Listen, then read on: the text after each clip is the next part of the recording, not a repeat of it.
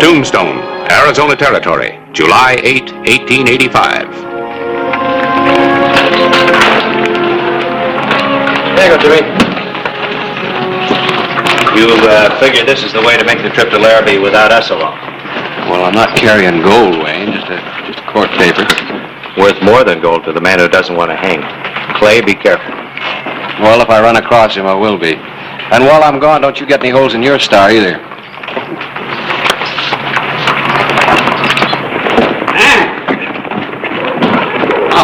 Here, man. As your father, I got my rights. Stepfather.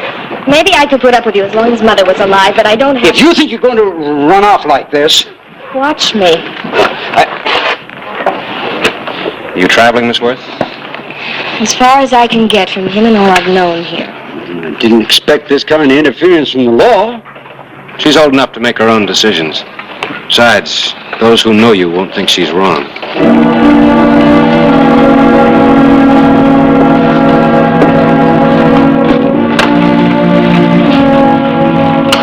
All right, Smokey, line them up.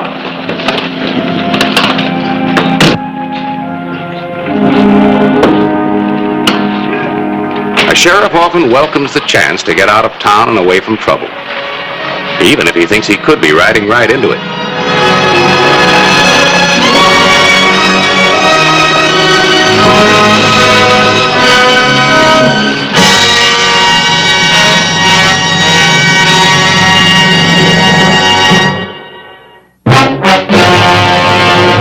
An actual account from the pages of my newspaper, the Tombstone Epitaph. This is the way it happened, in the town too tough to die. Tombstone Territory.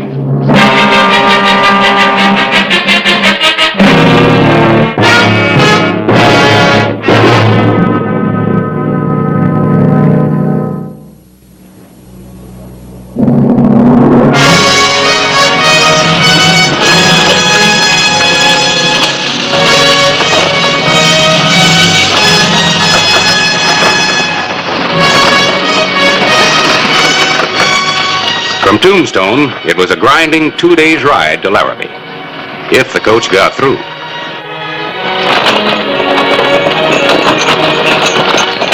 Would you say this is a dangerous run to Larrabee, Sheriff? I never like to make predictions, but the stage is just full of bullet holes, Mr. Willis, isn't it? You don't seem very concerned. Well, we're safe enough as far as Dry Creek Station. The other side. So I heard. I was hoping that was only a rumor. Not entirely. We pick up a couple of guards at Dry Creek, though.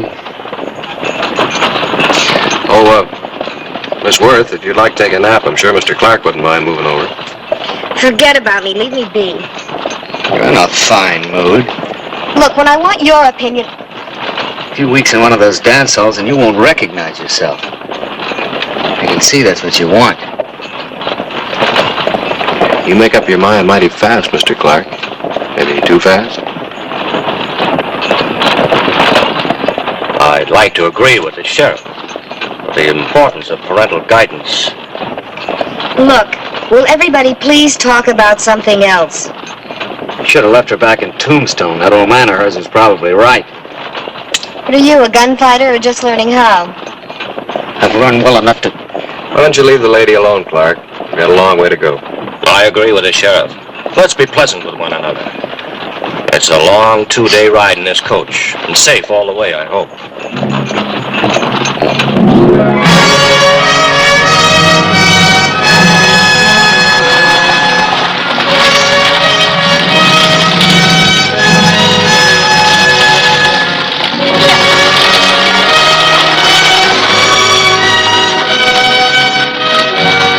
As miles roll by, a coach filled with 4 people seems to grow smaller, as tempers grow shorter.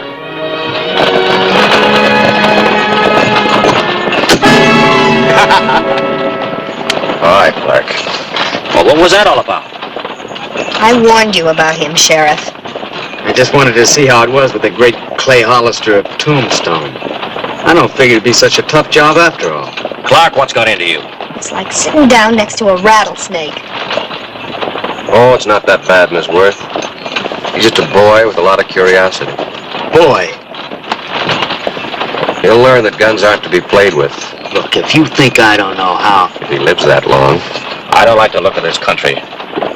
wait till he gets on the other side of Dry Creek. Well, we're on schedule anyway. There's Silver Gulch.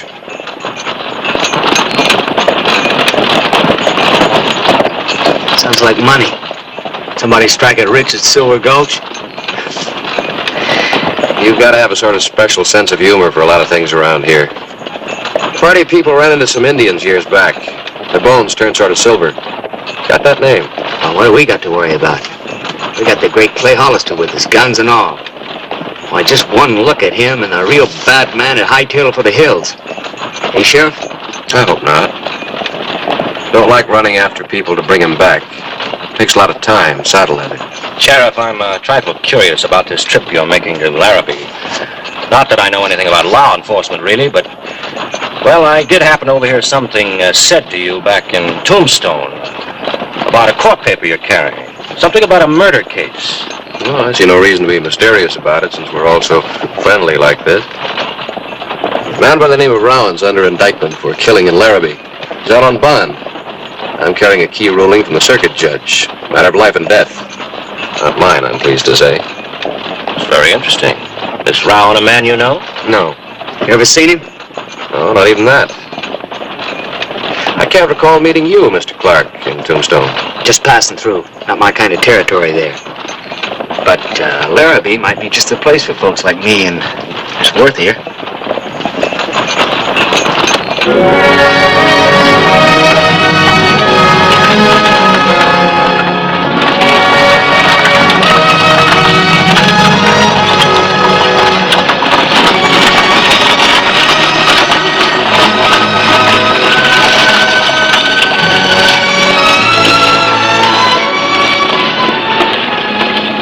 On an overland trip, passengers get to know each other real well, whether they want to or not.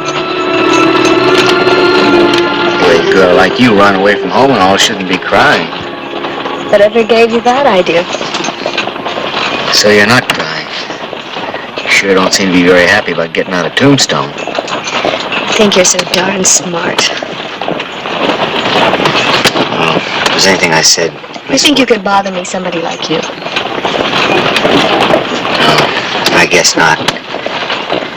Anyhow, I just want you to know what I said.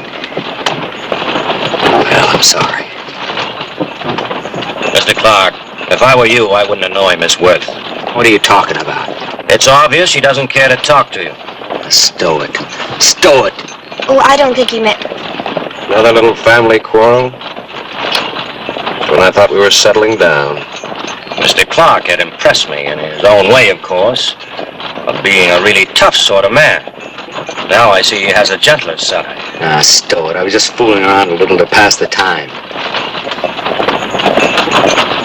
Well, what are you staring at, lawman? I might as well tell you I don't think I can stay cooped up in here with that high-toned big man look of yours all the way to Larrabee. Now, Mr. Clark, I didn't mean to start all this.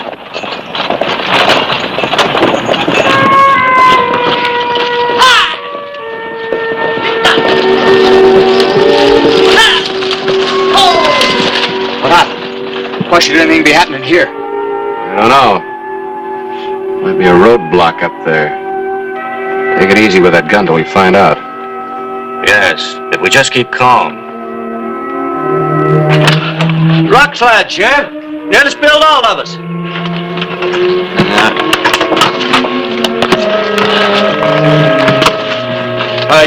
You might as well stay inside, Miss Worth. There's not much you can do out here.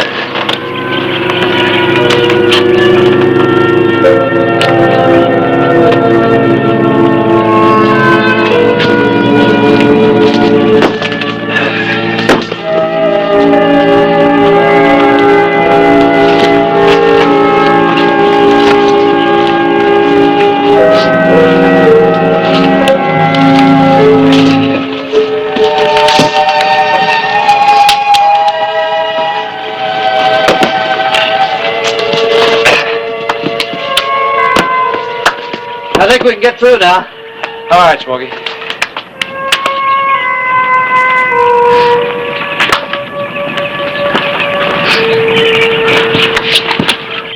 Driver, I'd like to wash my hands. I think we can spare a little water.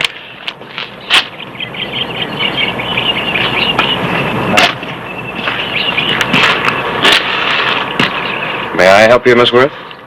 Thank you.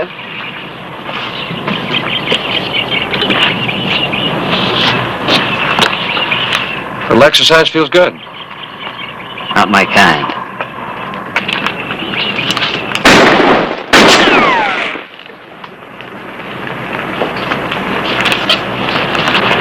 Not bad. What do you mean, not bad? Whoever that stump had been a man who knew his business. You'd have had a bullet in you just about the time you made your first move. That wasn't my best. No. Now, you're working under a handicap. I don't figure you've killed your first man or done anything really wrong. Yet. Maybe. When I get me a real big man.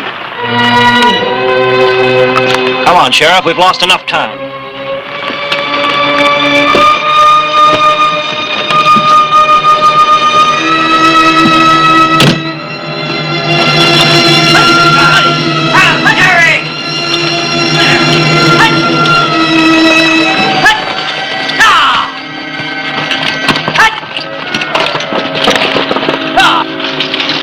The night of July 8, 1885.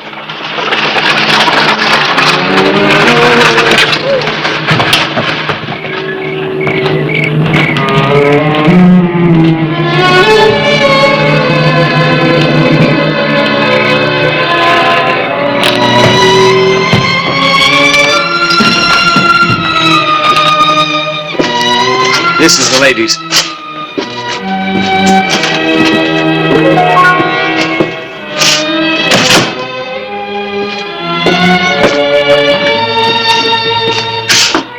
That's mine.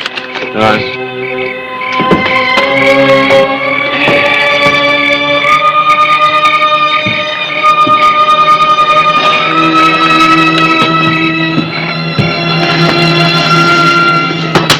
Drink of your finest whiskey.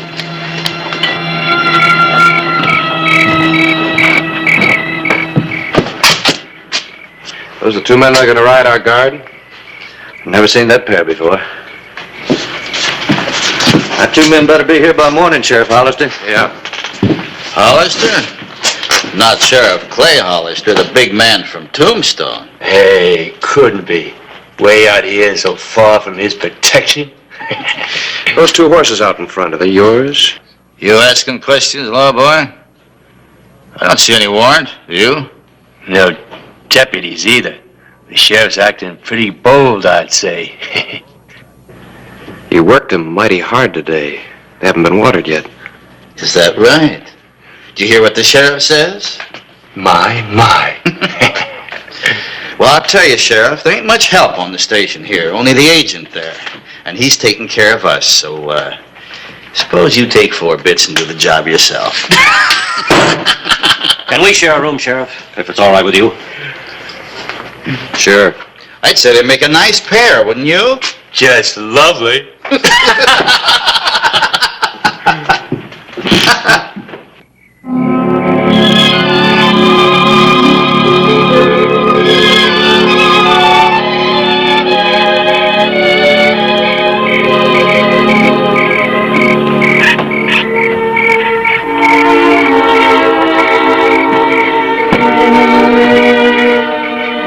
You see any answers up there?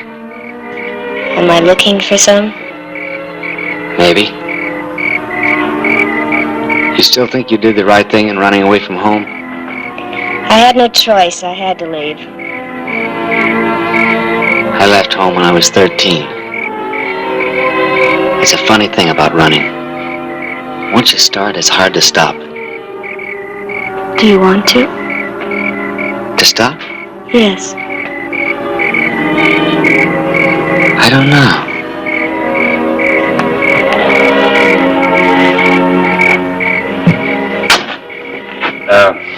Dinner's ready. If you're hungry.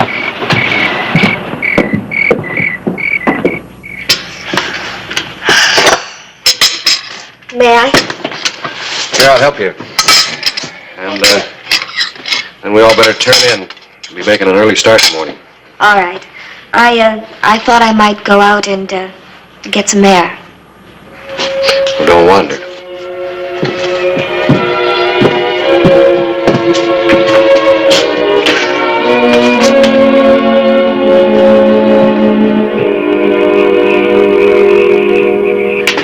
You still haven't watered your horses.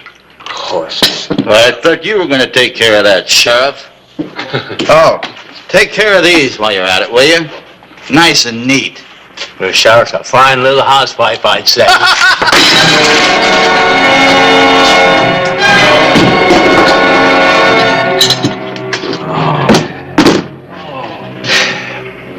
Sorry about those plates. Put them on my bill. Take care of these. And have them gone by sunup.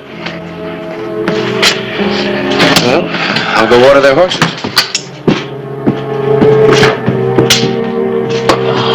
You fools. The morning of July 9, 1885. A day's ride from Tombstone. A day's ride to Larrabee lay ahead. Guards didn't get here. Bushwhacked, you figure? Maybe. Can't wait now. Too bad. We might need them guards. Think so? I got a bad feeling this morning. We've had some mean holdups on this run. No witnesses. Anybody rather I'd get to Larrabee with a dead sheriff instead of a live one? Could be. You want to lay over here?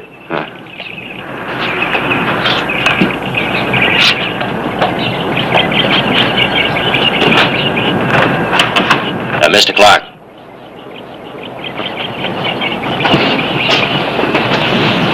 Allow me to remind you of a couple of things before we head on for Larrabee. Hurry up, folks. We haven't got all day. All right, go ahead.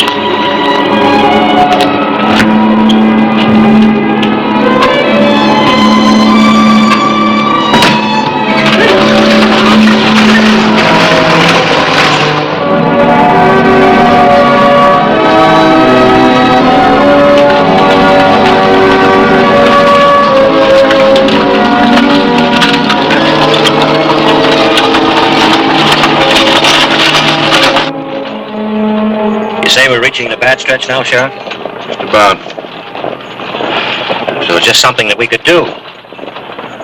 There is. What's that? Relax. Hope for the best.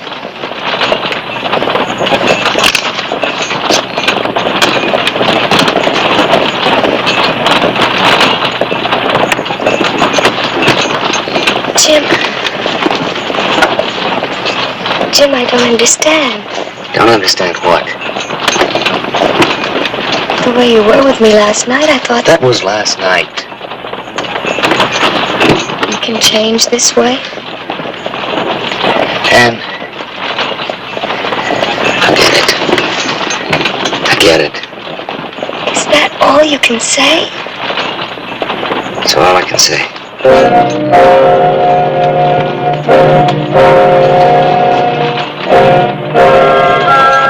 The dusty afternoon wore on.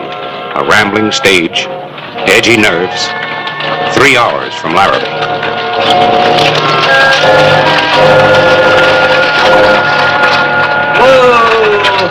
Oh, boy. What's this? You're kind of far from Larrabee. Too far, maybe. What's that supposed to mean? I don't like the look of things. Well, you must have been over this run 100 times. But not with the feeling I got today. And no guards. What is this, superstition? Not altogether. Just seen some riders making the Rock Canyon cutoff. Maybe all right. Maybe. So, other men travel this country? You sure surprised me, Mr. Willis. Why so? Calmer all the time. Look, Mr. Willis, maybe we better... You, the gunfighter? It's up to you, folks. We can turn back now or see what happens if we barrel on through. Well, my business in Larrabee won't wait. I'm meeting these mining people. Miss Worth? It can't make any difference to me now. You, Mr. Clark? Run out the string. Don't matter to me. Well, there's your vote. Larrabee.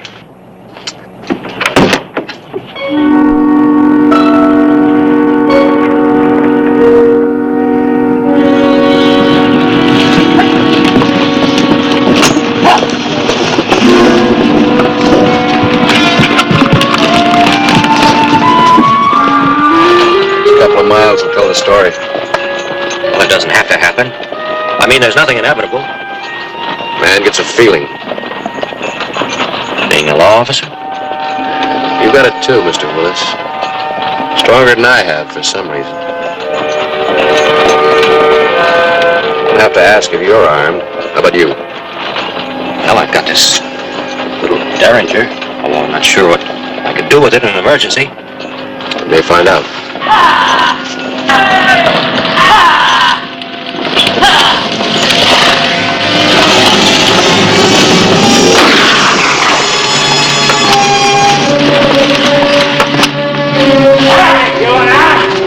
Come on out! And keep those hands high. Stay here. No matter what happens, stay right here. Drop those guns.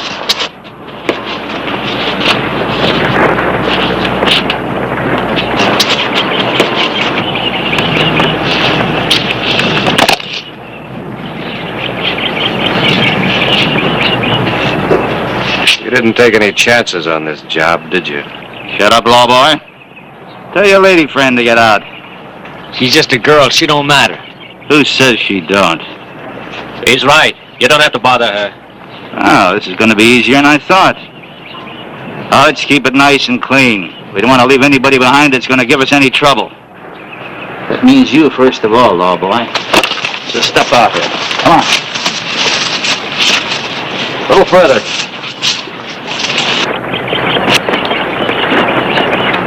I got you two covered. Hold everything right there.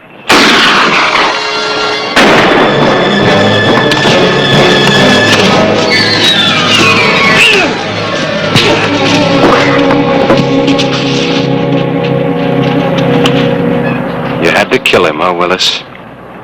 Yes, Sheriff, I did. You see, my name isn't Willis. I haven't really introduced myself. I'm Rowan. The man they'd hang if you got that court paper to Larrabee. That derringer suddenly grew.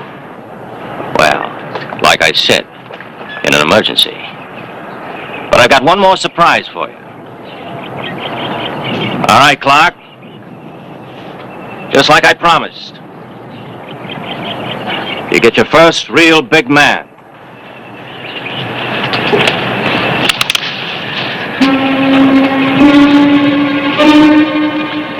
He ain't armed. Who's ever going to know what happens here? Rowan, you might not be quite as big, but I'd rather start with you.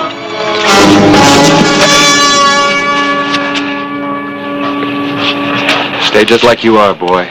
Not quite sure of yourself. Stay away from killing your first man. You'll turn out just fine. Matter of fact,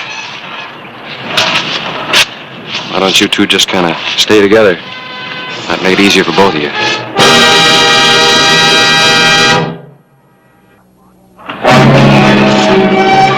Last trip to Larrabee and he knew it. Get around back.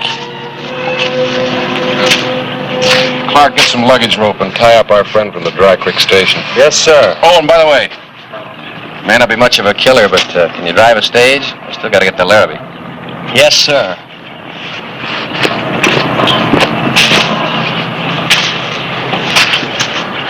Got a surprise for you, Rowan.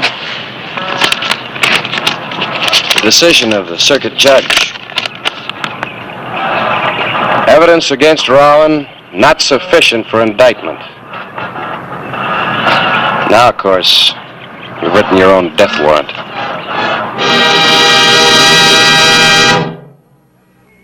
Whistle me up a memory, whistle me back where I wanna be, whistle a tune that'll carry me to Tombstone territory. If your past has run afoul of the law, it's a handy place to be. 'Cause your future's just as good as your draw in Tombstone territory. Whistle me up a memory, whistle me back where I wanna be, to Tombstone territory.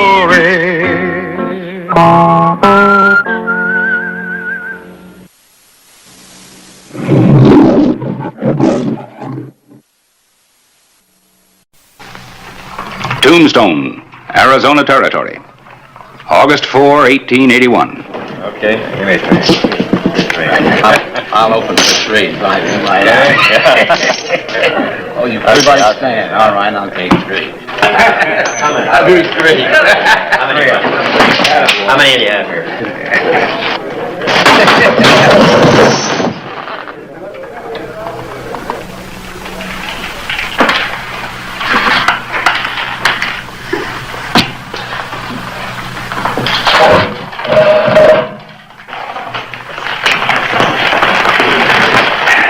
They been causing any trouble, Mr. Ratcliffe? Curly Bill and his boys are always welcome here, Hollister. You starting something? Maybe. My deputy tells me you've been dragging your heels about paying taxes. Don't take your job too seriously. I'll send Charlie around again. Don't waste our time.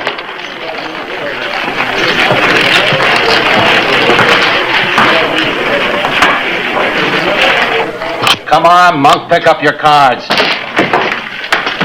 Nobody keeps Curly Bill waiting. Yeah, sure. You can see some Johnny Law trying to collect taxes from me. Oh, relax. You ain't got to kill every lawman you see. An actual account from the pages of my newspaper, the Tombstone Epitaph. This is the way it happened. In the town too tough to die.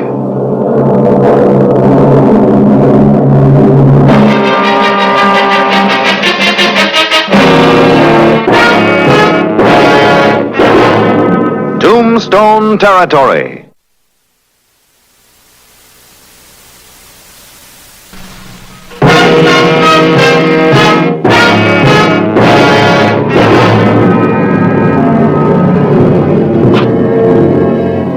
August 6, 1881. Curly Bill Brocious, leader of the Galeyville Outlaws, had been in town 2 days and nights gambling and celebrating. It was one of his periodic visits from which it always took Tombstone some time to recover. Come on! Break!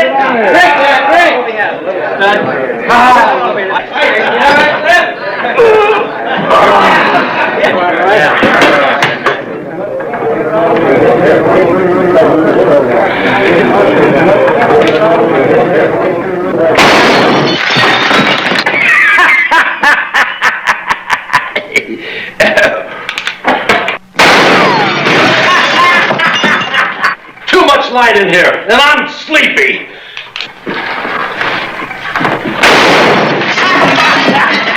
Well, good night. Curly, you better take your boys and get out of here. Orders. We appreciate their business. Yes, sir.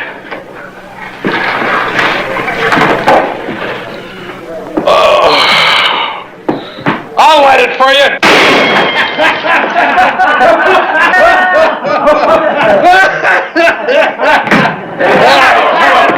Look, fellas, we can't have any more of this.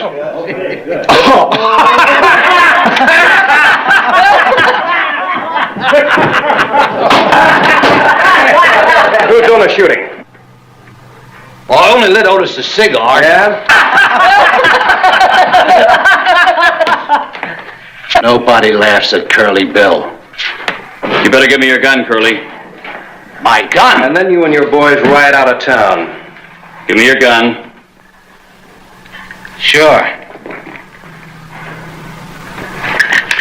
Well, go ahead. Take it. I said take it. Take it, Charlie.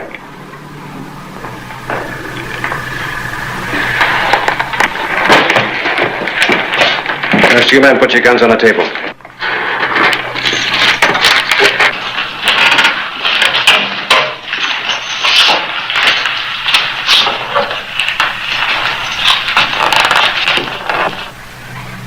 Not me. I might just tree me as sheriff. Not today. Spread out, boys. One of us will get him.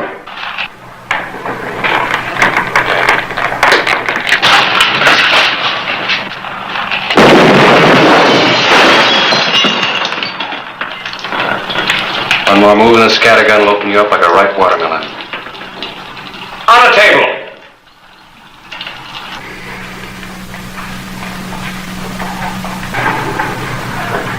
Go ahead, Monk. Looks like a Mexican standoff. And if the shooting really starts, it'll look like the Alamo. Get them back when we leave town, don't we? We got neighbors up in the hills we don't exactly see eye to eye with. There's even rustlers up there. Send one of your men back to pick him up right now. Get him out of town. We're leaving. Well, Monk?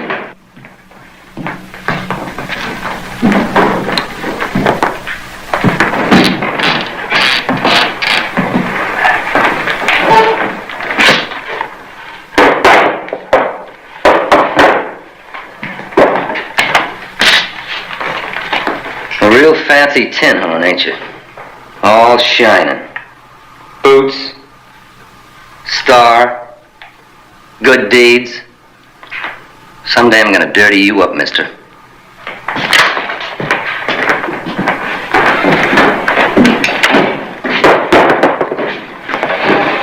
I thought I might have me a big story. Take the loads out of him, Charlie. Take him over to the office. Yes, sir. I won't send you bail for the chandelier. It's kind of torn up. You handled them very well. Of course, you didn't make any friends for yourself. Well, I wasn't exactly trying to. In fact, you made an enemy or two. It could make tax collecting up there a little dangerous. Up where? The outlying districts. Who's going up to Galeyville to collect from Curly Bill and the other rustlers? There's nobody up there to pay taxes, Mr. Ratcliffe. Just a bunch of outlaws, never paid taxes in their lives. They try to collect taxes up there, a man could get himself killed. Well, they're all part of our new county. Right, editor? Well, that's true. Then they should pay taxes the same as the rest of us do. They come in, shoot up the town, and we have to pay the bills. Mr. Ratcliffe, those rustlers don't hold title to their lands. Any of the lands their buildings sit on. They just moved in, took over, and you know it. I'm also a lawyer. There are different kinds of taxable property. They have personal property, cattle, horses, guns. What are you after, Mr. Ratcliffe? You were appointed sheriff of the county. Do your job or resign. Mr. Clyburn, I guess I better have the epitaph print me up some more tax forms. Clay, don't be pushed into this. Their taxes will be collected. Just like yours will. See you later over at the office. Yes, sir.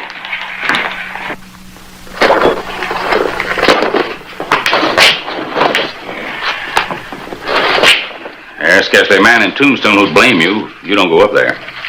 There's one. Ratcliffe. He just wants to get you killed so he can get his own man appointed sheriff. You're being uncharitable. I think you'd rather I resigned. Well, either way, he wants to dip his hands into those tax collections. No argument there. How many men you taking? Take a lot of men, somebody's bound to get killed. Well, what about you? Nobody's safe riding into Galeyville. You should be taking the Fort Huachuca Cavalry. Taking this. This old scattergun take the fight out of a lot of men at close quarters. You know, outlaws are a peculiar breed. Don't mind getting killed with a nice clean bullet, but they get real jumpy when they might get messed up with a shotgun. August 7, 1881. Clay Hollister rode out of Tombstone, alone, through the Dragoons to the rugged Chiricahuas, down the eastern slope to the San Pedro Valley, where Curly Bill Brocious held sway.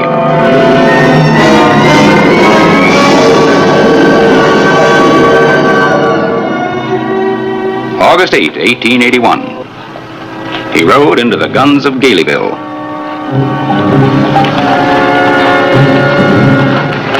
What is it? Well, looks like we got ourselves a Johnny Law. I can see his star reflecting in the sun.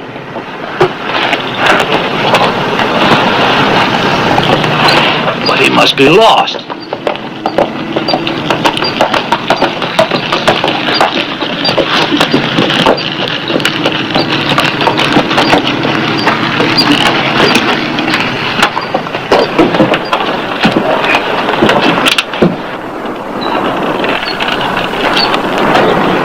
It's your friend, Monk. Yeah. He's mine.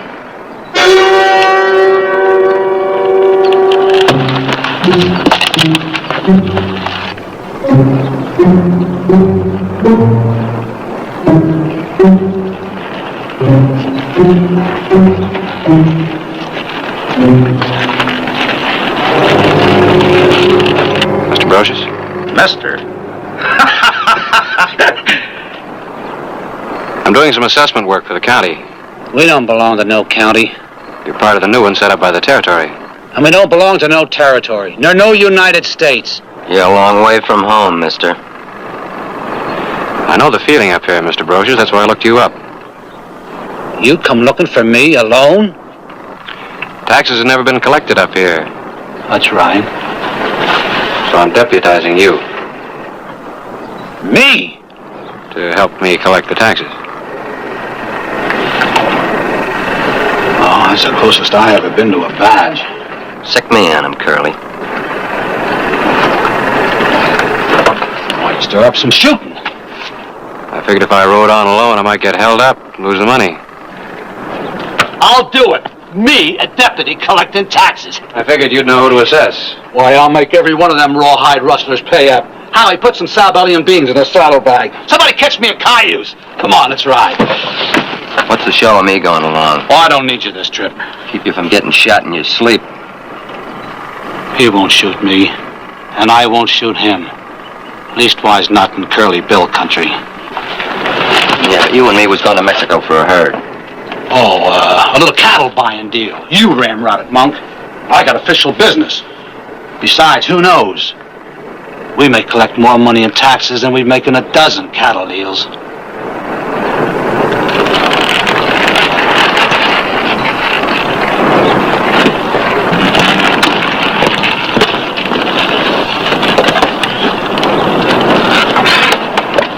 Five will get you 10, he kills Hollister. I hope he don't, so I can have him.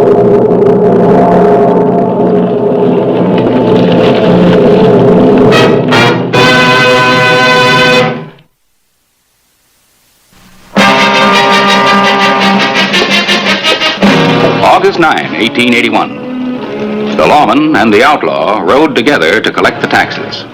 Clay Hollister was taken to hideouts known only to Curly Bill Brocious.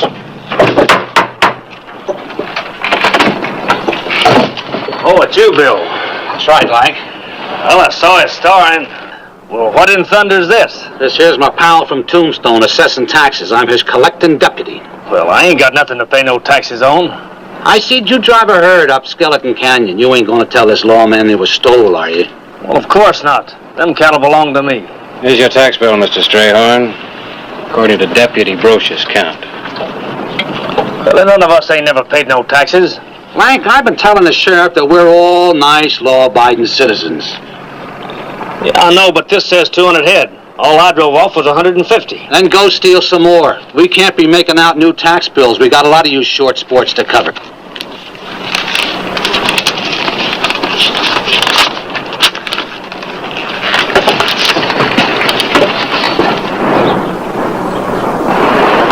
Look, we gotta build schools for the young'uns, Calvin. Well, you don't want them tiny types to grow up like us. Do you? Well, do ya? No. Well, then get it.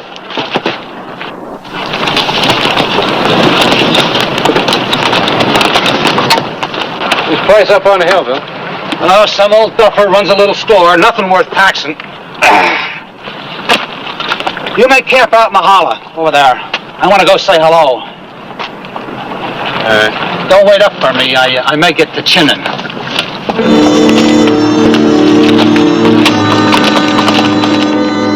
Mag, you're a corker. Oh, Bill, you're sweet. Door's open. Good evening. Well, good evening. I told you to make camp. I got lonely. I thought you said some old duffer ran this place. Well, it used to. Country's getting all womaned up. That's the trouble. Aren't you going to introduce me? Well, this is Mag Davis. Mag, this here's the sheriff I was telling you about, collecting taxes. Hello, Miss Davis. It's Mag. Not often we see your kind up here. Lawman? No, just your kind. I saw your corral behind the store. About 20 head of horses? Oh, about 23. You own them? Mm-hmm, I own them. But I'm no rustler, Sheriff. Cowboys just like to give me horses. Don't you, Bill? You can't tax Mag. She's just a hard-working gal trying to get along. Come on, let's go. How much do I owe? Oh, no thanks, man. It wouldn't amount to anything. Well, in that case, I'll figure my own.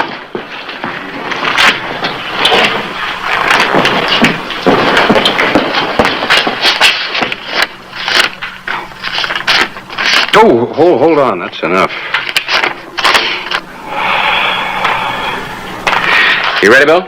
Waiting on you. You're not, Bill. Drop in again. Yeah.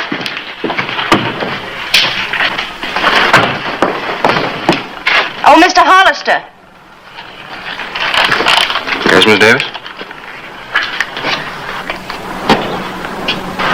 Good night. Hollister. Good night, man.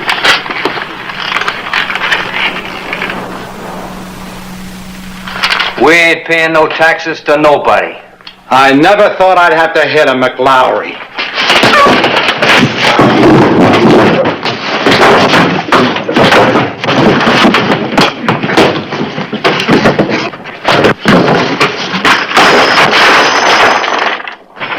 Give me my gun! No, we're after money, not killing.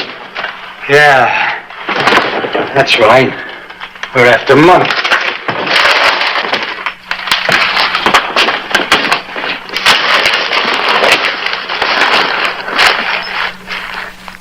Good night. Good night, Bill.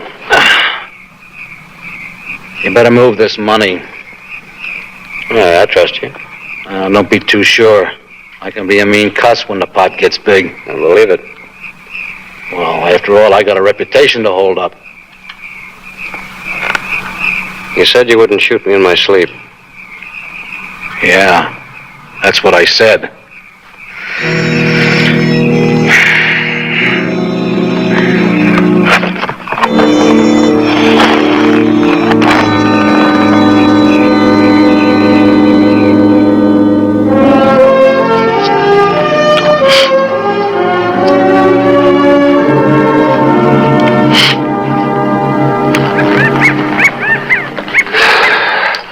Had about enough tax collecting? Yeah. Well, this about wraps it up. Yep. If I can get it back to Tombstone. Oh, you might turn the trick. You're pretty smart for a lawman. Not like your deputy back at the Crystal Palace. Hand me your gun, he says. He stands there and he says, hand me your gun. Hand me your guns. One at a time.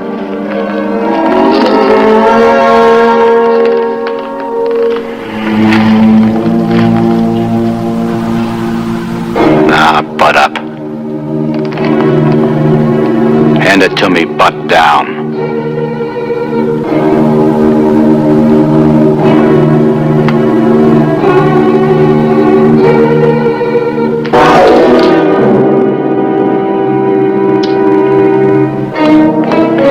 Looks like another Mexican standoff.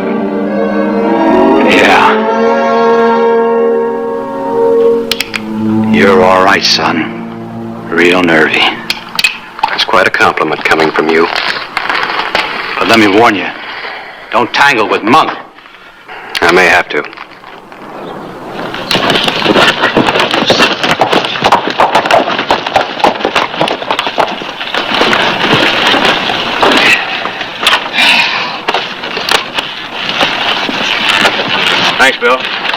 You made a fine deputy. Don't I get to keep the band? Compliments to the county. You wish you never seen that badge, Curly. Everybody between here and Tombstone's laughing at you. Me? Right, Howie? Played for a sucker by that smart pistol. He's baiting you, Bill. Nobody laughs at Curly Bill. Nobody. They are, thanks to your friend. You got it all figured out, haven't you, Monk? Where's my boys? Between here and Tombstone. In case the sheriff here tries to get off with the tax money. I'm going through. They'll really be laughing at you, Curly, if you let him get away with all that money. I'm still in Curly Bill country. He gave his word. You're crawling, Johnny Law. Did he make you pay taxes too, Curly? Me? I marked his taxes paid for services rendered. Now you're begging. Nope. Just trying to narrow it down, Monk. To you and me. Yeah. You two been pawing the ground since the Crystal Palace.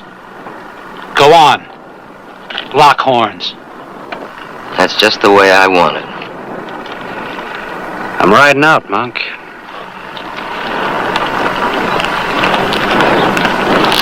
You'll never make it to your horse. Come on. I'm just itching to dent that shiny new badge.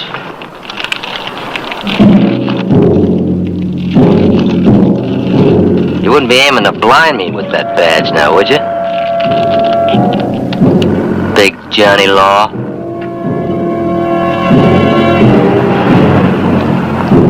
I've been waiting a long time for this.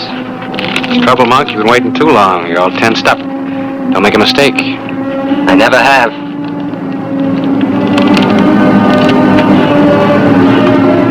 What's that supposed to be? Just relaxing my trigger finger? You're stalling. Go for your guns. Don't you know the relaxed muscles react a lot faster than tense ones, Monk? Quit talking, go for your guns. Don't you know, Monk, this is the way a piano player warms up his fingers so they'll go faster? Draw! Don't you try it, Monk? Make your move! Did you ever play the piano, Monk? What?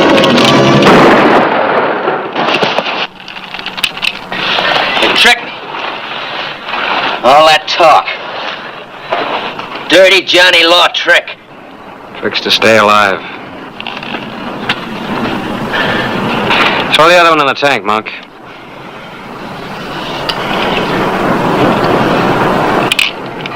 Don't do anything foolish, I'll have to kill you. Soak it!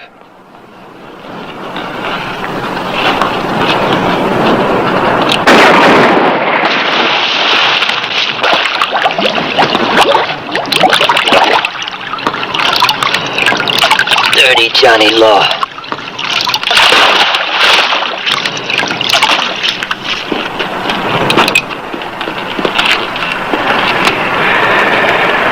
Some of the boys will thank you.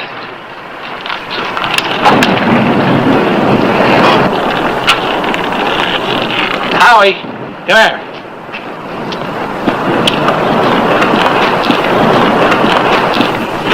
Was they really laughing at me? Nah.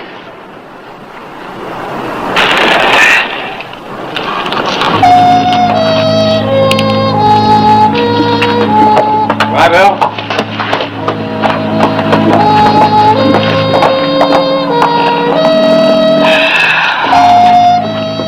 That's a lot of money. Man shouldn't make no promises.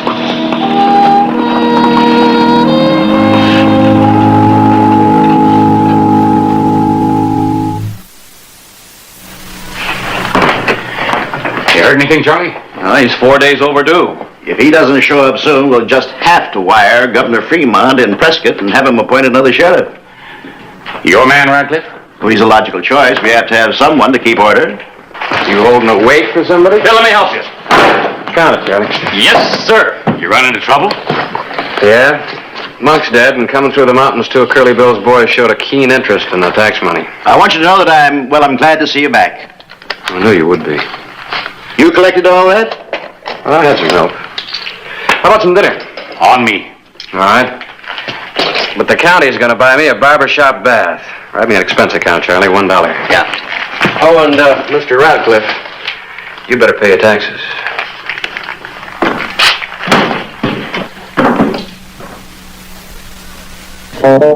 Whistle me up a memory, whistle me back where I wanna be, whistle a tune that'll carry me to Tombstone territory.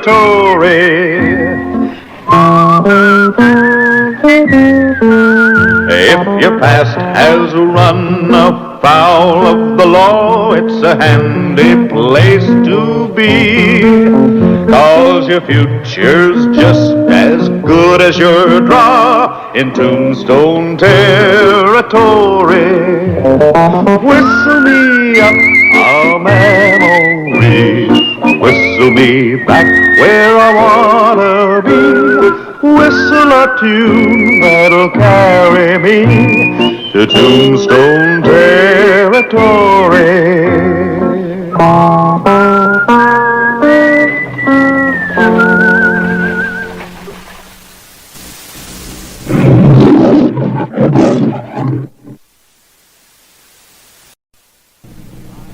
July 1881.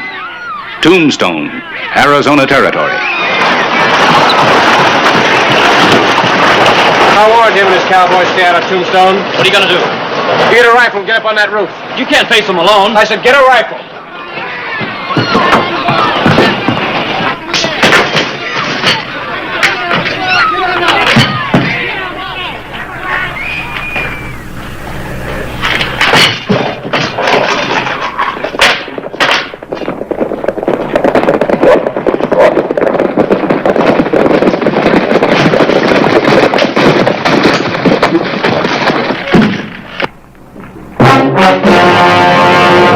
An actual account from the pages of my newspaper, the Tombstone Epitaph.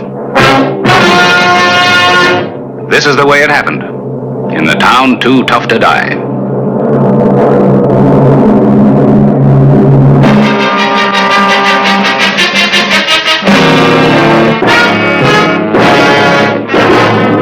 Tombstone Territory.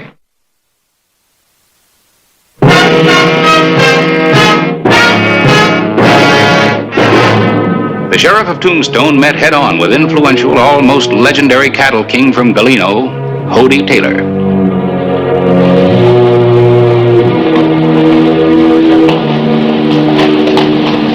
Well, the big man or the big bad? You're not wanted here. Who says? I say. I told you that when you wrecked the town the last time. That's funny. I must not have heard. You hear me now. Don't get down.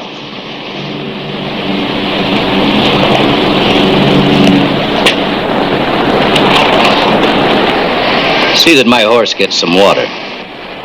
Get back in that saddle. I brought my boys into town for a celebration. Last time you celebrated, 2 citizens were shot and one of them died. That's too bad. Don't try to stop me. You may be next. Get out of town. Hollister, nobody talks to Hody Taylor like that and lives. Get out and stay out. Not Hody Taylor. I'm gonna kill you.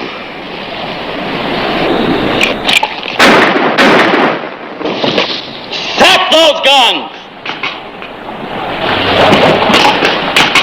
Now turn around and start riding.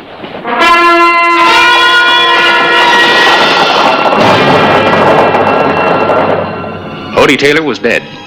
2 days later, men from his hometown of Galeno, Arizona arrived to claim his body. Telegram for you from Tucson. Oh, thank you.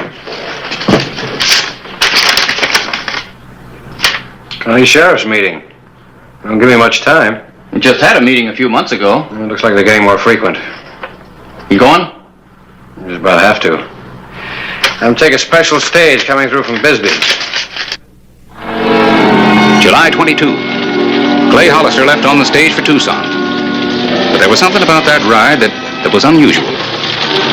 There was no express freight up on top, no mail sacks, and no shotgun messenger for the trip. and no other passengers.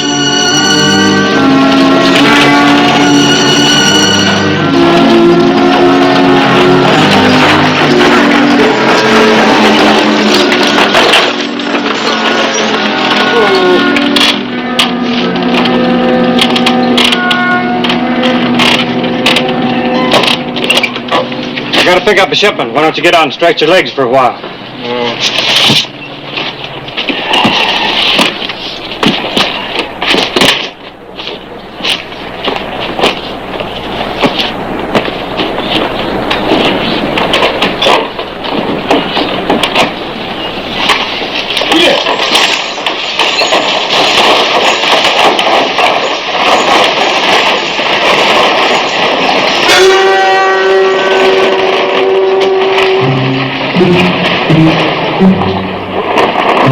Sheriff of Tombstone. Brave man. What's this all about? Know what town this is? Galeno. Galeno. Home of Hodie Taylor. The late Hodie Taylor.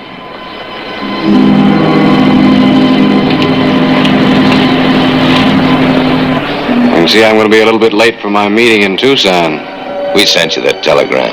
We arranged for the stagecoach. Why? We figured if we just plain invited you, you might not come. Yeah. We wanted everybody in Galeno to see you close up. All this for Hodie Taylor? That's right, mister. Boys, you're on the wrong track.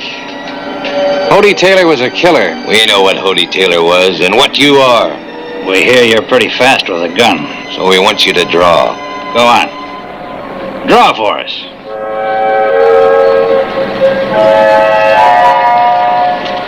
I got no reason to draw. You had no reason to draw on Hodie Taylor. He forced it. We know your kind, Hollister. A gunslinger with a badge. Quick trigger sheriff. Shoot first. Ask questions later. Draw. You gonna shoot me down? Draw, because if you don't...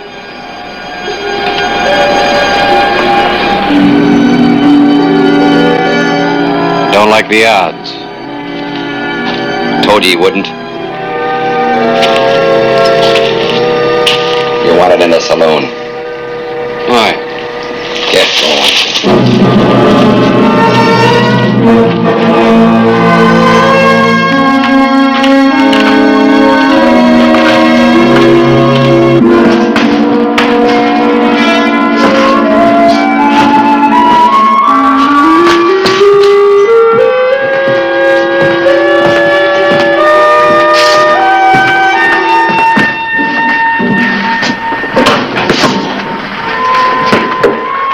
Take his guns.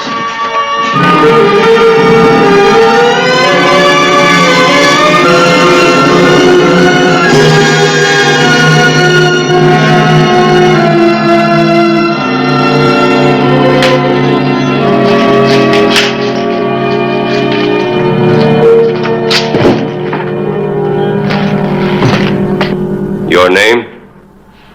What is this? A trial. A trial? You're getting a better chance than you gave Hodie. Your name? You're trying me? That's right. Because of Hodie Taylor? I asked your name. Clay Hollister. Occupation? Peace officer. Peace officer? This trial will be conducted in an orderly manner. Clay Hollister, you are hereby charged with the murder of Hodie Taylor. Hodie Taylor was killed while resisting the law. Hodie Taylor never broke no law in his life. I don't believe you really knew Hodie Taylor. These people did. He built a school here. With his own money. 2 of my children go to that school. I have 3. They wouldn't be getting an education if it wasn't for Hodie. He built the church, too, and gave it to our town. His town, as a present. What have you got to say now? What I've been saying. Look, your Hodie Taylor was... He owned the only bank in town. There's never been one worthy person turned down for a loan, and you killed him. I was exonerated in Tombstone at a coroner's inquest. We're not interested in what happened at an inquest in Tombstone. There was never any question as to the circumstances of Hody Taylor's death. There is here in Galeno. You have no right to hold this trial. We'll decide who has the rights here. You've plumb run out of them, mister. I'm an appointed officer. A peace officer who killed a man in the line of duty. We've heard enough. Isn't there somebody responsible here? I am responsible. I am the mayor. Well, if you're the mayor, why don't you do something about this? Do something about it. This was my idea. There were people here who wanted to go to Tombstone and shoot you on sight. I demanded a just trial. Trial, huh? Killer of Hody Taylor must stand trial. Hody Taylor was the town of Galeno. Him and him alone. Some towns have senators, congressmen, educators. Well, we had our man, too. A man we loved and respected, and you killed him. You use the word trial, but you pass sentence in advance. This is the worst kind of kangaroo court. This trial is fair in every sense. Huh? In that case, I'll be granted time to prepare a defense. Don't give him nothing. What defense is there? I want until tomorrow and permission to use the telegraph office. Telegraph office? I still say don't give him anything. I move that his request be granted. I second the motion. You can't let him use the telegraph office. He'll wire for outside help. I believe the motion is carried. This court is adjourned until 9 o'clock tomorrow morning.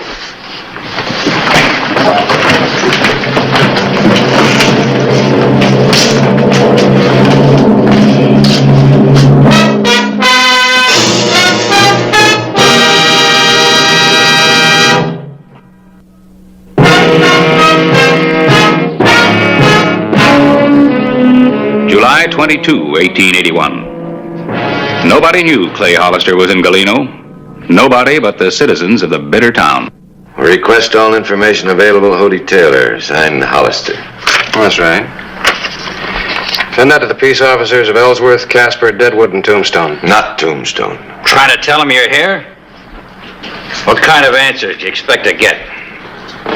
The truth. The truth about Hody Taylor will shame you to your boot tops. You know him any place except in Tombstone? No. But I know about him. Where to now? Jail. I just thought about something. Hollister's had it pretty easy so far. Wouldn't be right to rough him up. Not with him wearing those. Isn't what I have in mind. No? Let's take him out to Hody's ranch. Let him look into the eyes of Hody's widow. Let him stand there and tell her he's the one who shot her husband down. We'll do it.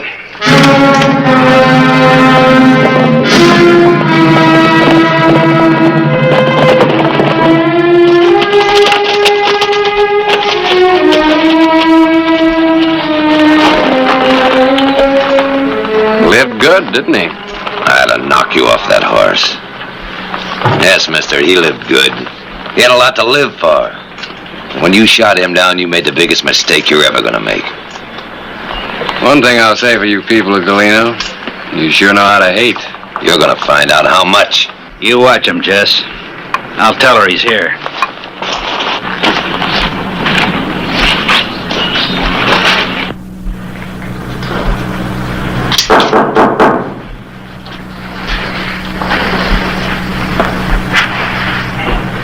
Come in.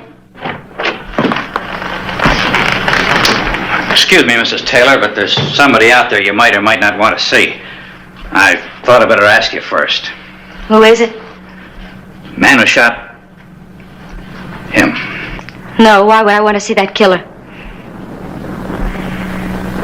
What's he doing in Galeno? You didn't think we'd let Hody's murder go unpunished? I suppose not. But the man is sheriff of Tombstone, isn't he? We don't care who he is or what he is. We've given him a day to make a defense. First thing tomorrow morning, there'll be a trial. Everything legal. What you mean is that you're going to hang him legally. Yes, ma'am. Tribute to your husband. I've changed my mind. I'll see him.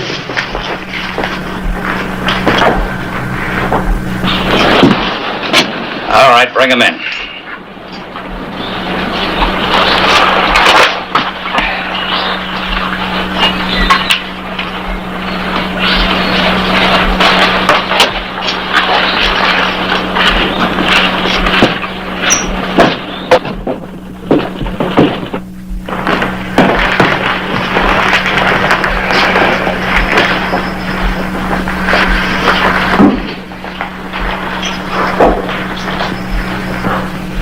Ain't you got something to say?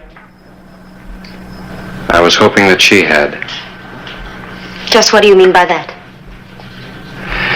Mrs. Taylor, the town of Galeno is accusing me of murder. Do you expect me to object? You knew him best. His ways, his doings, the kind of temper he had. Are you asking the wife of the man you killed to justify your crime? Who else can I ask?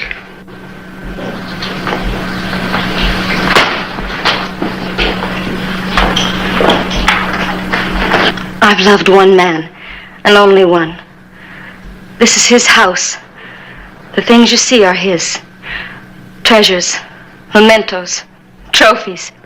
Mrs. Taylor, Don't talk. Your gun has taken all this from me. These things, and him, forever. Even the town that was his. I'm leaving here tomorrow morning because I don't belong here anymore. To the things or to the people that were his. Apologize to her. I'm sorry this had to happen. You made it happen. Odie Taylor made it happen.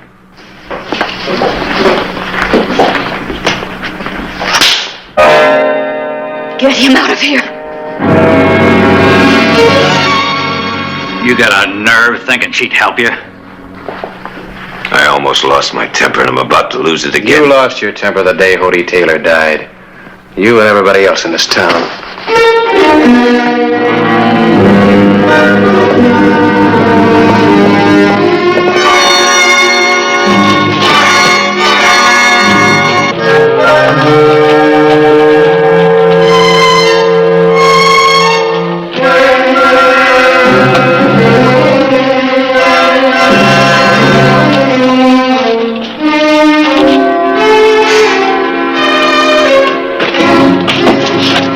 Take the cuffs off of him. You won't need him in there.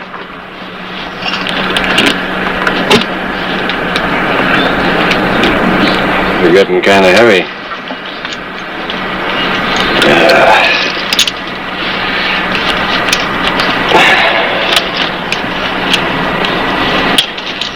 We'll open his cell. You stay here.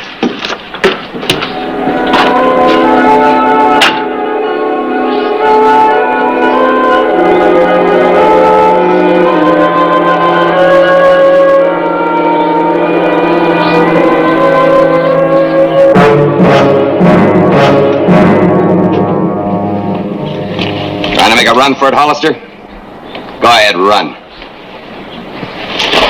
Figured you were hoping I would. I saw you run. We'll do it legal. Hollister gets a trial.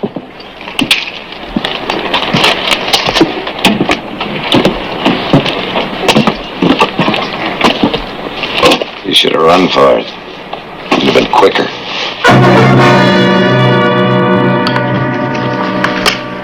I think we better see those. You'll see all you want at the trial. We could take them away from you.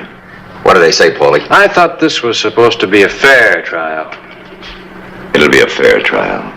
Remember that when they drop the rope around your neck. It'll all be fair.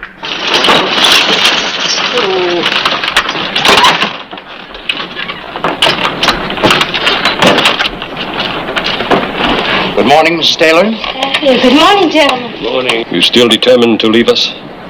It's not my town anymore. I never thought I'd see you leave Galeno, Mrs. Taylor. I never thought I'd leave it either. Thank you for driving me in, Ed. You're welcome, ma'am. Get in. In there. What's that for? In case there's a hanging, ma'am, we want to be ready.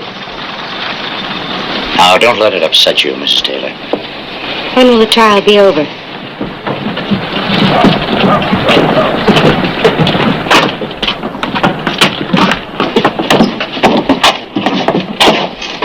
She ain't gonna help you. Nobody is.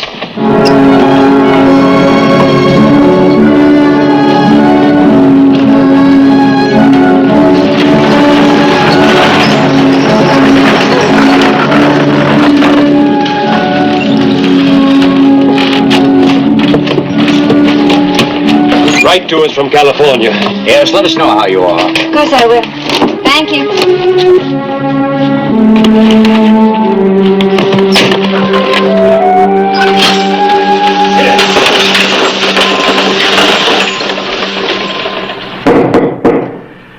This trial is now continuing, and there will be no more delays, no matter what the reasons are. If you have a defense, you'd better make it. All right. Here it is. Subject received cattle rustling amnesty during the Civil War from Union forces in order to become a Union raider. Subject was subsequently cashiered from his unit for shooting a superior officer. Subject wanted for murder in Ellsworth, Kansas. Subject wanted for holdup and killings, Deadwood, South Dakota. Subject wanted for more killings, southeastern Wyoming. Subject eluded capture, whereabouts unknown. Any other evidence? Or are you through now? Well, isn't that enough? No, it ain't enough. Well, all right. Yes, there is more evidence. There it is. Read it. Read it for yourself. It's all there. Names, dates, places. It ain't enough because we don't believe it. The men that sent him are just trying to protect another killer hiding behind a badge. Cody Taylor wasn't any of those things. They're all lies. Lies. I say let's hang him. Hold it! I'm going to take a couple of you with me, and I know just which one. I had to come back. I want to know what his defense is. It doesn't matter, Mrs. Taylor. It was all lies. Was it? May I see the telegrams? There's no need, ma'am. I've got this.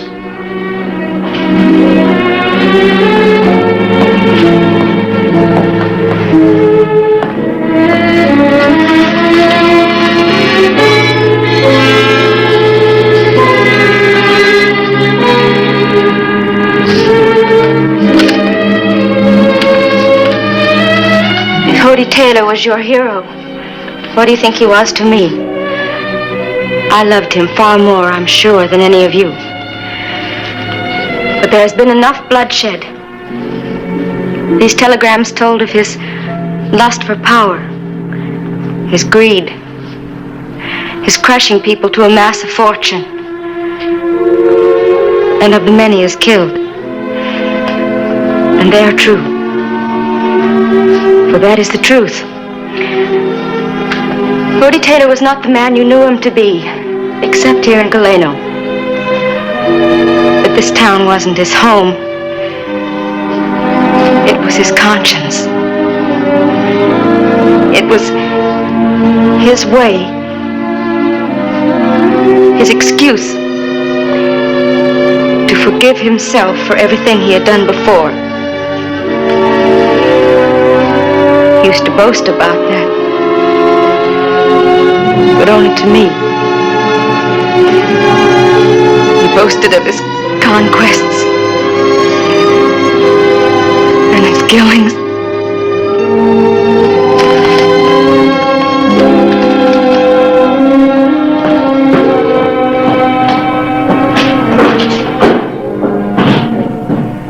I move that this man, Clay Hollister, be acquitted. Mr. Caulfield?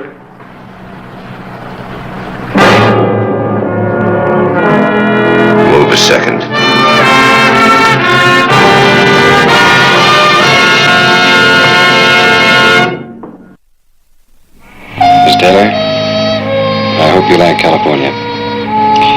Thank you, but I've decided to stay here. Goodbye.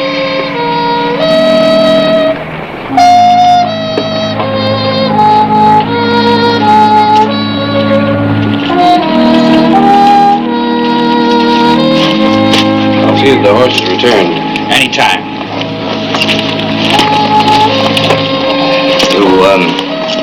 You intend bringing charges as a result of any of this? No. This isn't a bad little town now.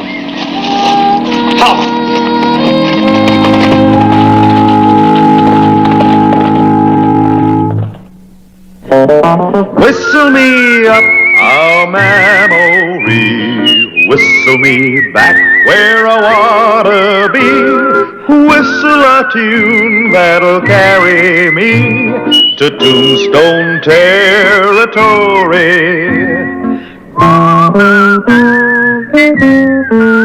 If your past has run afoul of the law, it's a handy place to be, 'cause your future's just as good as your draw in Tombstone territory.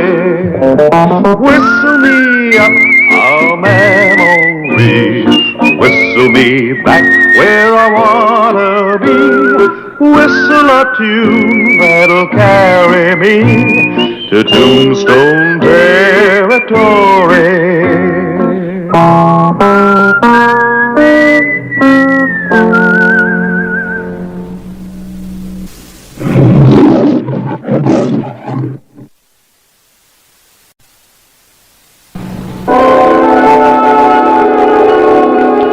Tombstone, Arizona Territory, July 13, 1882.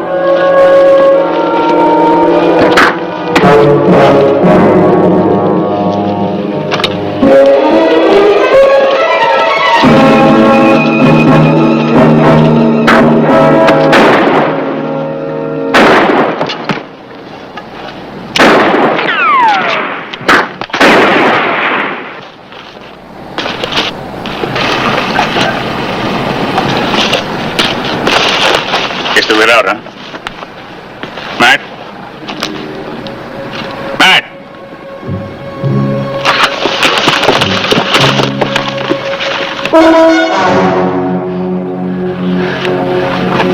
What do we do? We bury him. Get busy with the shovel. I'll stand guard.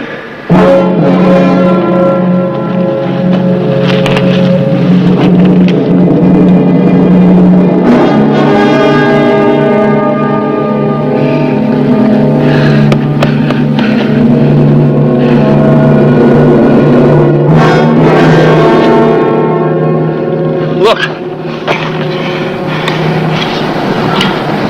Silver.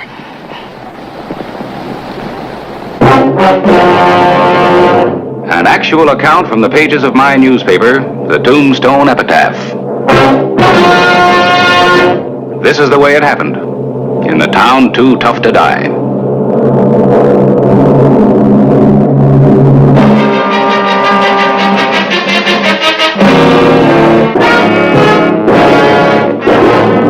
Tombstone Territory.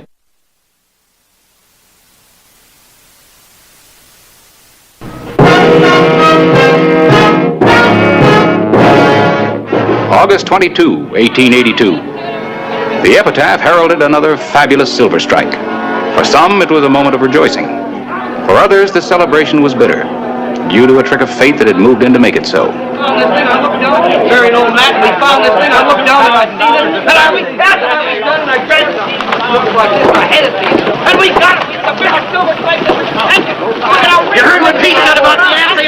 We got it. I don't know, but Carter, I'm going to ask you one more time. I want my father's share of the strike. What share? Old Matt had no share. The Indians got him before we struck it. You had an agreement. Now I'm going to get what's mine. You going to give it? Or am I going to take it? Oh, he's right. He deserves it. I told you before, old man had no share. Belongs to Billy and me. Nobody's pushing us out. Yeah.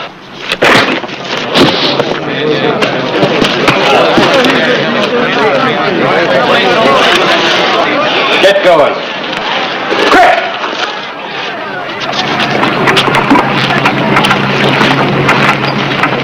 hothead of yours is going to get you in trouble. Ah, now, hold it! Come on down to my office. We'll talk it over. When? Now. So you're going to let him get away with this? You're going to let stealing go on right under your nose without doing anything about it, that right? Carter and Billy are taking anything that belongs to you, they'll go to jail. They claim the death ended the partnership. You got anything to prove that it didn't? Listen, anybody but those two would honor that partnership. Is there anything in writing? I don't know. If there is, I haven't found it. Well, you show me something in writing, and I'll enforce your claim legally. Till then, there's nothing I can do. All right. But I'll get what belongs to me, and I'll get it without your help. Ollie! I've never seen him like this before.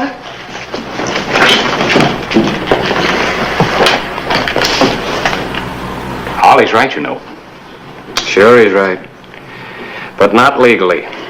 I was speaking about the moral right. That's what makes it tough. They're both right. One of them legally and one of them morally. I'll go up and talk to Carter and Billy.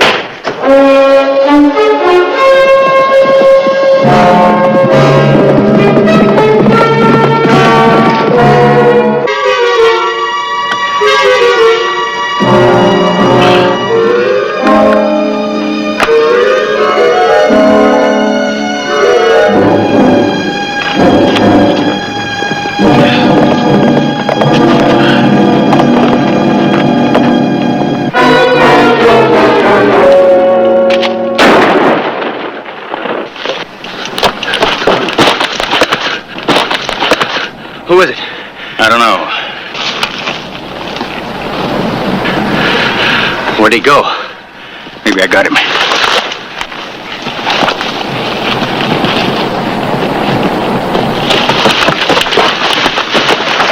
Drop your guns. Oh, we didn't know it was you, Sheriff. Doesn't matter who it was. There's free land around here. Anybody's got a right on it. Not here. We got a claim. Nobody's got a right here but us.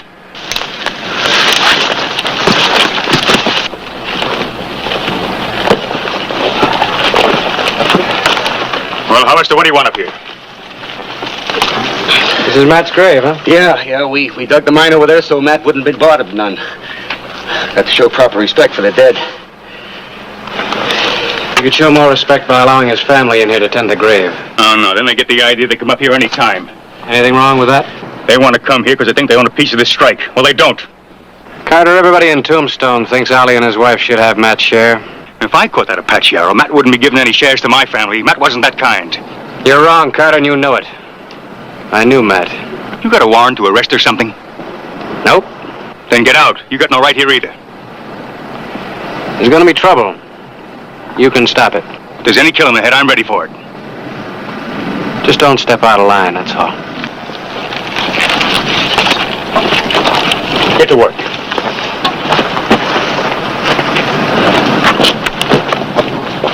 Maybe. Maybe what? Maybe we should give Ollie some. Wouldn't hurt nothing, you know.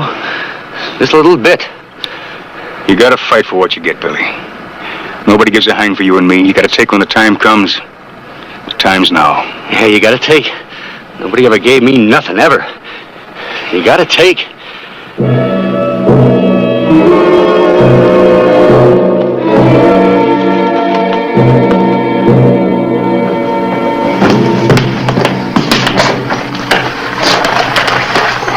You going out? That's right. Carter's at the Crystal Palace. I'm going there. What are you going to do? Hey, what's mine? Sheriff didn't do anything about it. But Ollie, we've been all through this and you promised. I didn't make the rules, Carter did. He took, I'm going to take back. But Ollie, there must be another way. Now, don't you go nagging at me, Beth. It's the only thing I can do.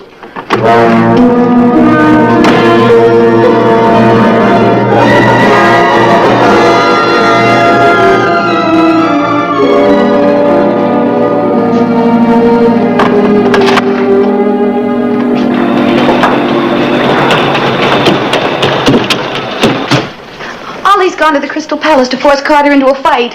When did he leave? Just now. None of this would have happened if you'd done the right thing in the first place. Easy, Mrs. Williams. Nothing else Mr. Hollister could have done and still uphold the law.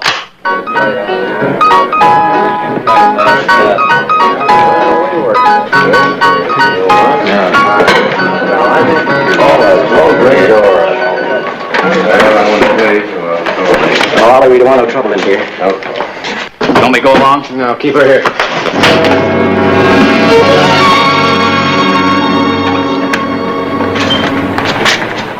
It's your last chance, Carter. You ain't safe here, boy. You better go home.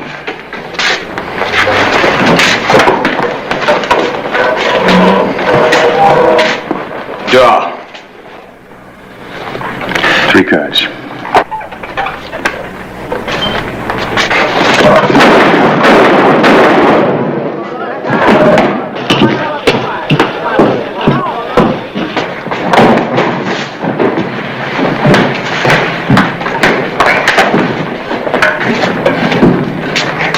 Otis, get a duck.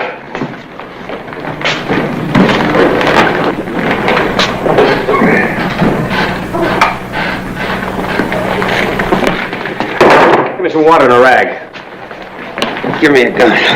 I'll kill you, Carter. I'll kill you for this. I shot him in self-defense, Sheriff. What's your story, Harry? Was it self-defense? He's a no-good rat. No better than a claim jumper. But Ollie forced it. Anybody else got another hurt?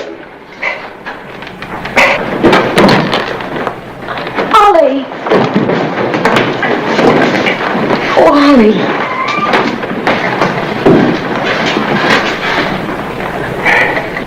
Well, what are you men going to do about this? Mrs. Williams, I ask you not to interfere.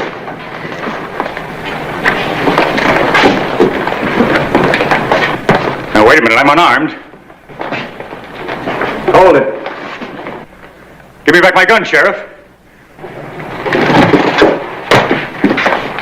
All right, break it up. What kind of a lawman have we got here? Get going.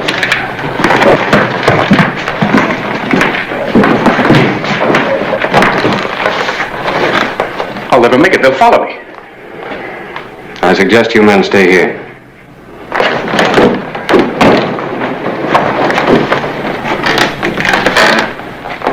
You only think you've had trouble before.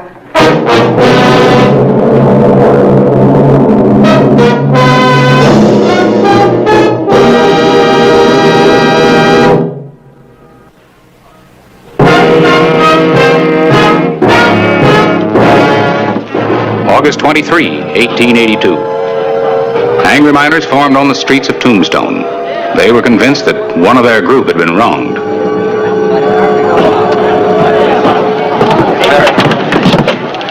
What's going on? What's going on where? What's all the excitement? Is there excitement?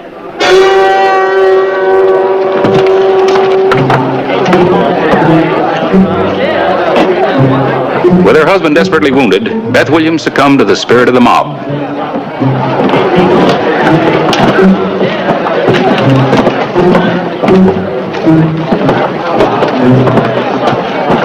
Looks bad, Clay.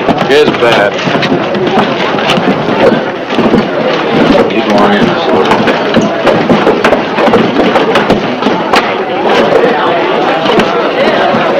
We don't need your protection, Hollister. Just a peaceful meeting. Just talk. Nothing wrong with that. Nothing wrong with talk. Free to make, ain't it? And free to listen to. Do you plan to force your way in here? Depends.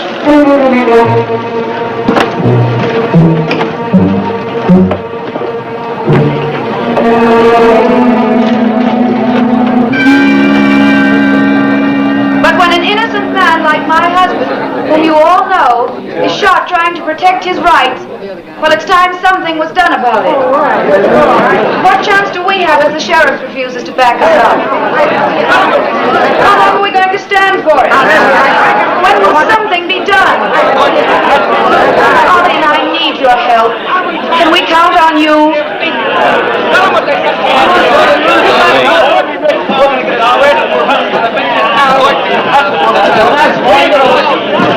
Mrs. Williams, I'd like a word with you alone.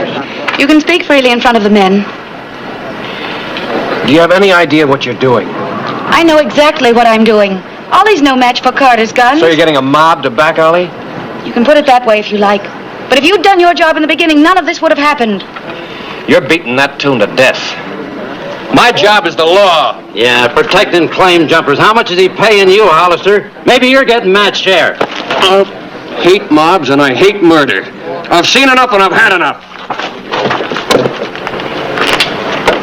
I'll shoot anybody that leads a mob to murder.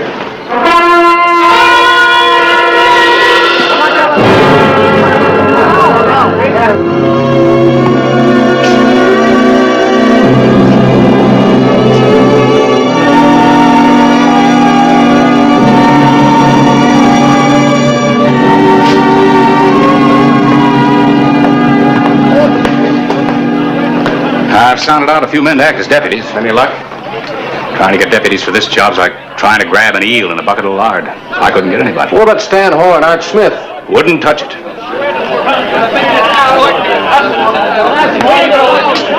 They're getting uglier by the minute.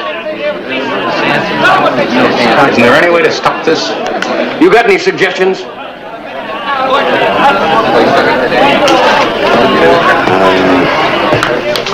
I don't know. When respectable people start taking the law into their own hands, I must have messed up somewhere. Oh, don't blame yourself. What you face would tax the wisdom of Solomon. Why is it the law so often seems to be on the wrong side? Oh, they just give the law a chance and it'd catch up. You can't stop a mob with just a shotgun. There's got to be a way. And I got to find it. With all the land around here, it's too bad a man can't find a piece of ground to rest in without everybody fighting over it. What did you say? I said it's too bad a man can't find a piece of ground to rest in without everybody fighting over it.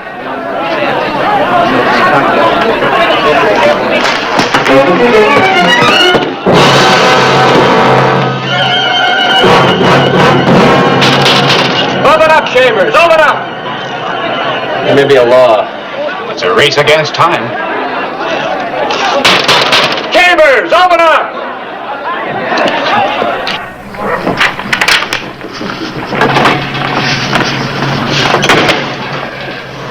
Well, there's something new for you, up with the roosters. Well, I'm a newspaper man, Clay. I can't sleep with my town about to blow up under me without trying to do something about it. Did you? Beth is the fuse. I thought if I could talk some sense into her, things might simmer down. Did you talk sense? Well, I thought I did, but she wouldn't listen. She just came back from a circuit of the diggings. She's been stirring up every miner within 10 miles of Tombstone. We've got to find some way to stop her. Well, I think Chambers and I did. You found something after I left last night? 2 o'clock this morning. We came up with a territorial law that states that any open ground on which a man is buried belongs to him for 20 feet in all directions. Good for you. And I got a court order evicting Carter. Do you think she'll listen? Only a fool wouldn't. I hope she's not a fool.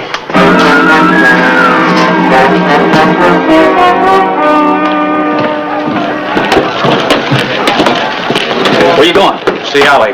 Is this the time to be seeing a sick man? Shouldn't you try to stop this mob? That's why I'm going to see Ollie.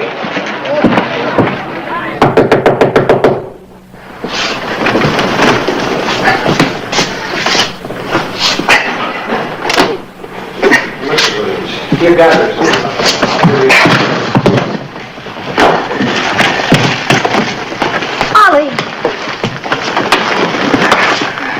What's he trying to do, join your mob? Yes. Why didn't you keep him in bed? I tried, but You tried. You tried like you tried to stop that bunch in the street outside? I didn't try to stop them then, and I won't try now. Mrs. Williams, you're supposed to be a responsible citizen. Just a minute. Who are you to talk about responsible citizens? At least I'm trying to protect my husband. Well, that's what your protection's gotten you. And what has your high office gotten? I've got a court order to evict Carter and Billy. I don't believe it. I dug up an Arizona law that states that a grave and 20 square feet around it belong to the heirs of anyone buried there. Well, what good will that do? You go out and tell that mob that I'm going to run Carter off. Carter will laugh at your court order, and it'll take a mob to run him off. You won't even try. No. Mrs. Williams, can't you see I'm trying to help you? All I can see is the help you're giving those thieves.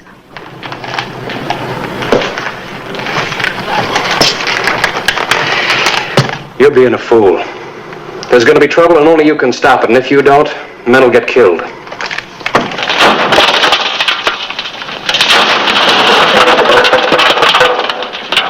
You think they'll be coming pretty soon? How do I know? You think you and me can handle a whole bunch of them? We get enough of them to wrestle run like rats. We'll keep working.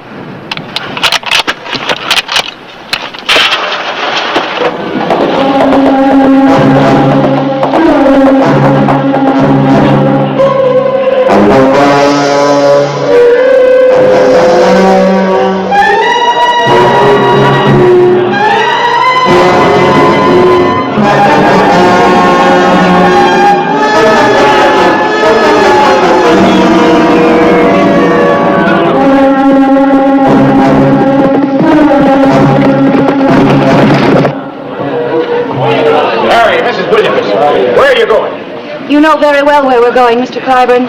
We're going to see justice done.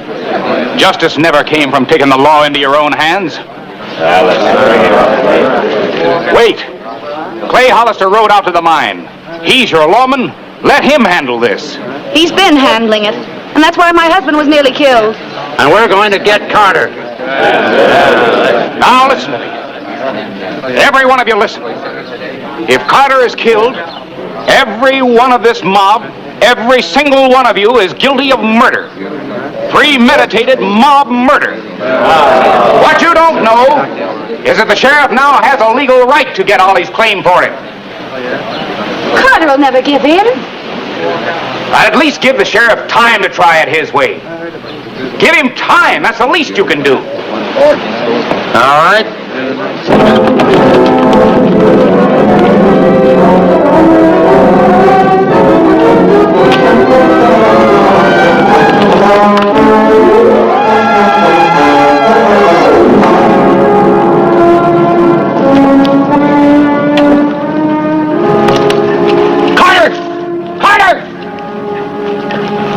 What do you want? What's that? An eviction order. What's that mean? Means that the grave and 20 feet around it belong to the heirs of Matt Williams. That's the law. You'll have to get out. It's a trick. It's no trick, Carter. I'm trying to do you a favor. There's a mob on its way out here to get you. Oh, why don't you stop them then? I will. As soon as you leave. You mean they're going to take everything? You'll get your share. Just move out before I have to bury you next to Matt. After 15 years?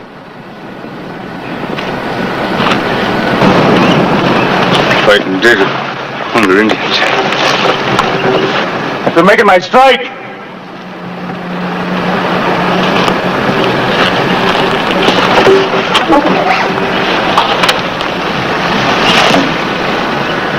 No! I'm going to keep it all! You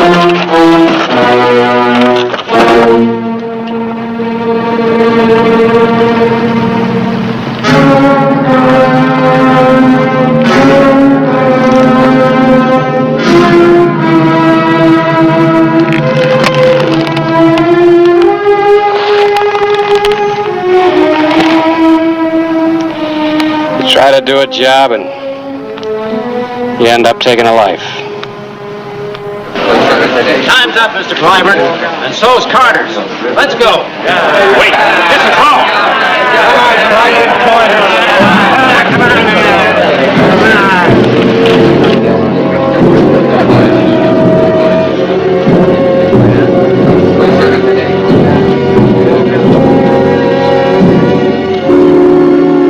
Well, you wanted blood, didn't you? You got it. What's the matter? Why so quiet? You'll do anything for silver, won't you? You'll get your share, Mrs. Williams. Billy will get his. If he's got any family, they'll get theirs.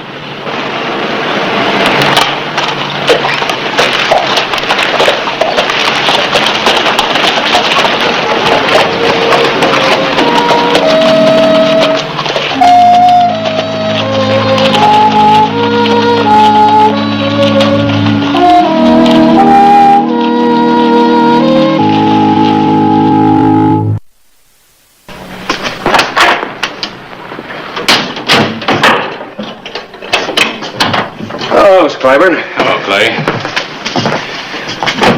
Well, I guess I'll run this notice in the paper again. Oh, no answer from Carter's heirs yet, huh? Nope. And we've given him every chance to come forward and claim his share of the strike. Either Carter has no heirs, or they're too ashamed to come forward and admit it. Mr. Clyburn? Hello, Charlie. Clay saw Ollie and Beth up at their claim today.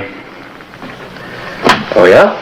Yeah, she's trying to get up to courage and wanted to know... What did she want to know, Charlie? Well, if it would be all right if she came in to apologize. In time, when I forget there was a needless killing. I wonder if she's to blame. Whether it's silver, or gold, or anything that smells like money. There's always a scent of death about it in Tombstone.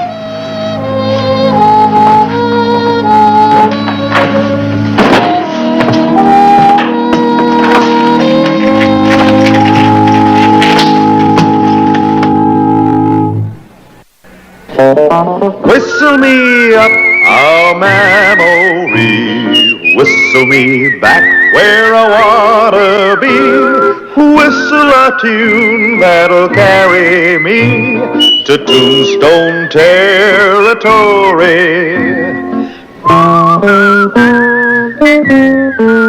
If your past has run afoul of the law, it's a handy place to be, 'cause your future's just as good as your draw in Tombstone territory. Whistle me up a memory, whistle me back where I wanna be, whistle a tune that'll carry me to Tombstone territory.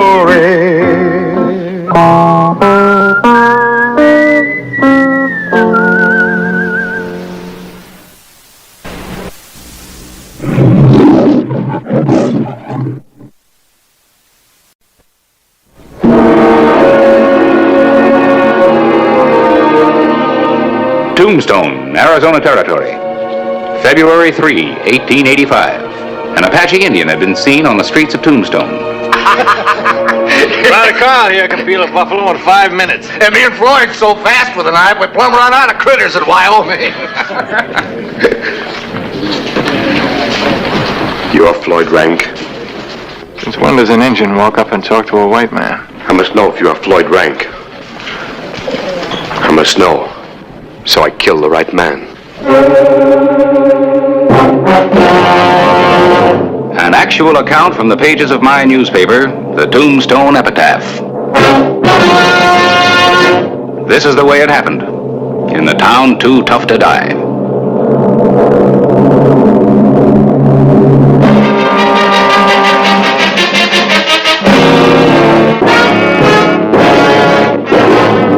Tombstone Territory.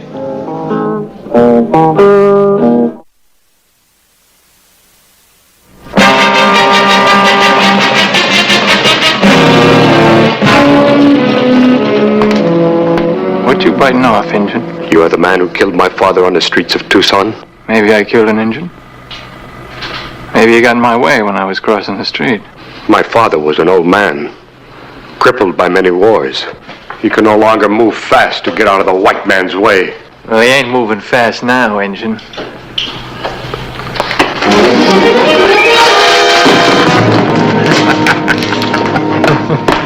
Get the sheriff. Now, this ain't no sheriff's business, it's ours. Say, let me shake your hand. I got to draw it and drop him before he cocked his gun. But I got me a scalp in Tucson. Wanted my brother to get him one. Somebody get Hollister. Just who are you? Editor, the Epitaph. Well, what's an epitaph?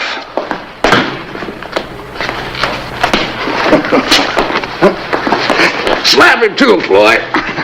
Somebody give me a rope.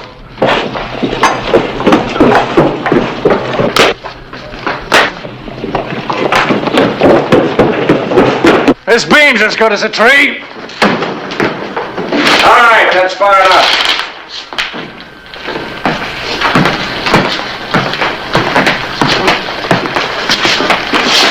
I'll take over from here. We don't need no help, lawman. Maybe I better decide who needs the help. Tried to kill my brother. Drew a gun on me. That's right, Hollister. Another wild Apache. You can't forget when they were all wild, can you, Stallings? Who forgets a family wiped out? Stock driven off. Buildings burned. That was 5 years ago, Rod. Most Apaches are on reservations now. He was roaming the streets with a gun.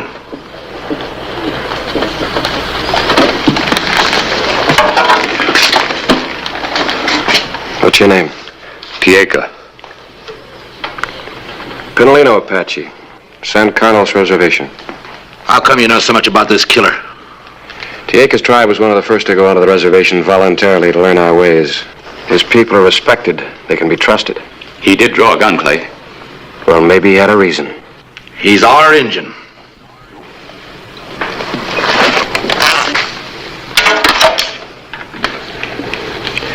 You two come over to the office. I want to talk to you. Well, I ain't never seen nothing like this.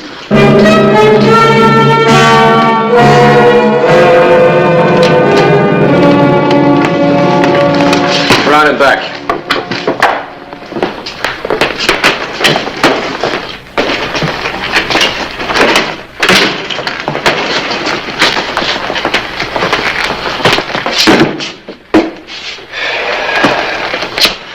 All right, Tieka, let's have your side of the story. Why'd you leave the reservation? To kill him. Why? He killed my father. According to the tribal law, it is my sworn duty to avenge his death. Well, I'm sorry to hear about your father, but we've got courts to judge these things. Judgment was passed many generations ago by our wise elders. He killed my father. I must kill him. Dirty savage. I should have killed him when he drew a gun on me. Seems like you've already done your killing. No jury's ever done nothing for killing an Injun. Just keep your redskins out of our way. This isn't the 70s. This is 1885, man. We're supposed to be civilized. We can't continue to kill the red man because he's in the way or different. Looks like you're wasting your time, Harris.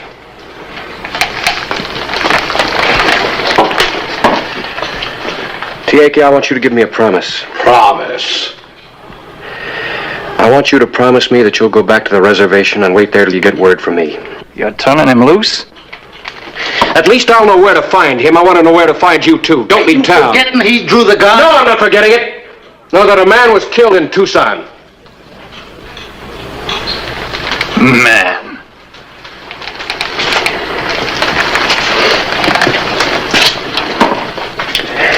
Tieka, I'll get all possible information from Tucson. If this man killed your father, I'll see that he's tried for it. I want your promise. I promise. I will return to the reservation. Steve? Yes, sir? See him to the edge of town.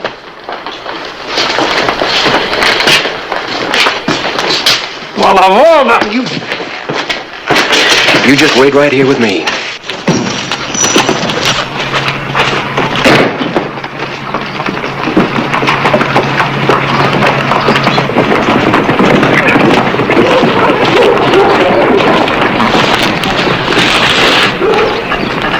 This is my first time off the reservation in many years. I would like to buy my wife some buttons and ribbons. All right, but then I gotta get you out of town. Thank you.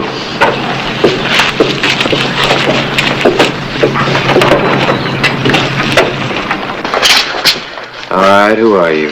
I'm Carl Rank. This is my brother Floyd. You can't hold us. Long enough for you to cool down. Give me your guns. Our guns? That's right. From Wyoming, aren't you? Now, where'd you hear that? Men dress different places. And we don't have any winters down here. Nor many buffalo skinners. You guess good. No guess. You buff peelers have a certain air about you.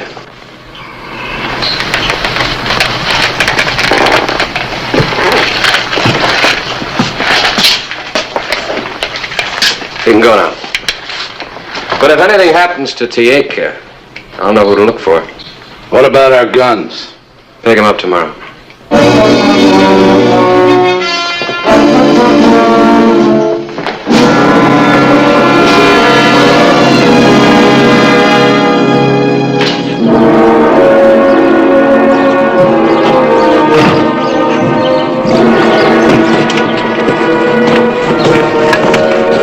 The afternoon of February 3rd. One of Hollister's deputies escorted Tieka to the edge of the business district on Allen Street, instructed him to return to the San Carlos reservation. It was a fatal bit of timing.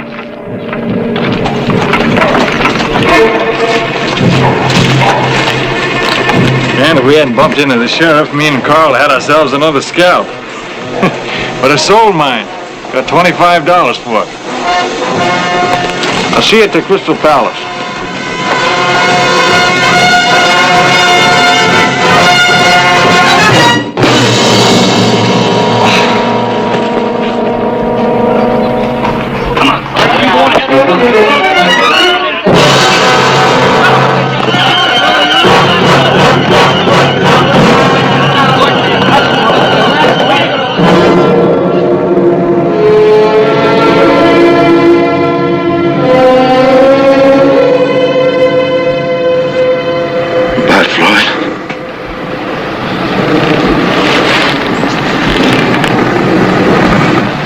I'm riding after him. I'll bring him back. He was headed out of town. Yeah. I pulled him out of a snowbank, but froze dead. He saved my life swimming a herd across the Platte. Been through buffalo stampedes and spooked longhorns. Lived to be killed by an Injun. I'll get him. I'll get him if I have to dog him for the rest of my life. I'll handle it, Carl. You handled it. It's Hollister's job. You talk about Injuns being different. Well, we're different, too. We could feel you staring at us because we ain't ragged out proper. Well, go ahead and stare. Stare at a dead buffalo hunter. Then come stare at a dead Injun. Because I'm going to get him. I'll get him. And I'll kill any man that tries to stop me.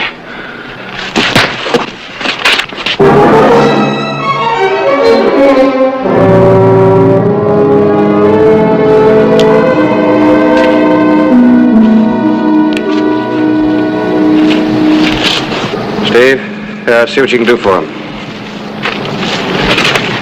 Some sheriff took the word of an Injun. Clay Hollister still thought Tieka would keep his word and return to the reservation, unless fear of Tombstone's Indian-hating element would force him to flee.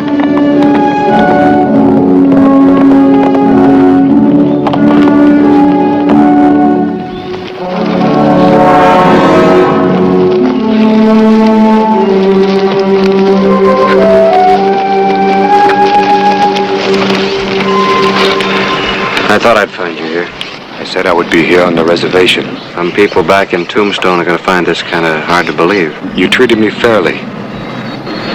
This is my wife, Cheetah. Hello, Cheetah. Cheetah does not speak your language. And this is my son, Tayo. Tayo?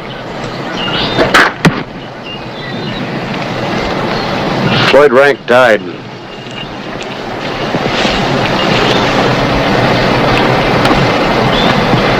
He was boasting about killing my father. The need for revenge was strong. I still have to take you back for trial. I am ready.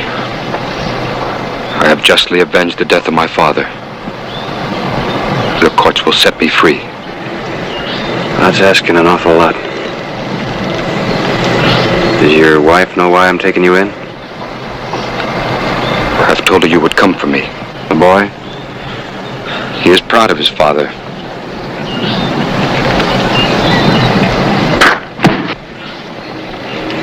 He shoots very well. He shoots like an Apache. And I've taught him some of your words. He will make a good American. I wish to say goodbye to my wife. I'll wait for you over there. Cheetah, Tayo.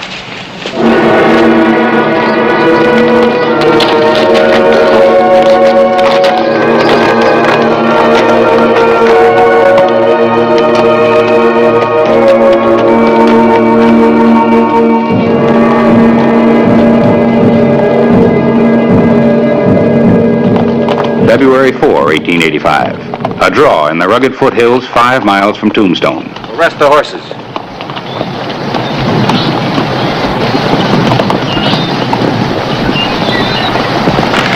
Drink of water? Thank you.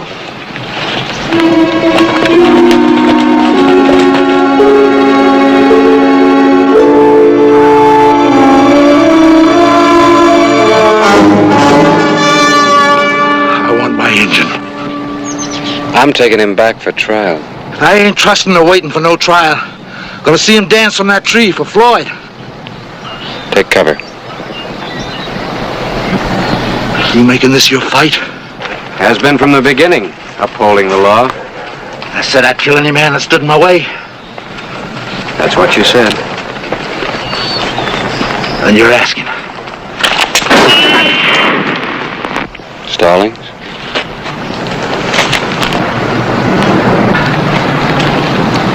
You're making a mistake protecting that killer.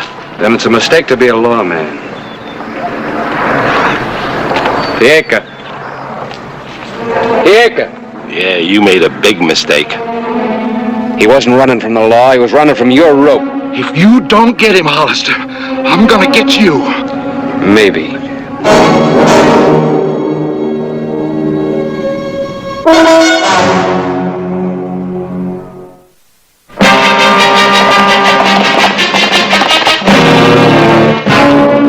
February 10, 1885. A week had passed, and Clay Hollister was no closer to capturing the fugitive Indian.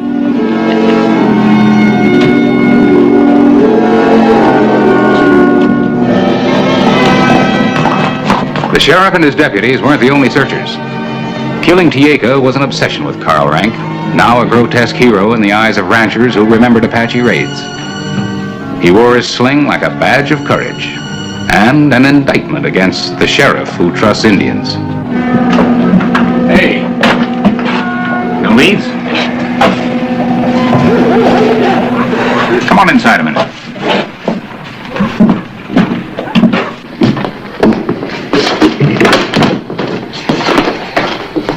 I'm writing an editorial about all this, calling for respect for the rights of Indians. Even after our example with Tieka backfired? Well, it's not his fault it backfired. No, you're ahead of your times, Harris. I hope not. Clay? A miner just stumbled into town. Tieka attacked him out at his camp and took his supplies. Where? In the Dragoons, headed up Spear Canyon. That might be your lead, Clay. At least it's a fresh one. Where's the miner now? I told him to go to the hospital, but he claimed all he needed was a visit to the Crystal Palace. Are you sure that's all? You know the country. Can you find that canyon? Let's go. We just organized a citizens' posse. Yeah, we're gonna do your job for you. You can't stop us from riding out. This time I'm not going to. I'm going to deputize all of you. Deputize us? Everybody get this. I'm the law. You'll take orders from me. It's a real rugged canyon to search. We'll need all hands. Just so you don't lose that engine again, Starman. If we don't get him, I'm gonna get you. You said that before.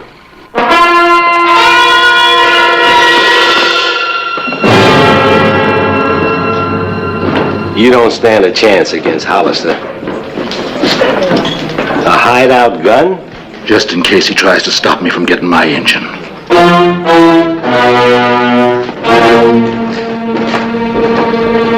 With the incongruous posse of Carl Rank, Stallings, and 2 more Indian haters, Clay Hollister rode to the miners' camp in Spear Canyon.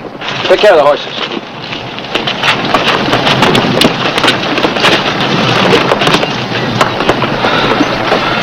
You don't think he's still there, do you?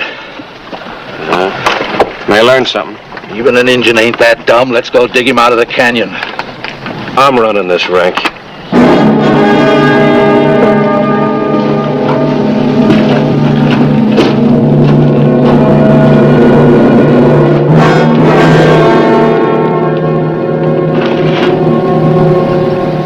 Hollister!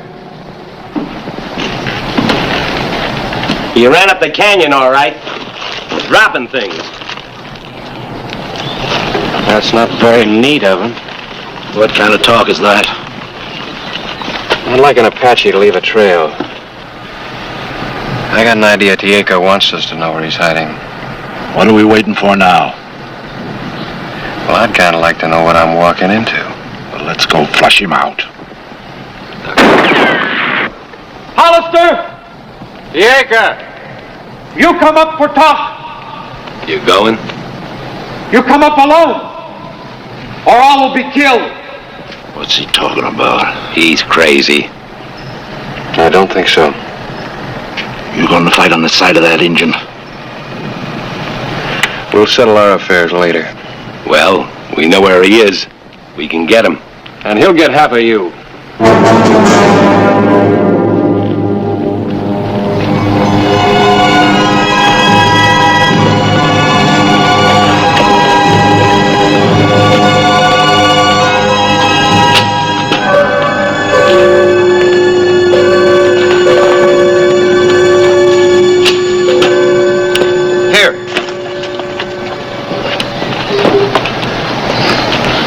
Bargain. I figured you had. But I've got to take you in for trial. No. I have looked into the eyes of the men who would have me killed. I now know the trial I would get in your court.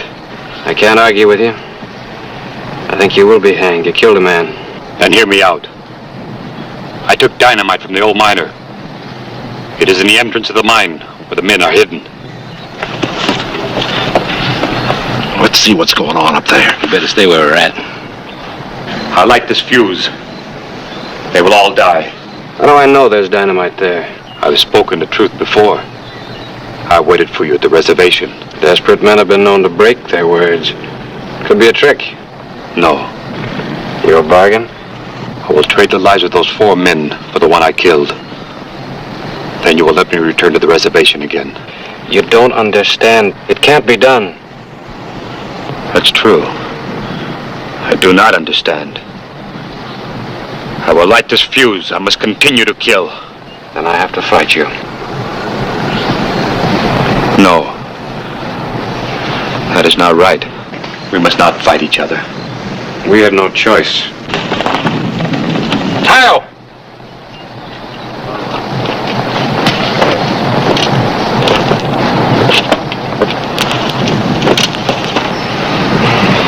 Remove your gun belt. Give this up, Tieka. If you continue this revenge fighting, someday he'll be killed too. Your son's blood will be on your hands. We will fight like Apache. The only thing you have left will be gone.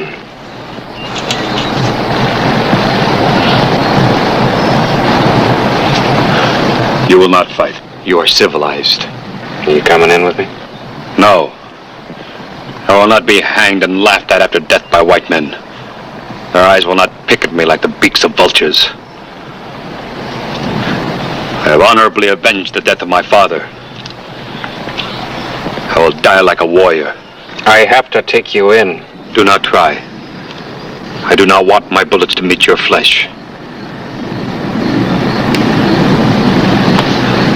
Goodbye, my son.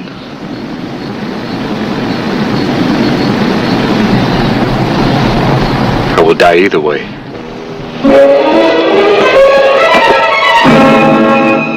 Here he comes. Dirty redskin. Shoot him down.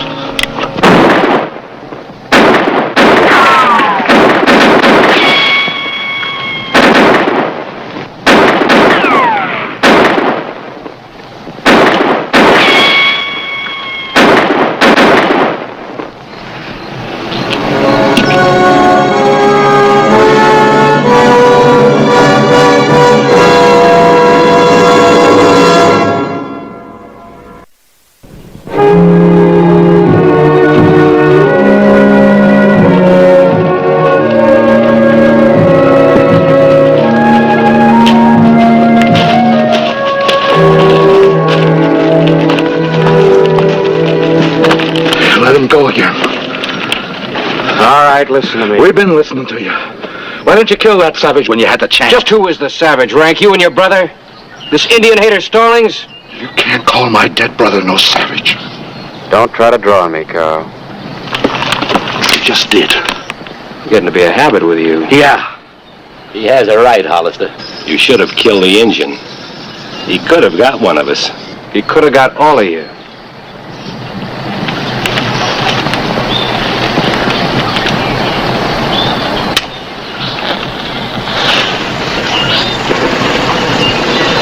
Dieka had dynamite hidden in that cave. That was his bargain. He'd spare your lives if I'd let him go, but I couldn't do it. So he let you kill him. It's the end of vendetta. Dynamite, and you took his word for it? The sheriff takes the word of an Injun. You're just digging your grave deeper. You're all through, Hollister. Maybe I am.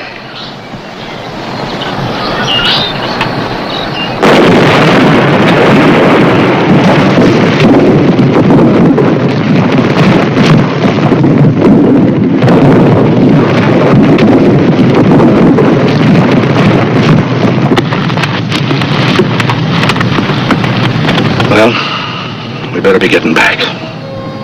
You tell him what he did. Maybe it'll help things for Tayu and the others.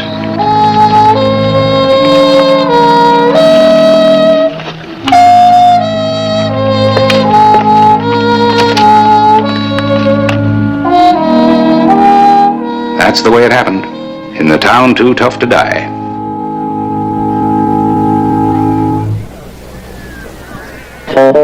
Whistle me up a memory, whistle me back where I wanna be, whistle a tune that'll carry me to Tombstone territory.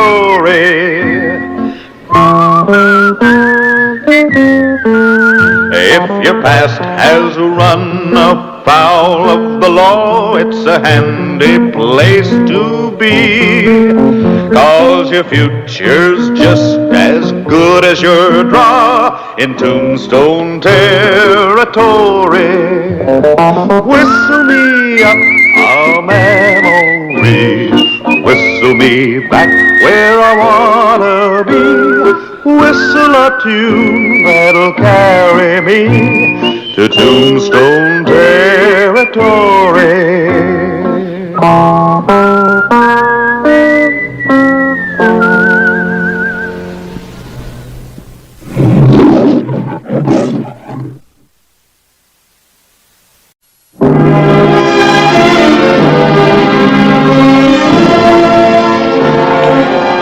Tombstone, Arizona Territory, August 12, 1885.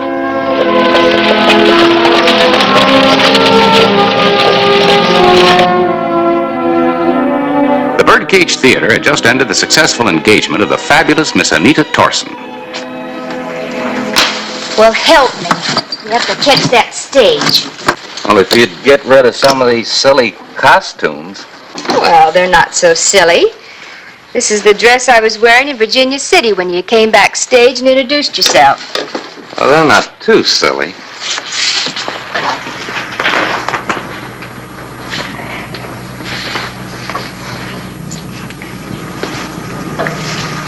What's wrong? Nothing. I've just heard a lot of broken promises. Oh, of marriage? Well, the promise is in the future. And that's almost within reach. After this? Come on. We gotta get that stage. Oh, sure. If it isn't running for a stagecoach, it's running for something else.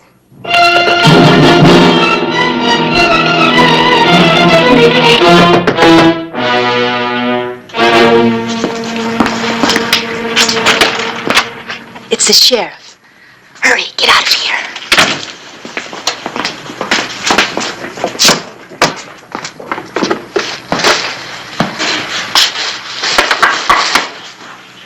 Well, I'm glad to see someone. Would you help me, please, Sheriff? Help you? The dray man hasn't come yet, and I'm going to be late for the stagecoach. Well, I've asked the stage to wait for a few minutes while I had a word with you. Oh, I suppose you want my autograph. No, ma'am, I have something to give you. Well, how nice. What a surprise. What is it? Warrant for your arrest.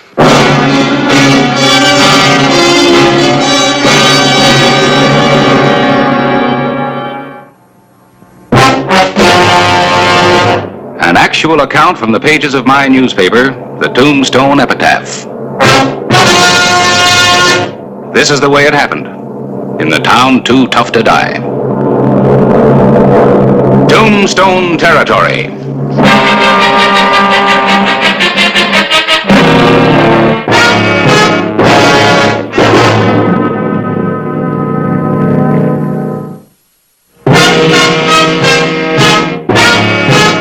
What kind of nonsense is this?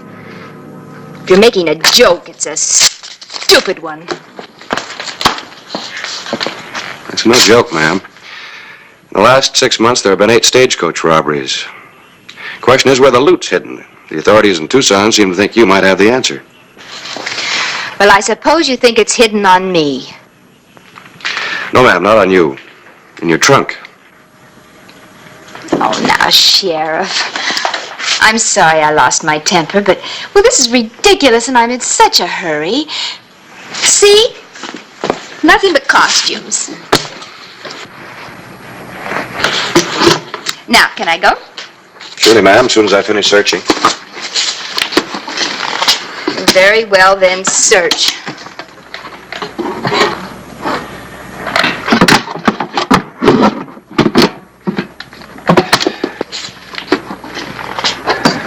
Oh, this is so embarrassing. And we're wasting such valuable time, and the stagecoach is... We'll wait. The dresses.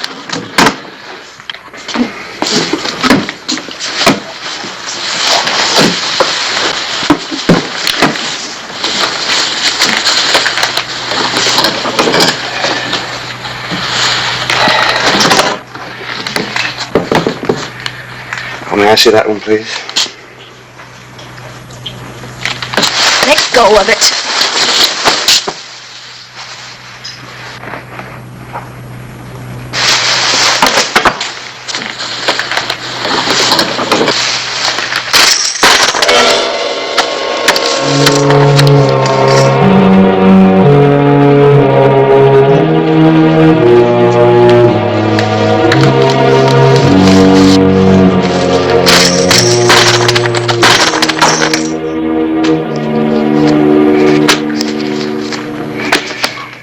That about all of it? You might as well tell me. Why? Miss Torson, you'll be facing a trial in Tucson. If you cooperate, it might be easier for you. You see, about all I know is that the leader in these holdups is a man by the name of Boone Cahill. But I don't even know what he looks like. You do. That's your problem, Sheriff. All right. But it's quite a stage trip to Tucson. Maybe you'll change your mind on the way. I'm getting off at Benson. Tucson. All right. But it is a long ride to Tucson, and you just might meet Boone Cahill along the way. You'll spot him all right, because he'll be the one shooting at you.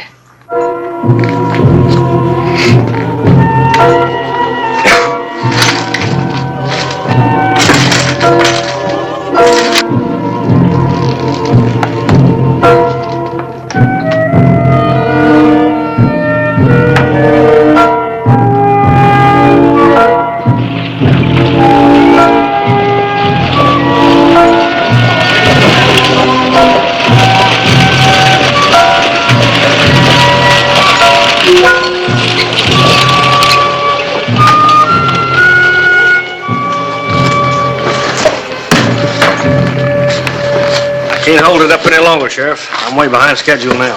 Well, you just have to make up time then. You say so. You want me to put that on top of the rest of the baggage? No, keep it with me. Going to be a little crowded, Sheriff, but I didn't know you was going to make this trip. Crowded is right. Say, you know either one of those two men? No, neither one. Why? I just thought you might. Let's roll.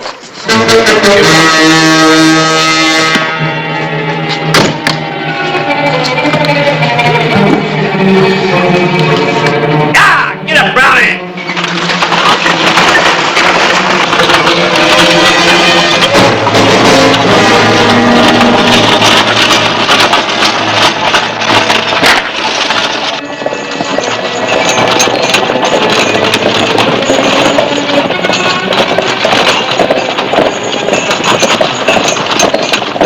You're, Sheriff Clay Hollister. That's right. Dr. Davis from San Mateo. Nice to meet you. You know, you're pretty well known around Arizona. Hello, Gorman. Pleasure to see you again, Sheriff. How you two know each other? I spent 6 months in a Tombstone jail, courtesy of Sheriff Clay Hollister. You're a lucky man. Majority vote was to hang you. I know. You just called me a tin horn, threw me in. I'm grateful. I only hope someday I can show you how grateful. Gentlemen, we got a long trip together. Let's all calm down. You're right, Doc. Absolutely. And you know, with this Boone Cahill gang running loose, I'm just as happy to have a lawman along. I just hope it's going to be a peaceful journey. Good to have your company. You and Mrs. Hollister.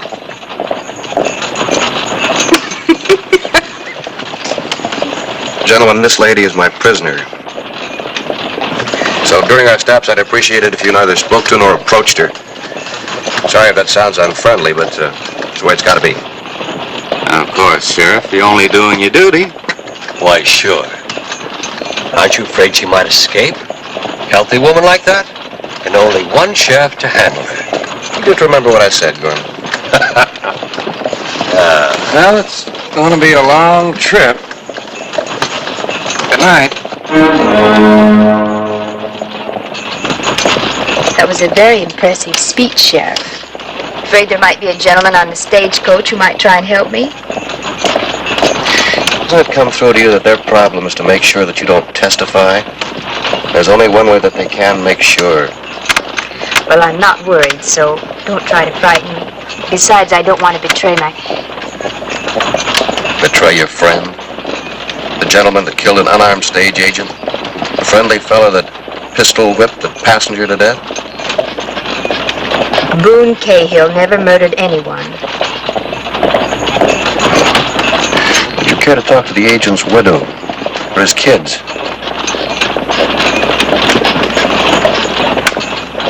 I don't care to talk at all.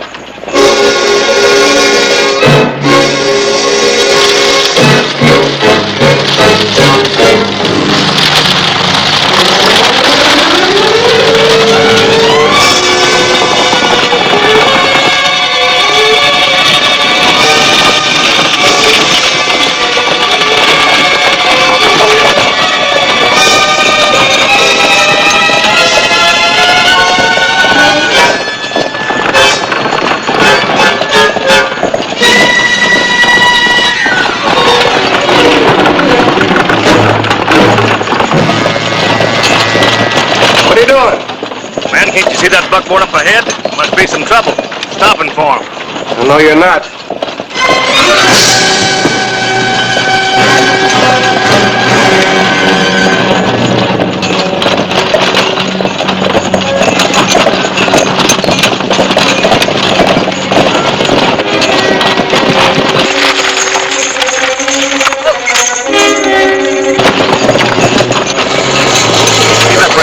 We've got to stop or we'll run right through them. It'll be just fine. We keep on rolling. Oh, no, we don't. Move! Let's see you drive. Yeah! What's going on? I don't know. You going loco, Sheriff? Fellas must be stopped for a reason. I agree. If we don't stop, we're going to run right through them. That's the idea.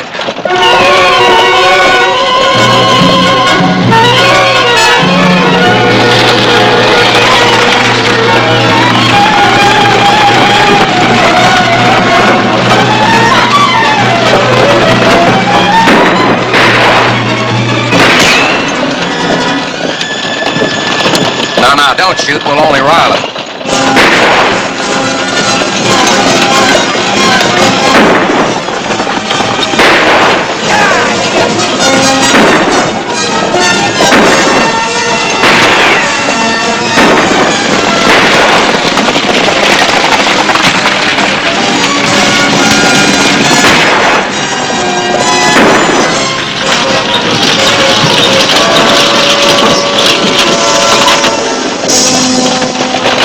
on now.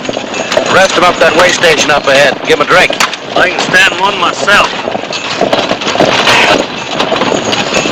That was a close call. Huh? That was close. You'll never know. It is going to be a long trip.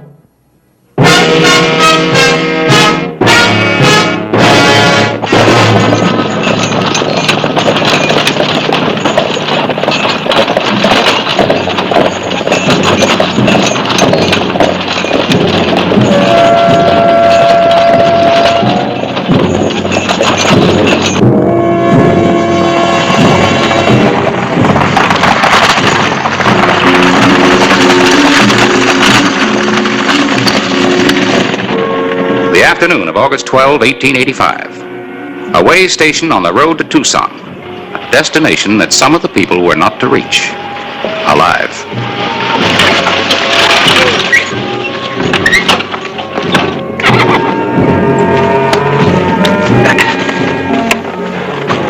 Who were they back there? Highwaymen? Yeah, or Boone Cahill's bunch. Same thing. Would have been wiser to stop and be robbed. Might have all been shot. We weren't. Say, you got a little drink in there? Yeah. You can also get food. Well, you go to your church and I'll go to mine. Driver, you gonna water your horses? After I get a drink.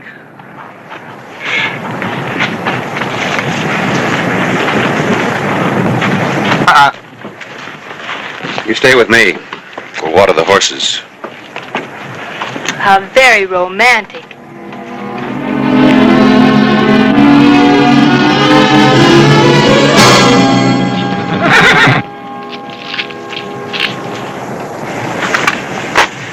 I'm starving. Think more of animals than you do of people? Sometimes it's hard to tell the difference. One thing, animals don't try to knife you.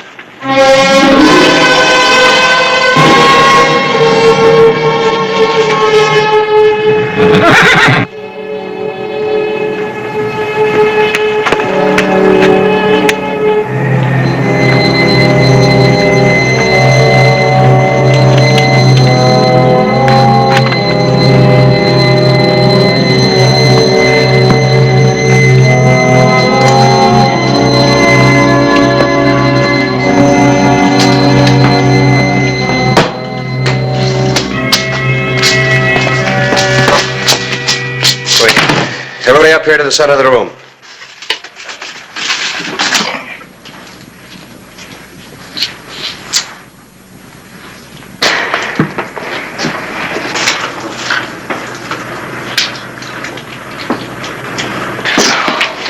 Gorman? Were you speaking to me, Sheriff? Keep your hands clear and give me your gun.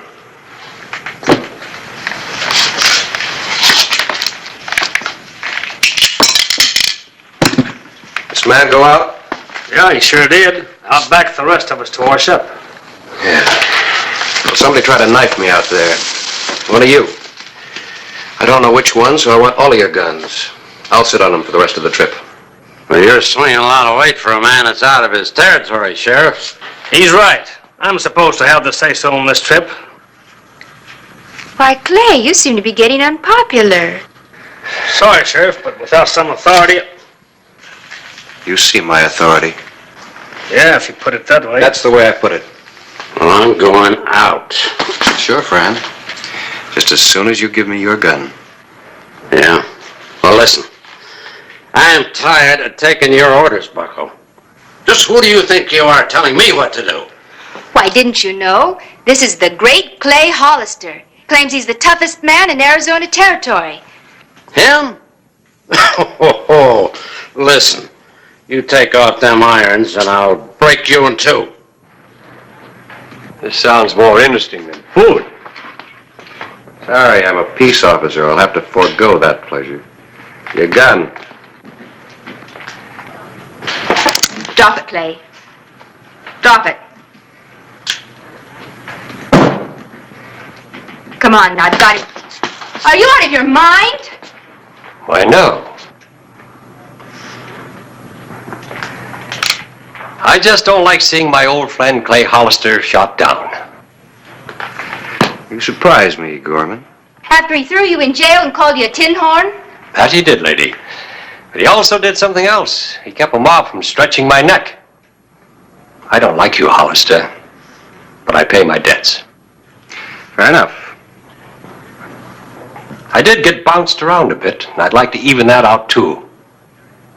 So, my hairy friend, if you'd like to bounce the sheriff around a little, go right ahead. What? Oh, sure. You sure you want to play it this way, Gorman? Quite sure. You've got a big reputation, Hollister. I want to be impressed. Come on, old man.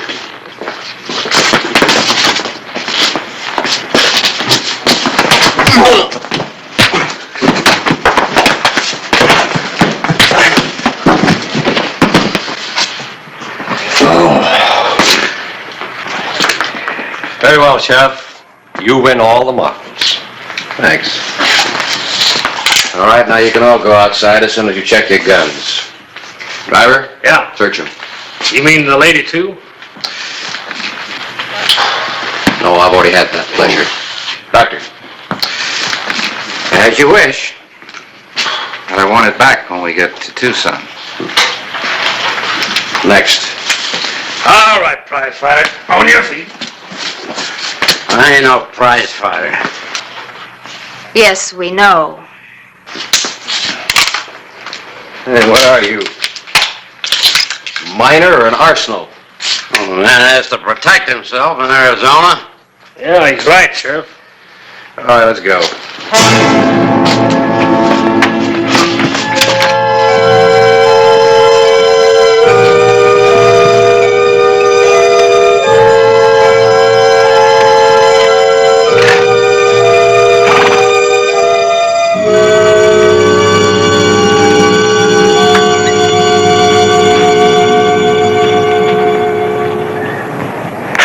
It was a nice try you made, Thanks. but a hopeless one. Can't you get it through your head that all Cahill wants is you dead? That's a lie. Why do you think they shot at the stage? I'm not interested. Sorry. All right, I'll do it my way.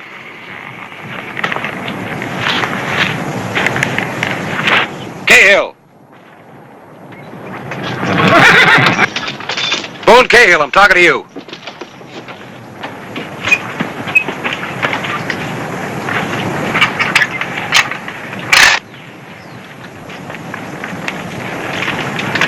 One of you is a murderer. The next stop is Tucson. When we get there, you're a dead man. But, Sheriff, I thought you said you didn't know who Cahill was. I didn't, but I do now. I didn't tell you a thing. That's all right. You're safe now. There are no more stops between here and Tucson. I know what you're trying to do, but I didn't tell you anything. What are you so nervous about? I thought you said you weren't afraid of Cahill. I'm not. Then you've got nothing to worry about. Look here, Sheriff. We all know what you're trying to do. Forces Cahill to make a move. But personally, I can't approve of the way you're going about it. Tell me, what's your interest? Why? Open the bag. Now, what is this? You say you're a doctor. Well, of course. Everybody knows Dr. Davis. Well, let's see what you know. Empty it. Sheriff, may I suggest... You know, you're nervous and a little overwrought. I think these pills will fix you up just fine. No, thank you. Did you think I was your gunman? Just being careful. Empty the bag. You know, it's a funny thing.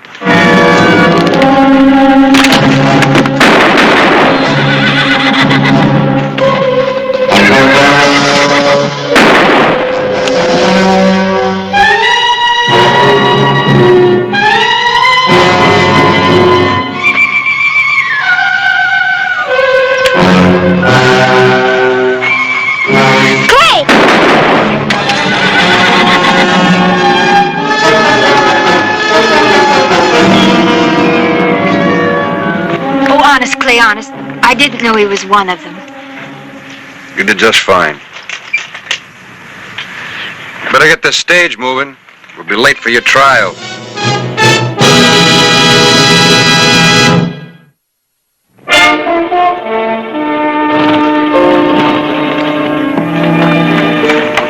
You're not going to get away with this, Sheriff. You just wait till the boy... Cahill's dead.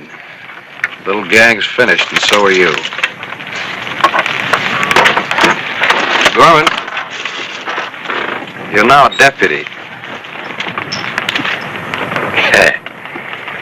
Well, okay, Sheriff. As long as you promise not to let anybody find out. I guess that makes me the driver. Well, Anita, how do you feel? You ready to face your trial? I guess. It's almost worth it to be clear and out of all of this. I'll survive it somehow. Before I go in, I have one last request. Well, what? Well, half hour ago, I was hungry. Now I'm as starved as a timber wolf in a blizzard. Miss Torson, when we get to Tucson, I personally am going to buy you the biggest dinner in town. Thanks. My pleasure. I won't even bill it to the territory.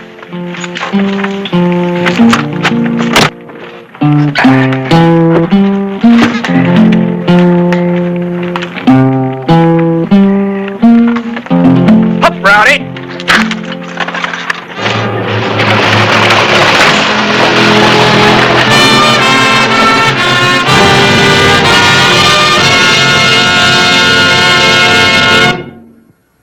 Whistle me up a memory, whistle me back where I wanna be, whistle a tune that'll carry me to Tombstone territory. If your past has run afoul of the law, it's a handy place to be, 'cause your future's just as good as your draw in Tombstone territory. Whistle me up a memory, whistle me back where I wanna be, to Tombstone territory.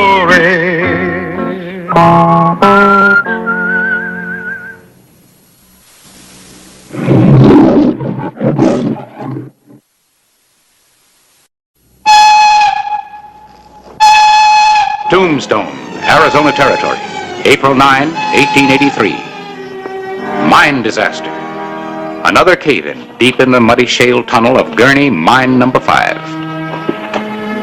There's no need for the sheriff to go in so far. No, probably couldn't find any more of them.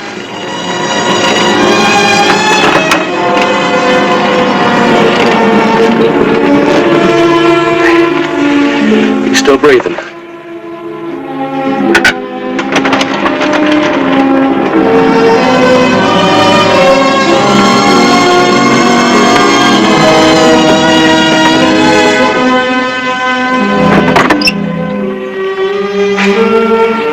Drive him into town easy as you can. That's all there are. Carl Vogel won't be coming out.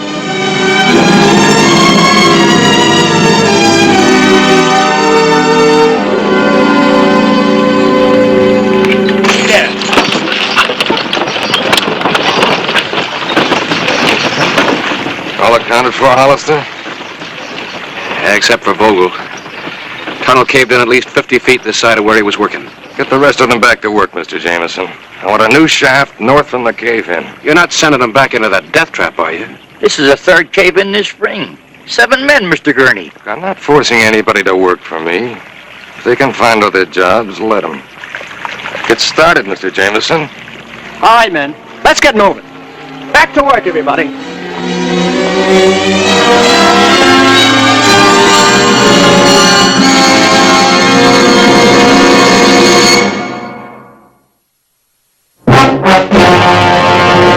An actual account from the pages of my newspaper, the Tombstone Epitaph. This is the way it happened. In the town too tough to die. Tombstone Territory.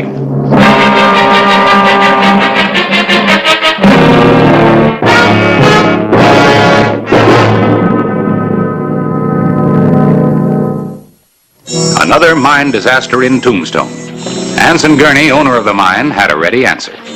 Open another shaft. Continue the work at any price, including human life. Harris, there has to be a law to stop these disasters. In Gurney's mine and all the mines. A man can't be without reason. He's without conscience. How can we get a law? Territorial legislature isn't in session. And, of course, with Gurney's influence. You know, the rest of the territory isn't interested. Even Tombstone doesn't care, except for the miners and their widows. Oh, we can make them care. We'll write out the provisions of a law and let the epitaph sell it. Well, we can try it. Maybe we can scare Gurney into closing up number 5. Anybody you two could scare couldn't amount to much.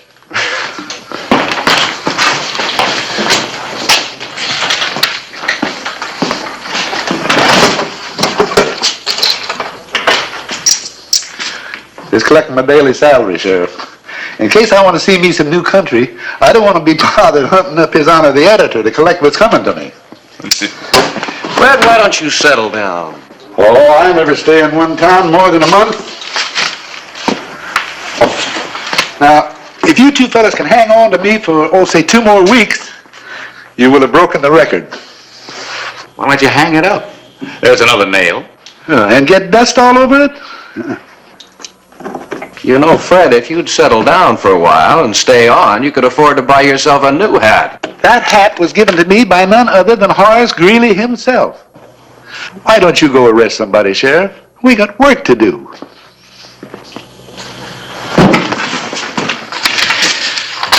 I'm going to go check on the office, Harris. After that, we'll go lay on the line for Gurney. You better remake the front page, Fred. Another cave-in? Fred, the sheriff and the epitaph are going to wage a fight for mine safety legislation. Why don't you stick around and help us? I'm a printer. I'll never be killed in a mine cave-in.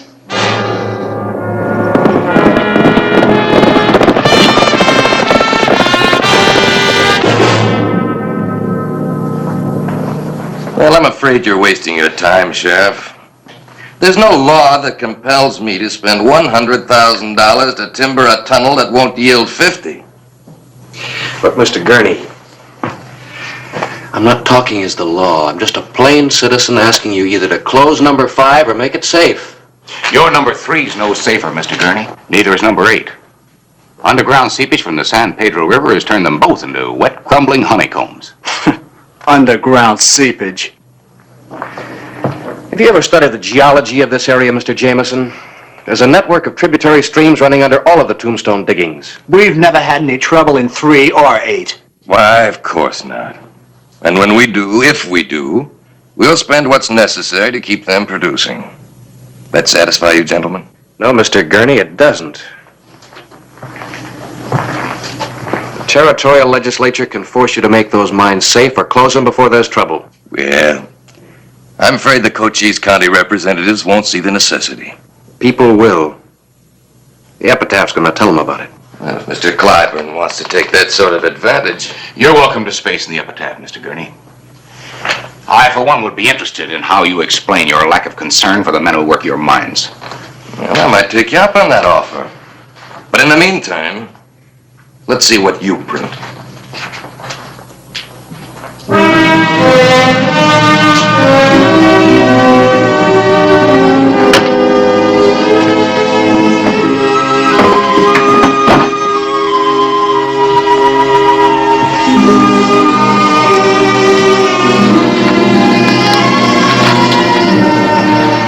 I guess I finally taught you how to write a headline.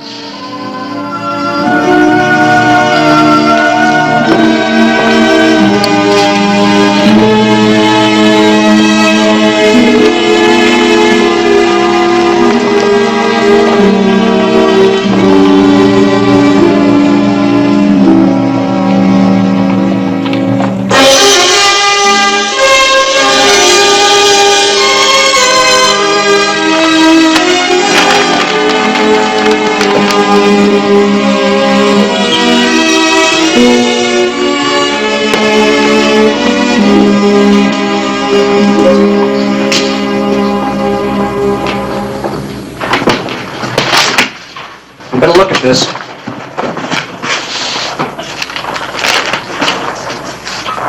That's a lot of signatures, Mr. Gurney. Well, then a few $1,000s spent to nullify them is very little. The territorial legislature goes back into session in a week.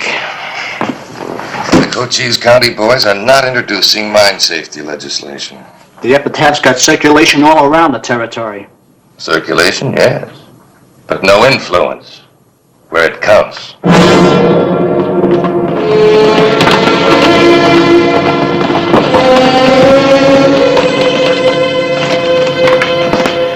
Well, where have you been? I've been looking all over for you. Read this. From the governor. Epitaph proposals deserve immediate legislative action. Suggest you meet in Tucson Thursday with delegates from Pima, Maricopa, Gila, and Coconino counties. Assure you sympathetic hearing and my personal backing. Harris, we got him licked. Close to it, I'd say. Thought you might be interested, Sheriff. His Honor the Editor dashed off someplace like his coattail was embroidered with dynamite. You sure didn't waste any time getting these out. Epitaph will meet top lawmakers.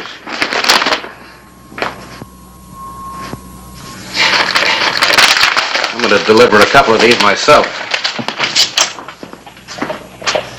Mr. Gurney, I was just coming out to your place.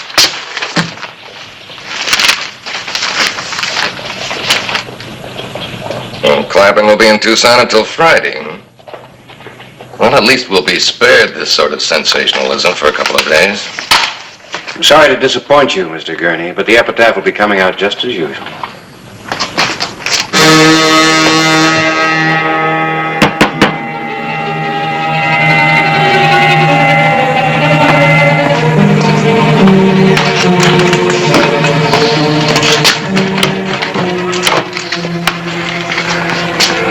I don't think I've had the pleasure, gents.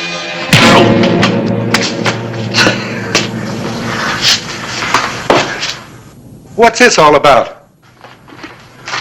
I'm Anson Gurney. Your editor offered me space in the paper whenever I wanted it. He has a habit of playing square. I'm taking that space right now. Front page. Oh, you'll notice the article says, by Harris Clapham. No, that's right. It's all about me. Sort of a reflection of Clyburn's own opinion. If I print this under Clyburn's byline, you'll have a libel suit against him. A pip of the libel suit. Exactly. A libel suit that'll discredit everything he's written about my mines. One that'll drive the epitaph right out of business.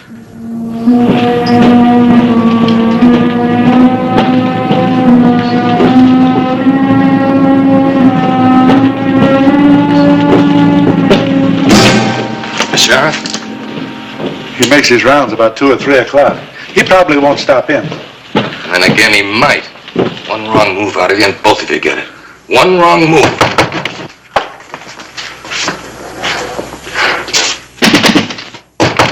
Brad!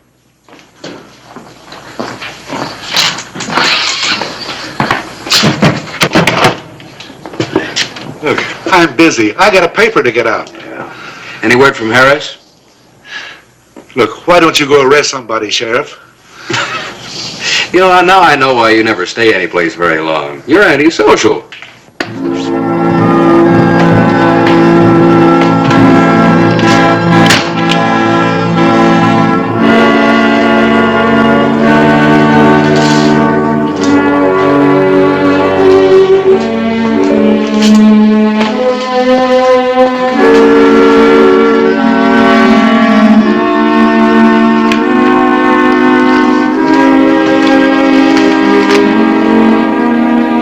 One in the window.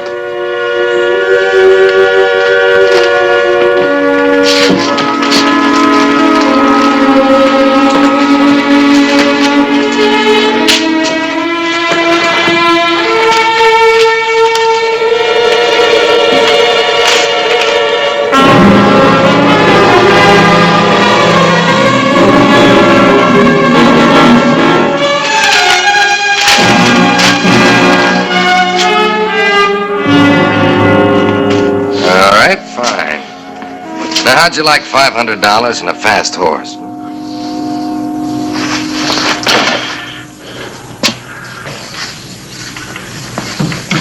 Well, take it. That's Clyburn's.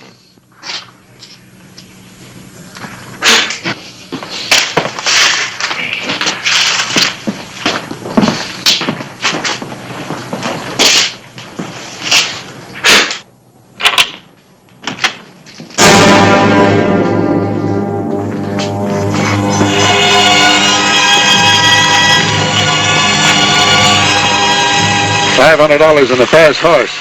I'd drive a sharp bargain. Go ahead, Mr. Jameson.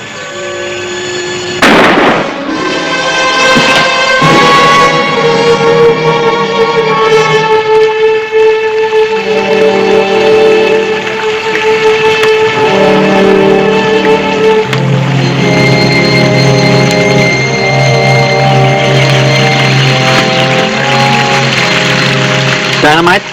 When the men come to work, Mr. Jameson, blast now might attract attention.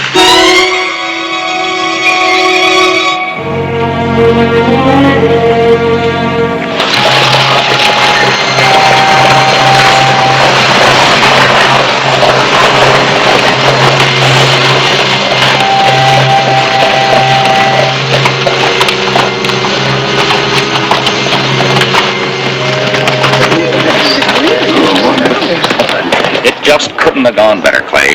The bill will be introduced at the opening session of the legislature, and it's sure to pass. If we keep on fighting. Hey, I'll hand it to you, Mr. Editor. You really call a spade a spade.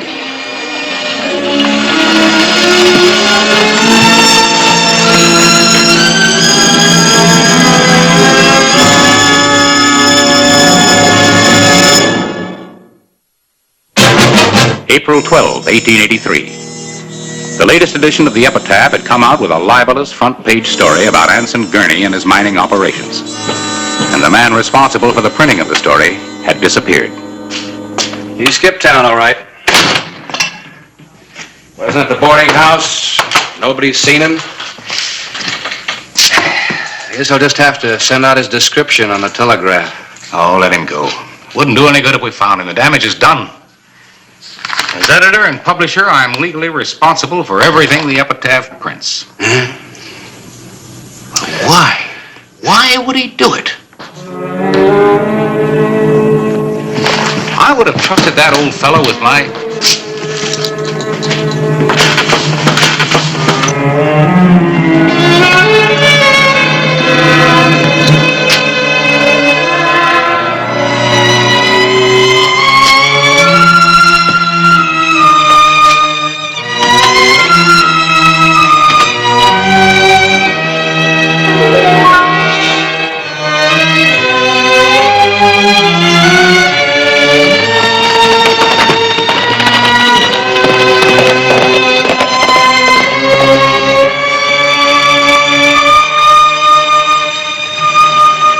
Get in there about 20, 30 feet and touch it off. Understand?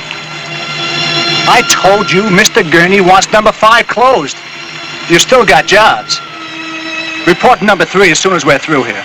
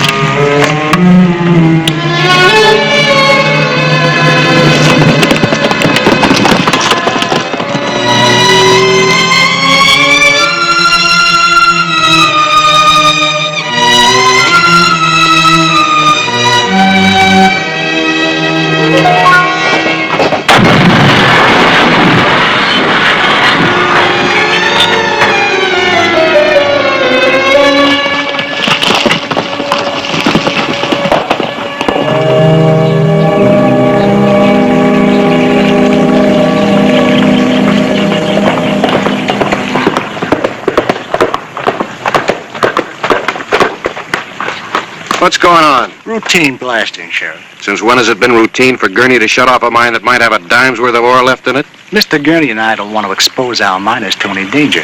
You're a little bit late. About 3 cave-ins too late? You and your editor friend have been working up a big head of steam for nothing.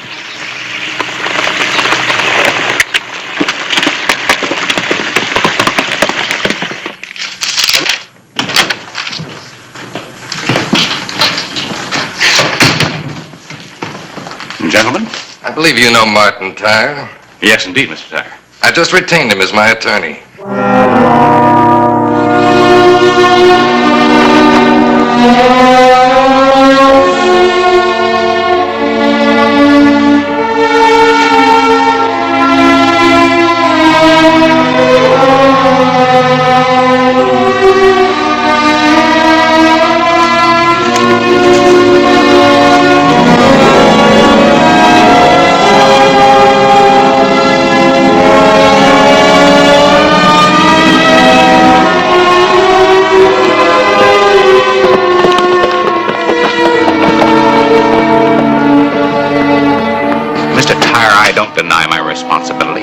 I do deny any prior knowledge of that article.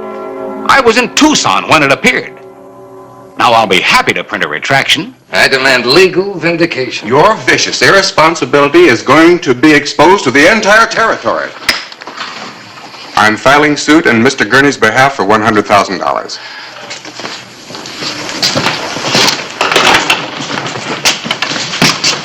Counselor? I'll need you later, Sheriff. I want you to serve a summons. How much do they want? $100,000. Man, I couldn't even meet a judgment for $5,000. Well, maybe you won't have to. Well, I wish you could tell me how. Look, Harris. Fred wouldn't leave town without his hat and his watch unless he couldn't help himself. There's only one logical explanation for this. Gurney is trying to kill our mine legislation, and with you in Tucson, he saw his chance. I think he forced Fred to print that article and then killed him. Well, what makes you think that? If he killed him, where's the body?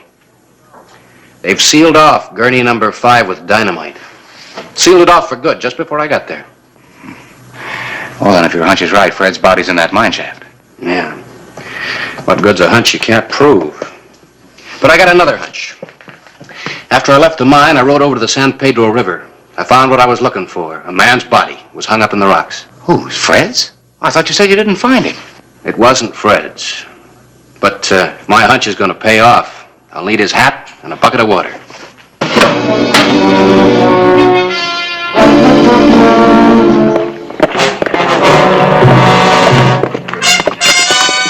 Both of them this time. It's the second time Hollister's been out today. Think they'll find anything, Mr. Jameson? Nothing. There's nothing they can find. Well, then don't act like there was. Don't get bluffed out of a stake we've already won. We'll have to kind of play this by ear, Harris. Right. Out looking for news, Clybourne? So you finally sealed it off, Gurney. Tight as a drum. And the epitaph accomplished something after all. Clybourne, you don't want to face a libel suit and judgment you can't possibly pay, do you? I might make a deal with you. I'll listen. First, you'll make your statement that everything you printed about me was a lie. I've offered to print a retraction for what appeared in my newspaper. Your lawyer wouldn't hear of it. And after you've done that, I'm going to buy the epitaph from you for $1 cash. Thanks. I think I'll take my chance in open court. Well, I tried, Mr. Jameson. Let him try to pay off a $100,000 judgment. There's one other matter, Mr. Gurney. I found a body this morning. Oh, really? Where? Floating in the San Pedro River. Well, perhaps then you should be doing what you usually do under these circumstances. I want to show you something. Harris, would you? You know, I always thought that there was an underground stream just below that shaft. A stream running straight into the San Pedro.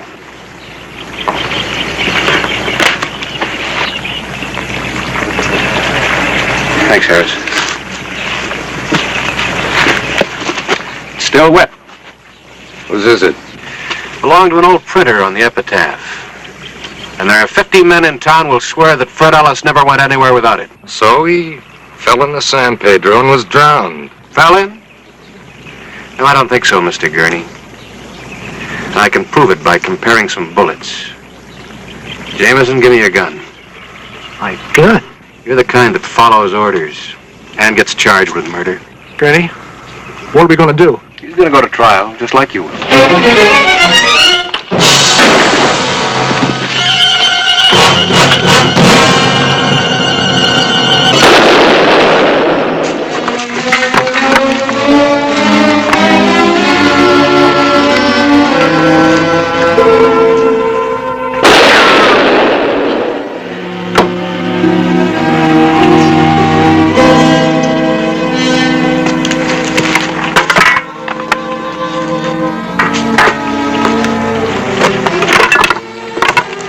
Harris, give me a knife.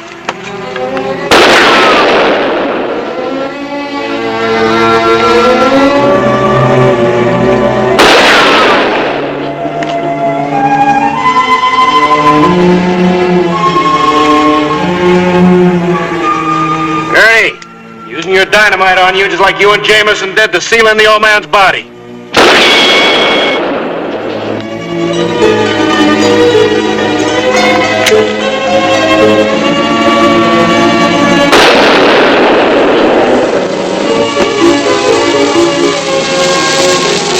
The 20-second fuse.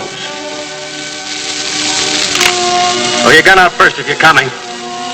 Maybe you'd like to die like you let your miners die in a cave-in. I'm coming out. Put it out, put it out! Put it out yourself. It's just a fuse. But it's gonna blow a confession out of you. Jameson killed him. I didn't do it. Jameson did what you told him to. He wasn't smart enough to plant that article in the epitaph. Oh, by the way, the man that you and Jameson murdered's still in the mine. But the body in the river. There was a body. And in a way, you killed him, too.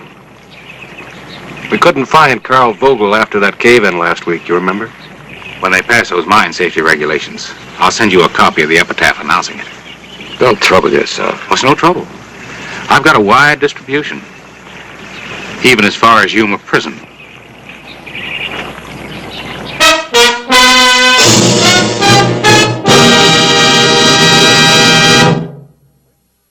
Whistle me up a memory, whistle me back where I wanna be, whistle a tune that'll carry me to Tombstone territory. If your past has run afoul of the law, it's a handy place to be, 'cause your future's just as good as your draw in Tombstone territory. Whistle me up a memory, whistle me back where I wanna be, to Tombstone territory.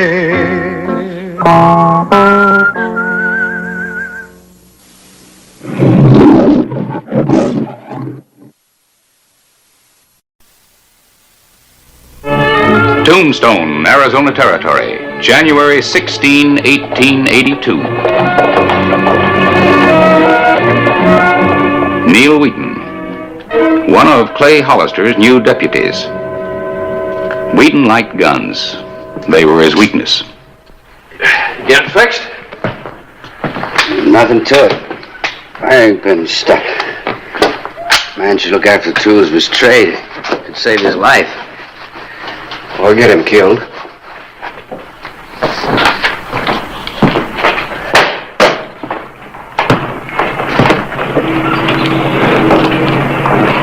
You going to the funeral? Them things depress me.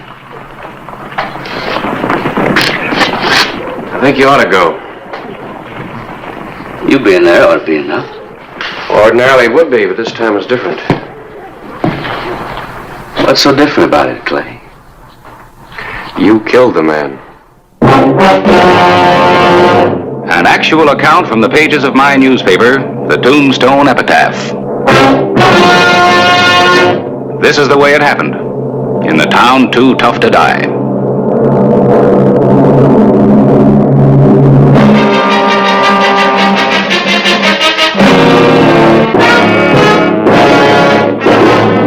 Tombstone Territory.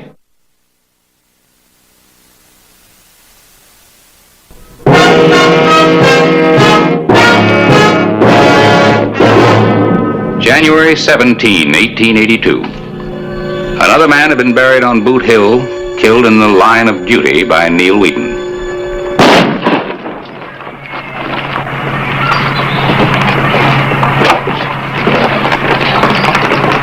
Satisfied? With a new gun, you have to be careful. Got to be checked out. They do that at the factory. Well, they claim they do, but I heard of a fellow once, had him a new 6-gun. First time he went to fire it, barrel was clogged and blew up in his hand. Nothing like that's going to happen to me. No, I don't imagine it will. I'm wanting to talk to you. Had a suspicion he wasn't hanging around for nothing. Look, I'll lay it right on the line. You go too fast for your gun. I do my job. Maybe you do it too well. You're talking loco, old Clay. 3 weeks ago, I hired you because I needed another deputy. I hoped you'd make the grade. And ever since then, you've been in one shooting scrape after another. It wasn't any of it my doing. They all drew on me first. It's a peace officer's job to hold down trouble, not bring it on. Are you saying I'm fired, Clay? I'll just call it a warning. You're first and last. January 18, 1882.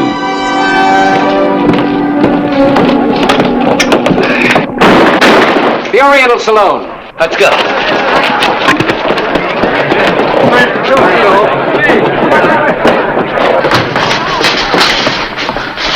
Look, nobody's gonna tell me when to leave.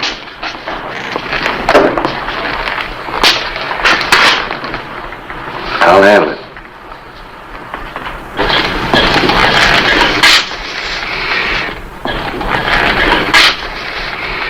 All right, mister. Fun's over. Put up your gun. Keep out of this. This ain't none of your affair. I don't want any trouble. If you're smart, you won't either. Do like I say.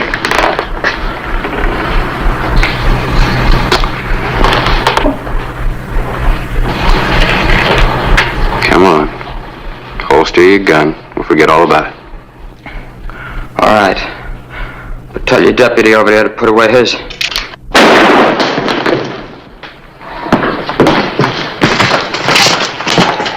Is he? He's gonna be all right.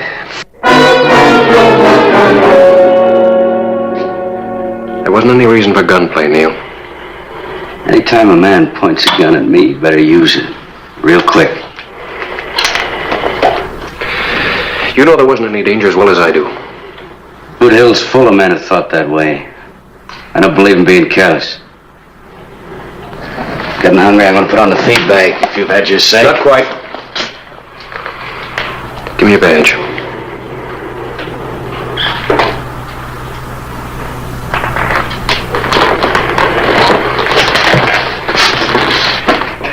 You're not right for a lawman, Neil.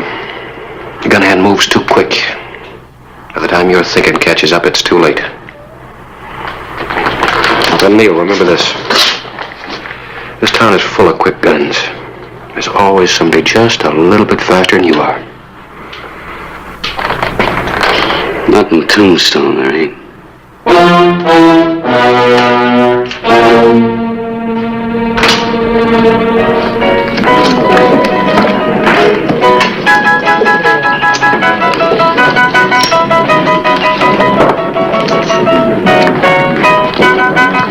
Hello, Neil. I see you lost your badge.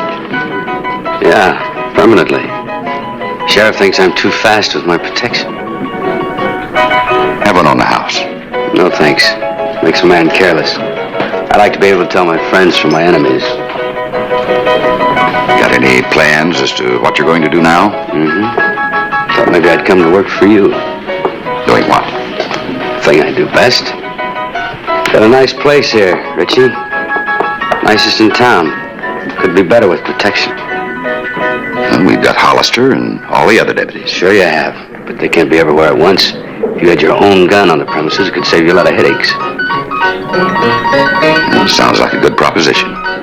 With your reputation, you might hold down trouble. I'll think it over. Has to be now. The Crystal Palace has already made me an offer. All right, Neil.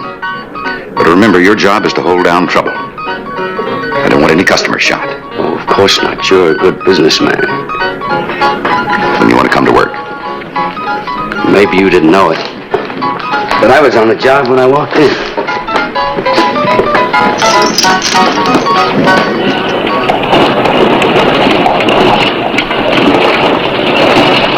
Oh, Harris. Hello, Clay. Ready for some dinner? Oh, I can't right now, Clay. Say, I heard you fired Neil Wheaton. Come on, that's yesterday's news. You ought to read the epitaph. The most interesting item isn't in there. I didn't get the information till after we'd gone to press. Your ex-deputy has a new job. House gun at the Oriental. I thought Richie had better sense than that. I can see the future headlines now. Violence flares at the Oriental. Neil Wheaton, former deputy, was forced to shoot. All right. I know how it'll read. Nothing to do about it, I suppose. No. Just wait and hope. No dinner, huh?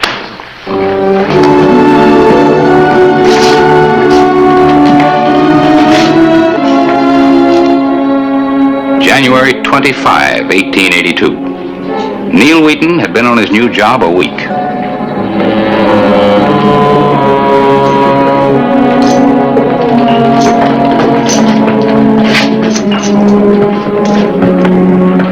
Evening, Hollister. How's it going, Richie? Quieter than a sleeping hound. Been that way ever since word got out about Neil. He had to do anything to earn his pay yet? Business is good. Trouble staying away from my door. So far. January 27, 1882. Friday night. The traditional night for the big ranchers to come to Tombstone.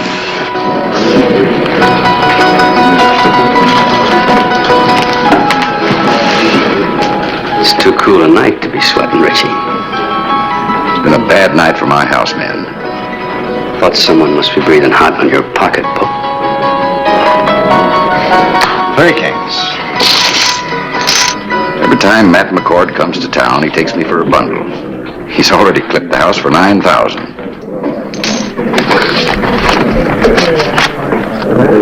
Well, he wants more money. I better get it out of the safe. You want me to hex McCord? Yeah, you do that. Be worth a lot to me, an awful lot.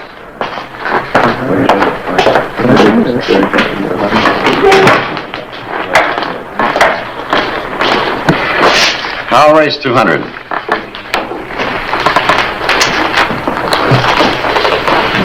Keep your hands above the table, McCoy. You calling me a cheat? I'm not calling you anything, just a warning. Let's play cards. I pass. I call. 3 ladies. Beats 3 jacks. That's all, gentlemen. This game's called for tonight. Something new, ain't it, Wheaton? Just decided to put it into effect. Do you mind? Suits me. I can find plenty of places to gamble. Not if you win the way you did here. I'm not looking for a fight, Wheaton, but I'm not backing down from one either. Then we understand each other. I don't think I know what you mean.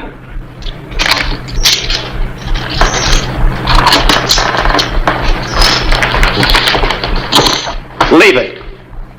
Now look! Just leave your winnings on the table. These men ought to have their money back, and so should the house.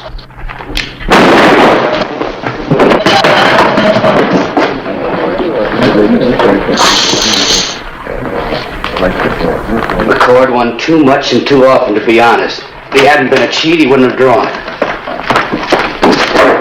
Have you gone completely loco? Why'd you want to do a thing like that?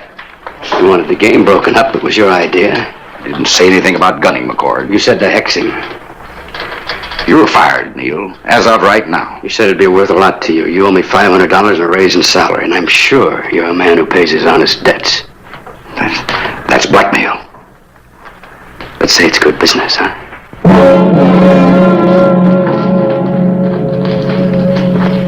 Water.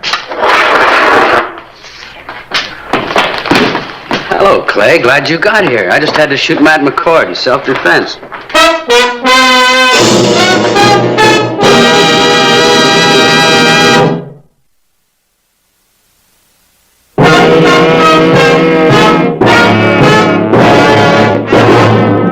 January 27, 1882. Later that evening, Clay Hollister investigated the killing of popular rancher Matt McCord.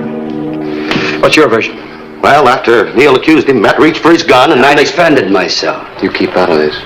What are you getting all worked up over, Clay? It ain't as if I gunned him down without a chance. McCord wasn't any hand with a gun. Man wants to act like a fool, ain't my lookout. From what I hear, you didn't give him any choice. Did you see it? I don't know about the cheating part, but I heard McCord went for his gun first. Sorry this happened, Hollister. Hiring Neil seemed like a good idea at the time. Well, I can't blame you much. I made the same mistake myself. Thing to do is what I did. Fire him. Well, maybe it won't happen again. I'll give him one more chance. Sure it'll happen again. Another legal murder for Neil Wheaton. He's got you real scared, hasn't he, Richie? Of course he hasn't. If I want to get rid of Neil, I'd do it. Now let's have one on the house and forget all about it. No, thanks. I had enough for tonight and from now on.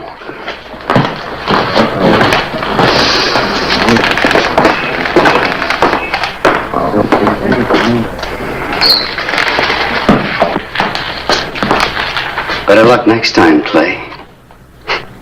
You got a bad case of gun fever, Neil. Only cure I know for it's a bullet. Want to try me? Only if I have to. Like I said before, it's a peace officer's job to keep down trouble, not bring it on. Just as you say. Anytime you're ready, say the word. Now that we've settled that, have a seat. We'll play some showdown. You got more important things to do. Such as? There's a nice straight road out of town. Use it. The only way I'm leaving is feet first. That's the way you want it, that's the way it'll be. Go ahead, I'll give you the jump. No, I don't want to kill you. Just do like I say. You're fast, but not that fast. What are you waiting for? Go on. Won't ask you again. Next time I'll... There won't be any next time, and you know it.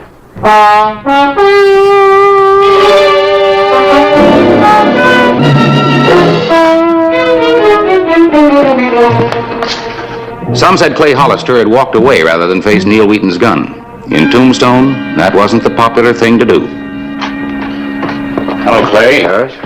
You know George Pickett and Walter Henry. Take a seat. This isn't a social call, Hollister. Matt McCord was a friend of ours. We want to know what you're going to do about his killing. I've already served notice on Neil to leave town.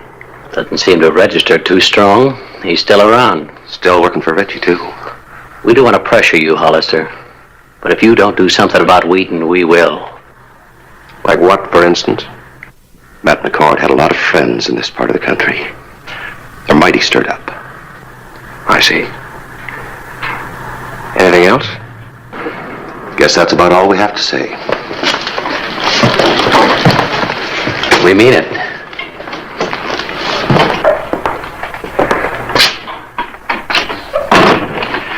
As you can see, people are stirred up. Yeah, well, it's a funny thing about people. They love to see a fight, but they're so sad when somebody gets killed. Well, that's human nature. Yeah. You've got a reputation to uphold, Clay.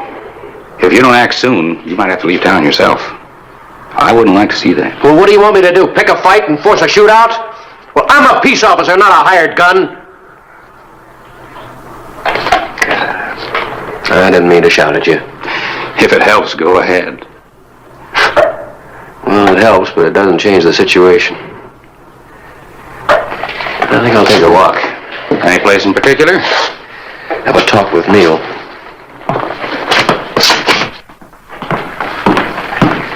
Where is he, Richie? If you mean Neil, he took the day off. Where did he go? If he never comes back, I won't miss him. Why haven't you fired him yet? I can't. You mean you're afraid to? What difference does it make? He's got his hands around my throat and I can't pry him loose. Maybe I can do it for you. Neil's got you buffaloed, too. Otherwise, you'd have taken care of him by now. All right, Richie. Just what is it between the two of you? Neil's blackmailing me for the McCord killing. Says I told him to do it and I'd pay for the service. Well, you should have told me that before. I know it, but I didn't think it'd do any good. You thought wrong. Just a minute. Get me out of this, Hollister, and it's worth $1,000 to you.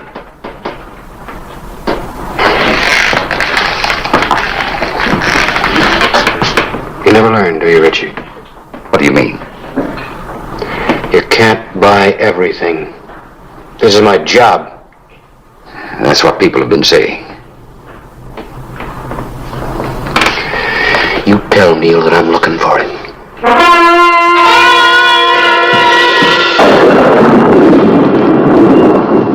Storm coming up?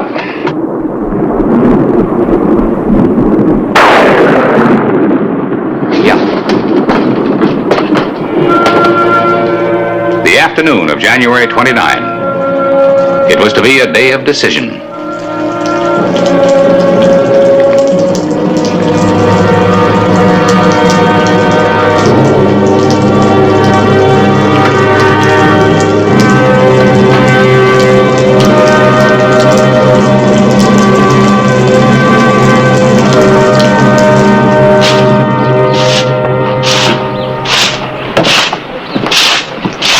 Wallace?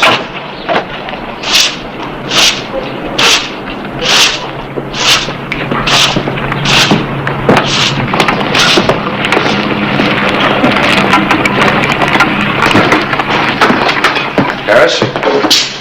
Care for some? No, thank you. Helps me to get through a long afternoon. Have you seen Neil? Earlier? One thing I don't understand, Clay. How come you haven't clamped down on him? Well, I'm tired of settling every argument with a gun. We're living in a lawless time, Clay. Sometimes, unfortunately, it takes violence to stop violence. You're the only law we have here. People expect you to meet the issue head on. Meet it head on? Well, what does that mean? Shoot it out with Neil? Well, there's got to be another way because legally Neil hasn't broken the law yet. Sometimes it feels like the only answer to every problem in Tombstone's a bullet. I was hoping it'd be different. I was hoping...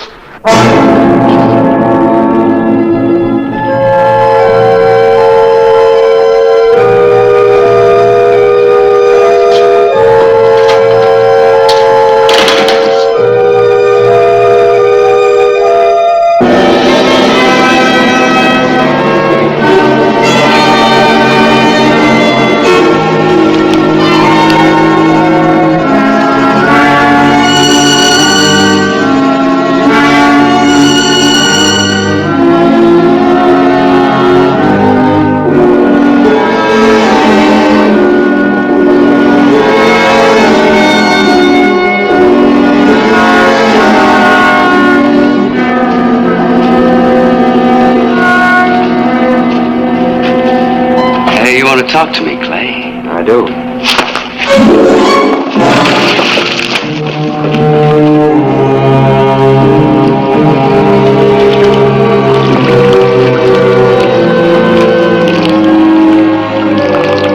I've been hoping you'd make this mistake. I'm waiting. It's my pleasure.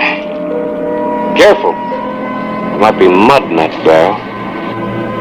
big cloud blow up, like with the fella you were telling me about.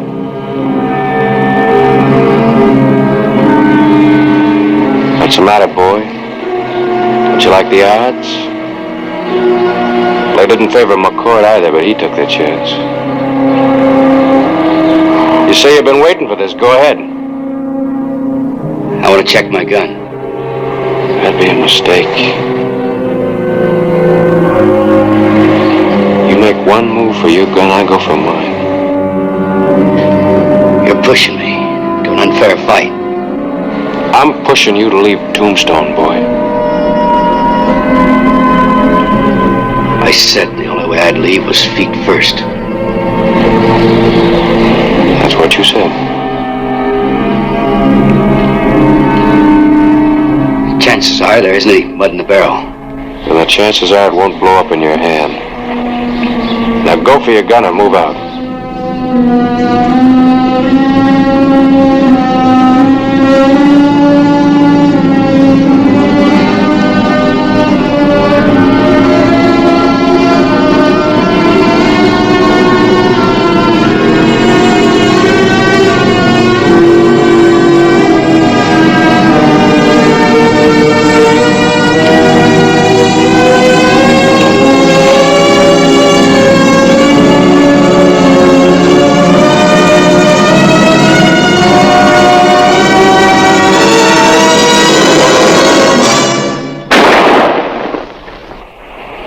Want to use it?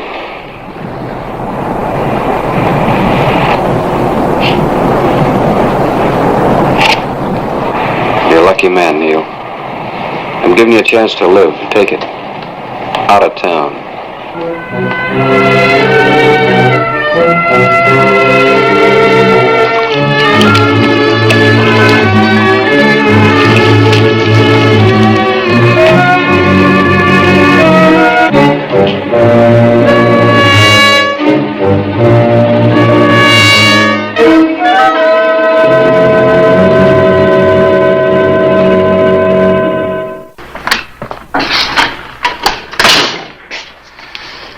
Thought this might interest you. Editor of the El Paso paper sent it to me. Oh? Neil Wheaton killed by Madden Roberts. The victim was added to Madden Roberts' scoring list when the day he shot and killed. I kind of thought Neil would be headed back this way sometime. I guess now he won't be. Always somebody just a little bit faster. Fellow here says he'd like a crack at that deputy's job we got open, Clay. Wants to be a lawman. Well, I'll be glad to take it. We got business. Need some help? No, we can handle it.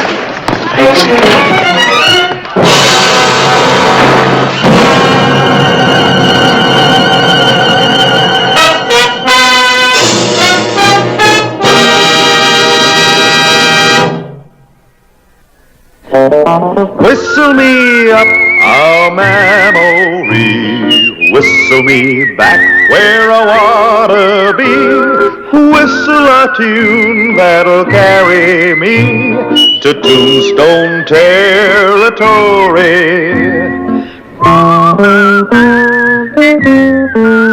If your past has run afoul of the law, it's a handy place to be, 'cause your future's just as good as your draw in Tombstone territory.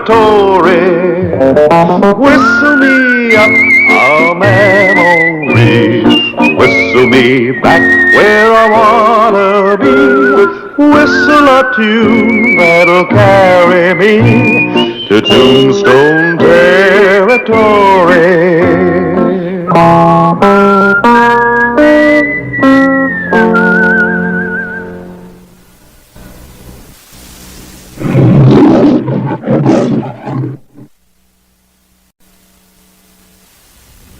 Tombstone, Arizona Territory, July 29, 1886.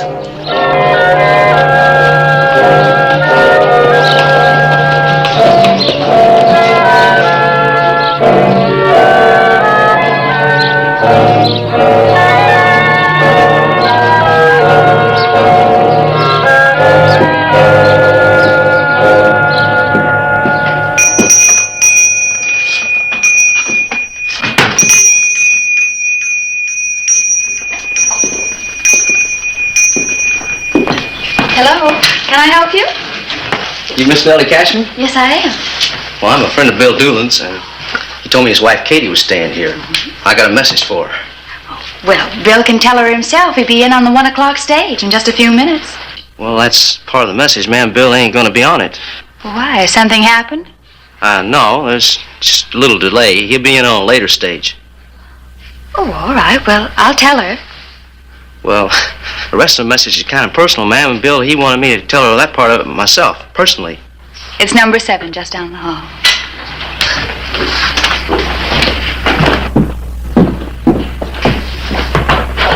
Harris, you were eavesdropping. Mm-hmm. For the news, of course. Oh, of course. Well, at least you're honest. Bill. You're not Bill.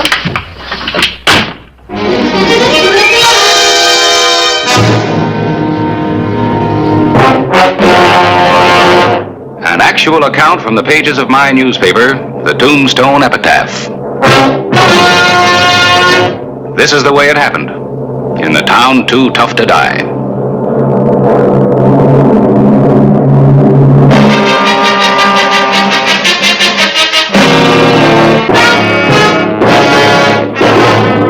Tombstone Territory.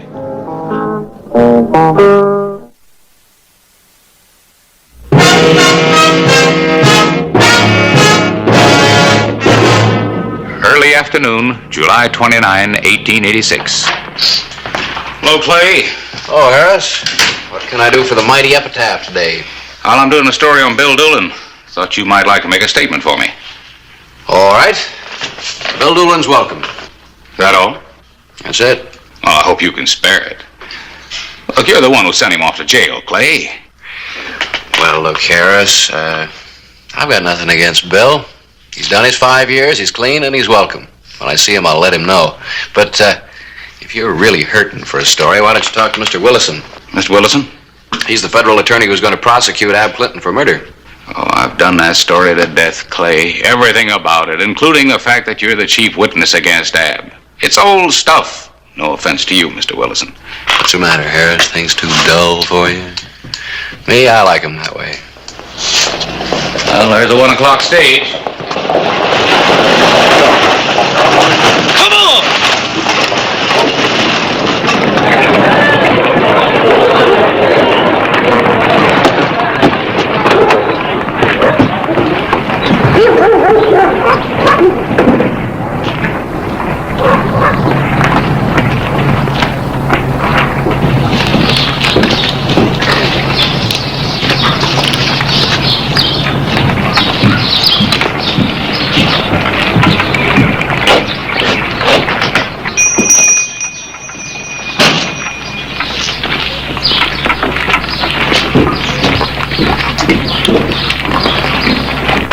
Mrs. Doolan here? Well, you must be Bill Doolan. Hello, I'm so glad to know you. Katie's spoken of you so often. Is she here? Well, no, she isn't. I think she left with that friend of yours, the man who brought the message that you wouldn't be on the 1 o'clock stage. I was on the stage and I sent no message.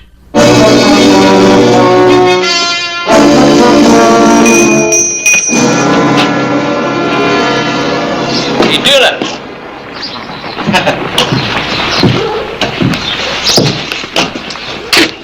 You better come with me, Doolan. What do you want? Ain't nothing I want. If you want to see your wife again, you better come with me.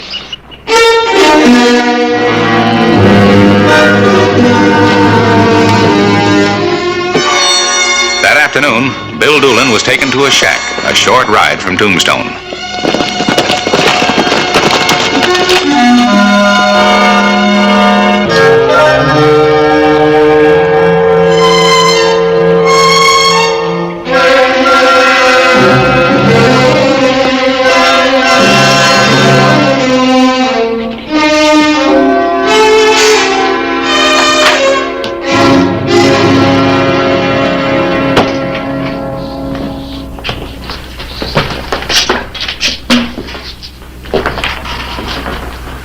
So you're Doolan. That's right.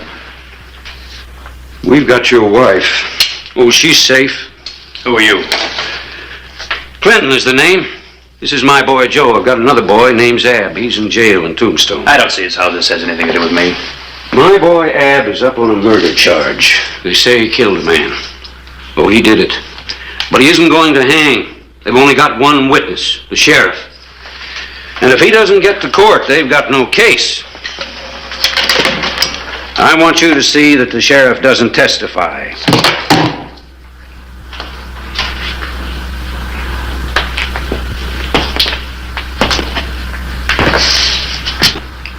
I'm not doing your dirty work.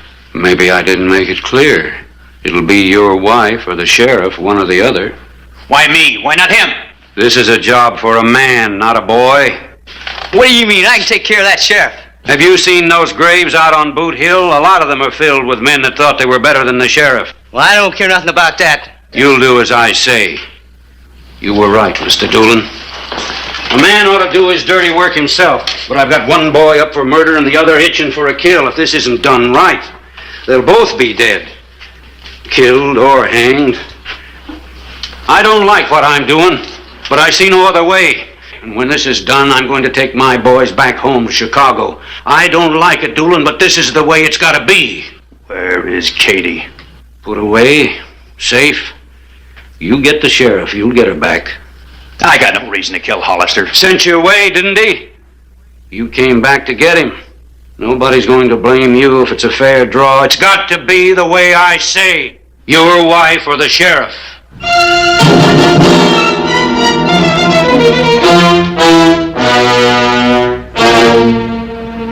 You want it done?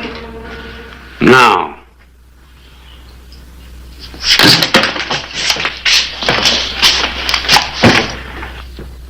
If anything happens to Katie, I'll get you. And him.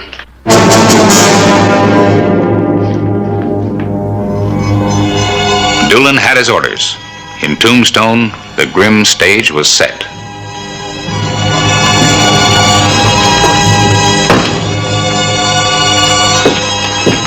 Hi, Bill.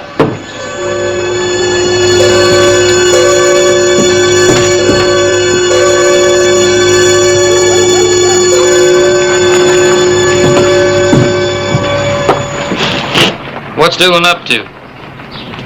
Bill, welcome back to Tombstone. Hollister, you're a crawbelly coward. Hiding behind a badge. You gonna take that? Or are you gonna be man enough to try to do something about it? Well, what's eating on you, Bill?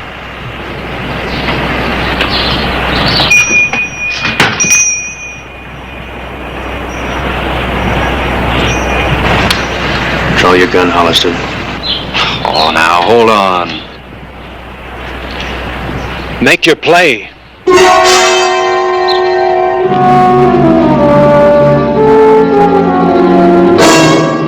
No. You're not pushing me into a gunfight. Bill, no! You've got to think of Katie. This isn't going to do any good. You've got 24 hours to get out of Tombstone. You ever see a quicker draw on that?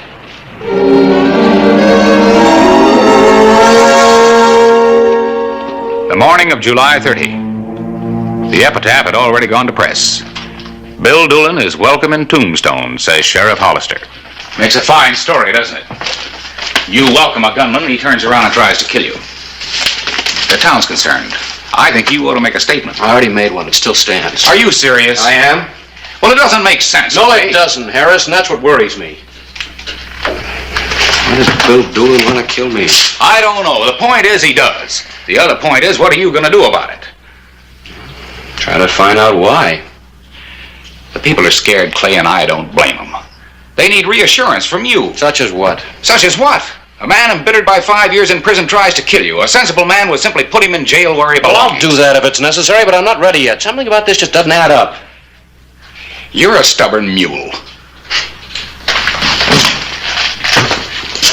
Mule, huh? Print that and I'll sue you for libel. I might just win.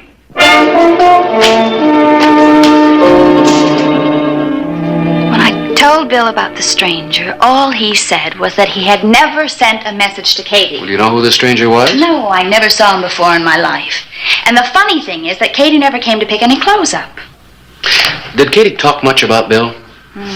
All the time. Did you get the impression that he was bitter? No. As a matter of fact, she showed me one of his letters once. In it, he said how glad he was that the old life was over with and how happy he was to be starting a new one. Yeah, but to the best of your knowledge, did he hold a grudge against me? No. Well, Katie never said anything, but Clay, I'm sure he didn't. He said that they had plans for a new life. Do you know what they were? Katie had bought a few acres out by Willow Creek. When Bill came back, he was going to farm it and eventually get a few head of cattle. There was nothing on that property but a little old shack.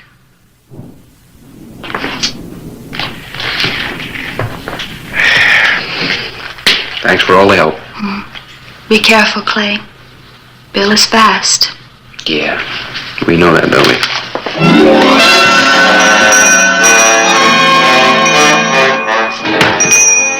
From a storage room above Allen Street, the Clintons kept a close check on Clay Hollister. Take it easy.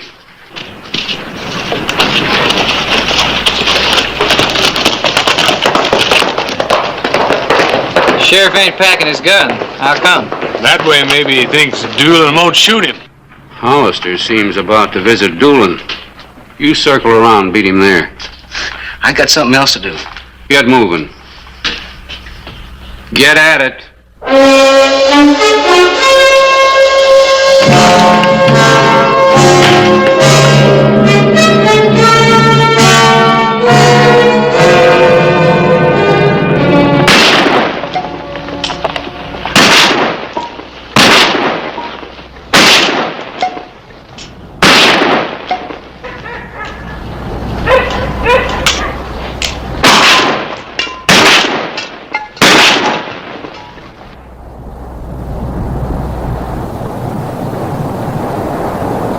Hello, Bill. I've come for an explanation. You got till sunset to get out of town. What are you trying to prove? The deadline's sunset. Look, I rode out here without a gun because you knew I wouldn't shoot a man that was unarmed. Because I want you to see that we haven't got any differences. Why do you want to shoot me?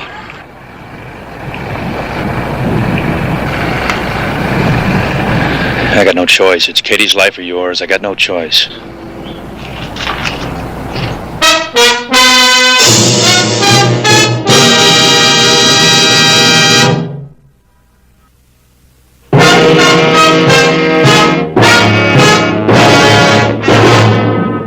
Noon, July 30, 1886. The sheriff's authority had been challenged.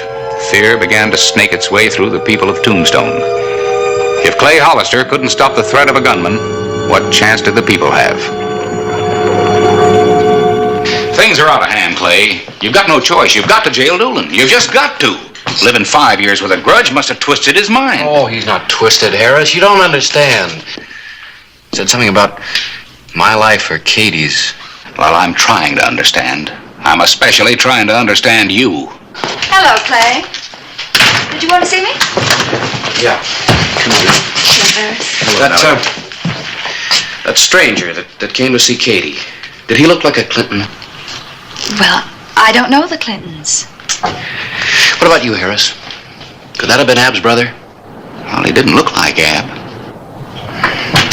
I think there was a brother. Wait a minute. It seems to me... Seems to you what? That Ab Clinton threw a big party, a sort of a family reunion. Sure he did. 3 years ago. He even had a picture taken at Ebel's studio on Toughnut Street. I'm going to check the epitaph file. We'll meet you at Ebel's.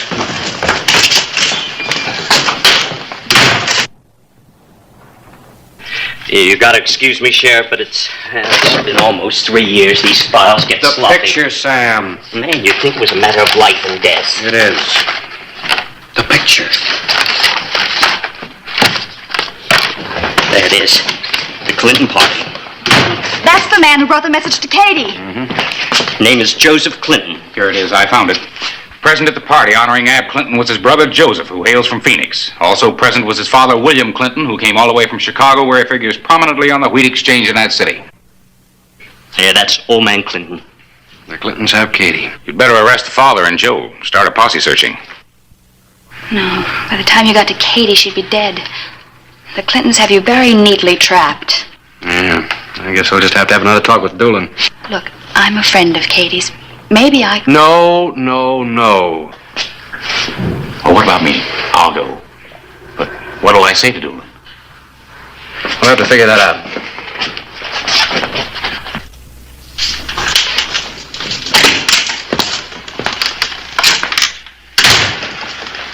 I tried to tell him. He wouldn't listen.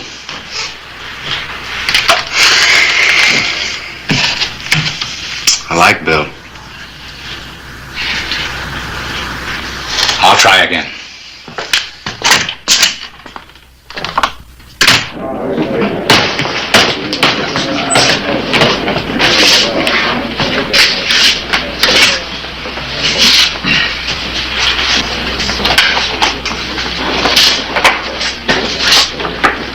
Whiskey.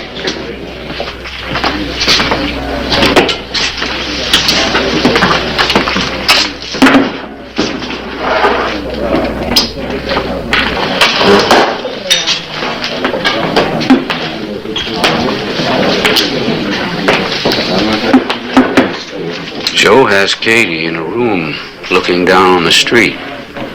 If you don't get Hollister, she'll never leave that room. If you kill him, get on your horse and ride out to the shack. Half an hour later, we'll put Katie on a horse and send her after you. Let's go. As soon as I finish my drink.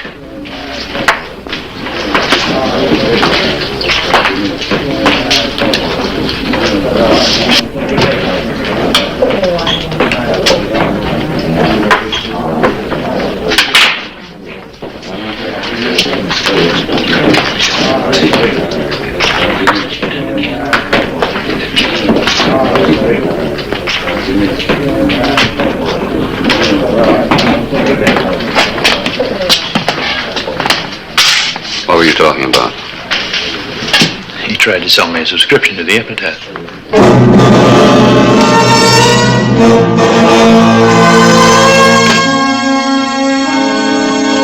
The afternoon of July 30, 1886. 24 hours had passed.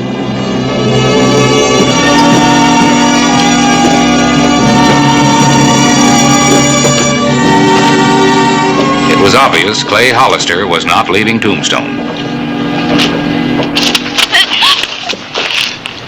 Did you speak to Bill? I talked to him, but I don't know what he'll do. You can't gun a sheriff and get away with it, Bill. Draw. You got no reason. Draw!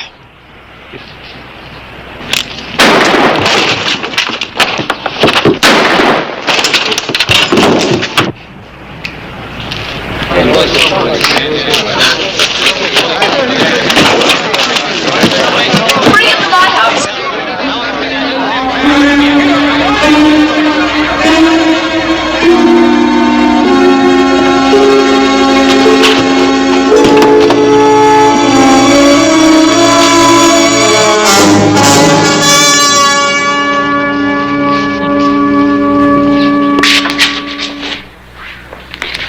Now you just keep your mouth shut and you'll see your husband.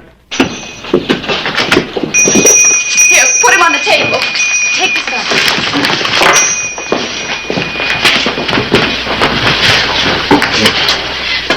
Somebody go and get a doctor, quickly. Thank you very much. We can manage now.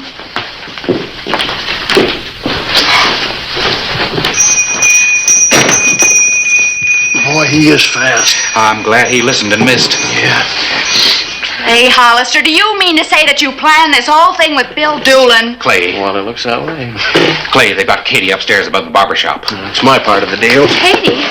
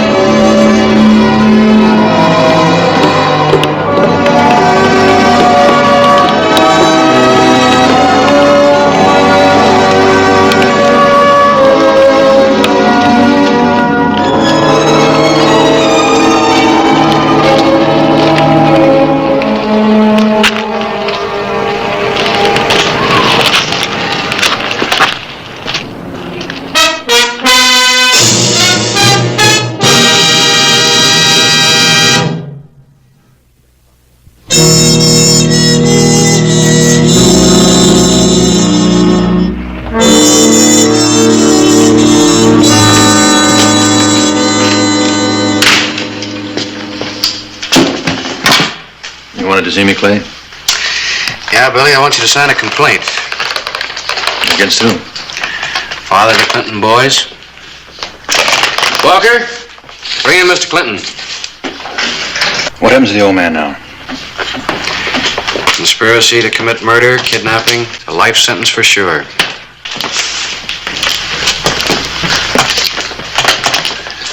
Take off your hat. Can you identify him as the man who plotted the whole thing?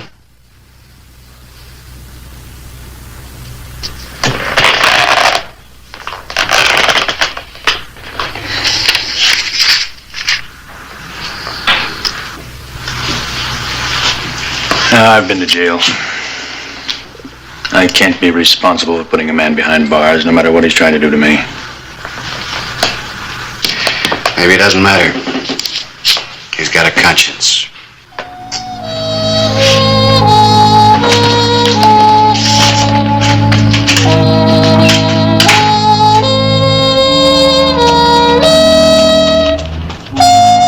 Old man Clinton went home without his sons. Tombstone never saw him again.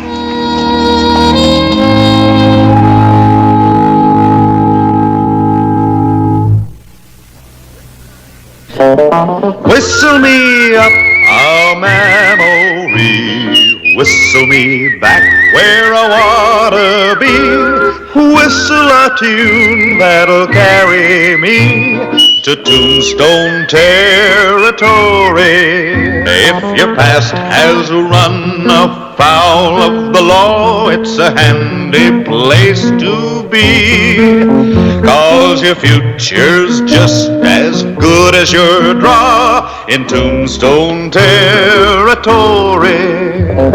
Whistle me up a memory, whistle me back where I wanna be, whistle a tune that'll carry me to Tombstone territory.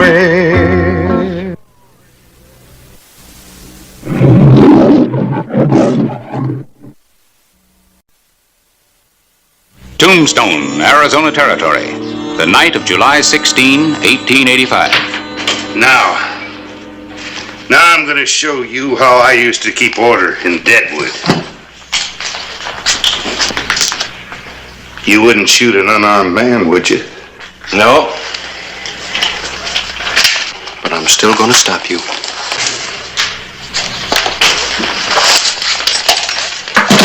Sorry, Sheriff. But you're meeting a man that knows every fighting trick in the book. An actual account from the pages of my newspaper, the Tombstone Epitaph. This is the way it happened, in the town too tough to die.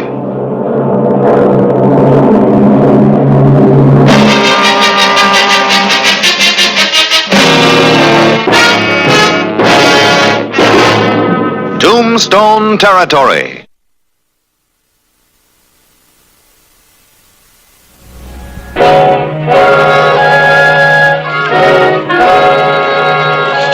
Trouble visited Tombstone the morning of July 10, 1885, when the Black Marshal of Deadwood rode into town.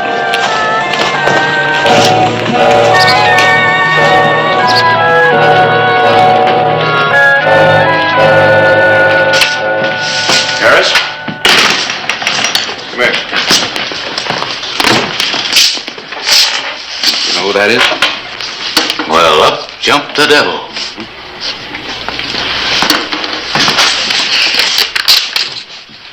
Looks like his arrival's going to make the front page. It sure will. Whose arrival?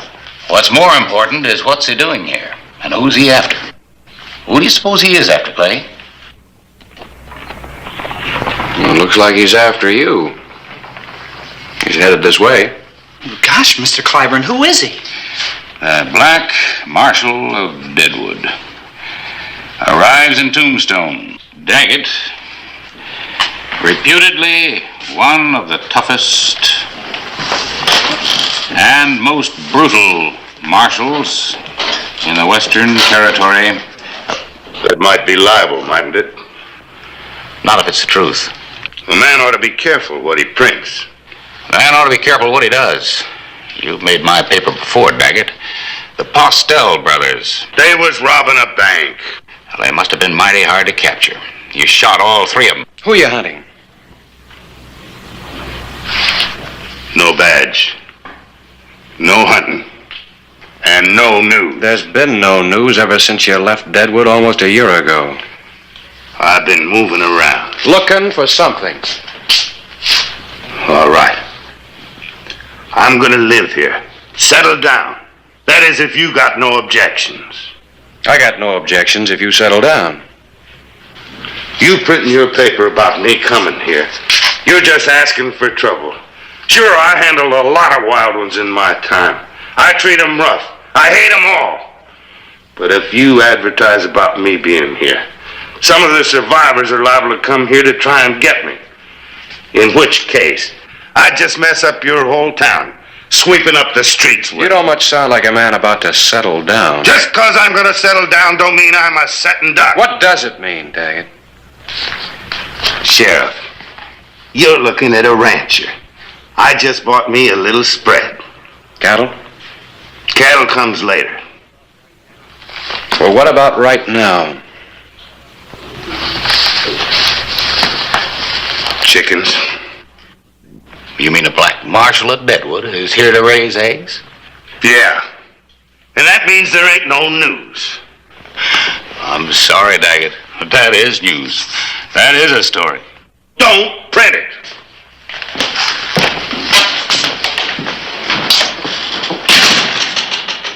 You believe his story? Of course not. You?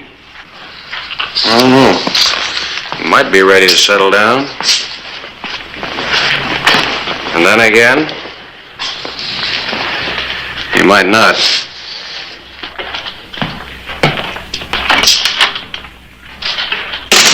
Was that really the Black Marshal? Floor all swept, Ben? No, sir. Well, is it true that he lost count and quit notching his gun? You're still not very interested in becoming a journalist, are you? Well, none of it means sweeping the floor all the time, Mr. Clyburn. Sweeping's for ladies. Something else is bothering you, Ben. What is it? Vacation's over soon. I have to go back to school. Well, don't you like school? Yeah, I like it all right. After school, I sweep up for the teacher, too. I guess I'll have to be a sweeper. July 14, 1885. When a bundle of the epitaphs was tossed off at Silver City, one reader showed an unusual interest in the article about the Black Marshal.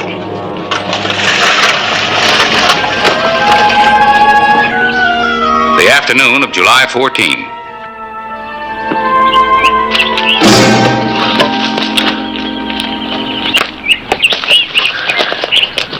You shouldn't come up quiet like that. My man's blindside. Well, this will help the fire. Grass and leaves are damp. Just a minute. Something on the front page you might want to look at.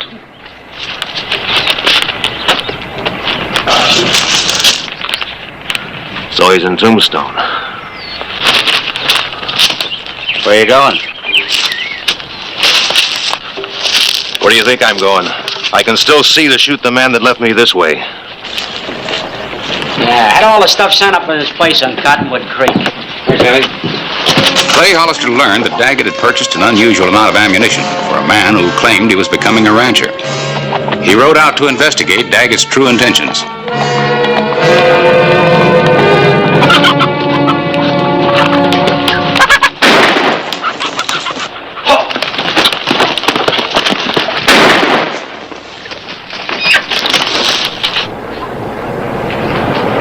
Hold your arm looser, not so tight.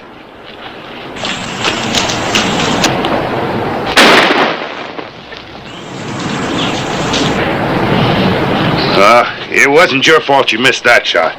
This gun shoots high. I gotta fix the sights. You better go on back to town. Mr. Clyburn's looking for you.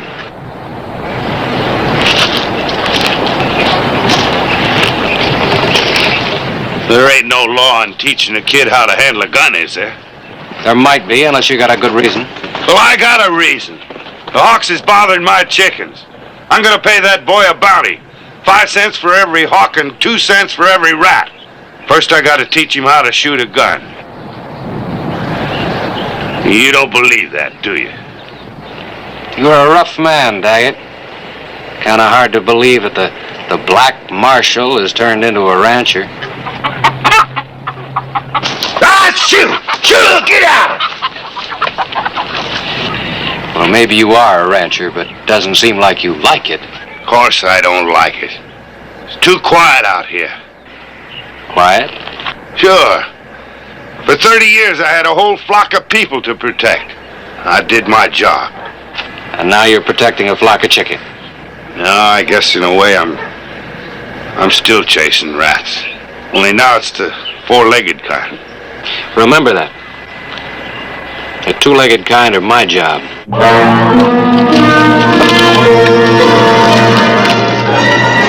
Noon of July 15. 2 riders closed the miles to Tombstone. July 16, 1885. 4, 5, 6. 6 hawks. Thanks, Mr. Daggett. I don't think I'll be out tomorrow. I don't think there's another hawk in the territory. Oh, I don't know. I seen one of them gliding around this morning. Flapping its wings? No, just kind of gliding along like it was going to set down. Well, that must be a buzzard. That ain't no buzzard. There ain't nothing dead out there. Well, except 6 hawks. Look, where there's chickens, there's hawks, live hawks. And I expect you to take care of them for me. I think maybe you better come on out tomorrow, huh? Thanks.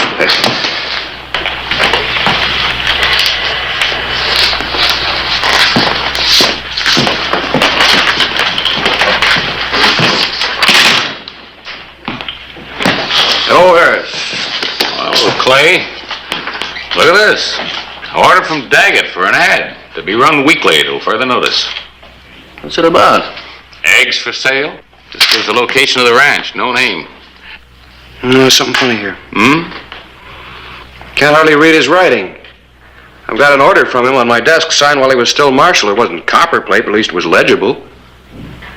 You think maybe he's not Daggett? Oh, no, he's Daggett, all right.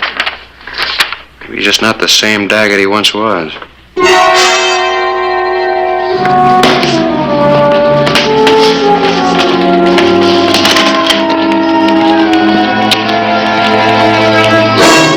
Daggett!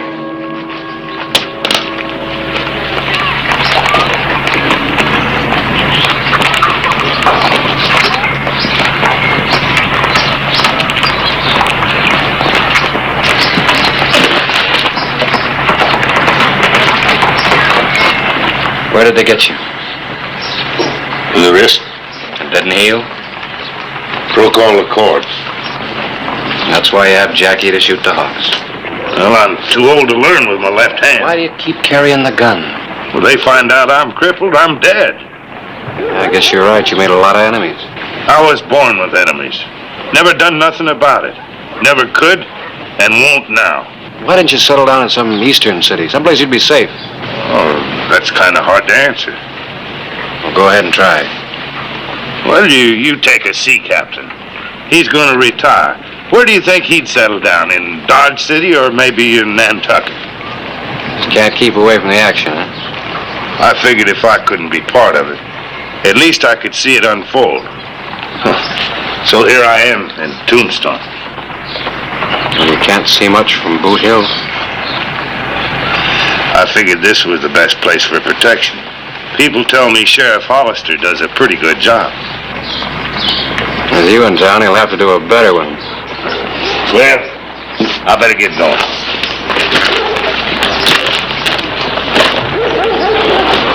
Oh, Sheriff, why don't you drop out to my shack some night for some grub?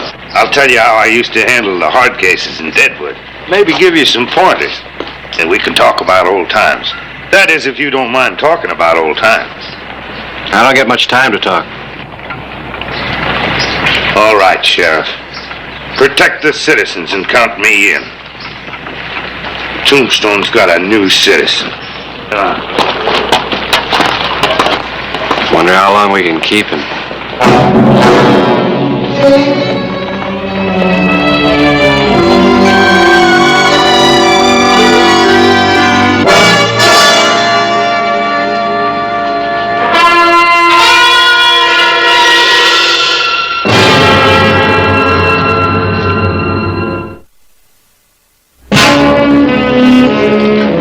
July 16, 1885. We're looking for a man named Daggett.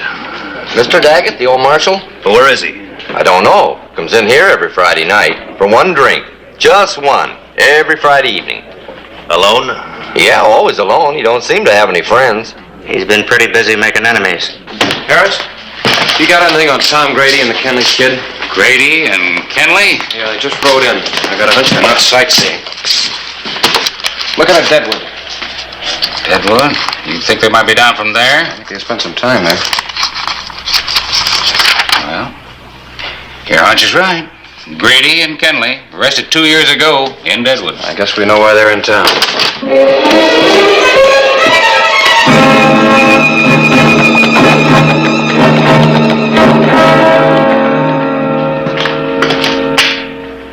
Well, you getting yourself all duded up. You headed for town? What do you want? A couple of riders drifted in. A man by the name of Grady and the other one called the Kenley Kid. Friends of yours. I ain't got no friends, remember? Well, let's call them customers then. What, I'm wearing a black patch on one eye? I found them hanging around Deadwood just about the time a gold shipment was coming into the bank. And you jumped to conclusions. I jumped and I was right. Kenley tried to resist and I had to manhandle him. The black patch. Mm-hmm. So now he's trying again. Do you know any good reason I can lock him up? Sure. To protect him.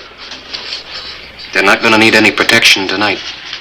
I'm in the habit of going to town every Friday night for one drink.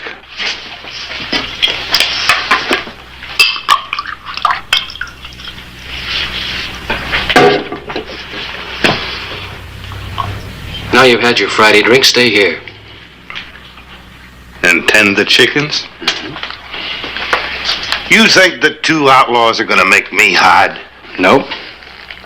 But I sure hope I can. Well, you ain't going to dictate to me. How about telling me what's inside you, Daggett?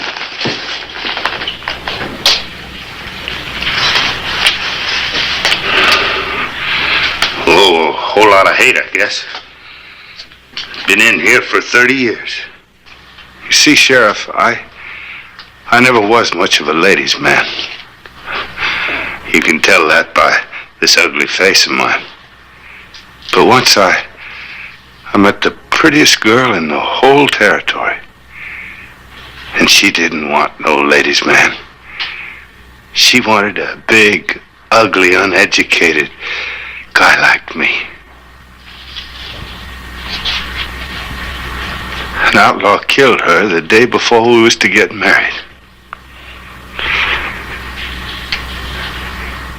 That's hate. Well, sure, go ahead and hate him all you want. But even if that wrist had healed, you still couldn't do anything about it. This is my territory, remember? If you're going to live here, you better live peaceably. Time for you to relax. And don't go out tonight.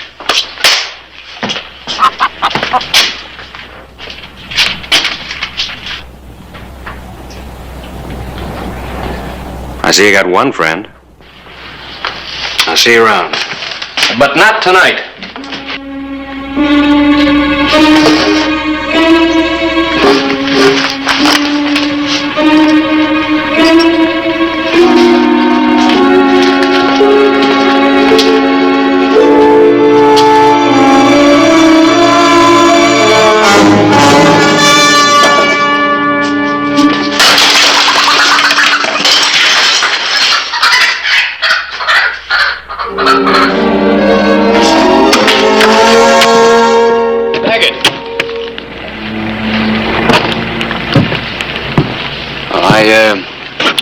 I thought you'd already had your Friday drink. Now you listen. I ain't interested in no drink and I wasn't interested in staying home. I'm too old a dog to learn new tricks like hiding from a couple of punk gunslingers. I handled them for 30 years, and I ain't about to hide from them now. Now you get out of my way. It's time you stop pushing people around. All right, mister, it's Friday night. When does he show? Oh, about now. But it's my job to keep order in Tombstone. Don't you tell me about order. I got my own methods for that. Well, I got my methods too, and you're now under protective arrest. I'm gonna lock you up for the night. All right. Inside.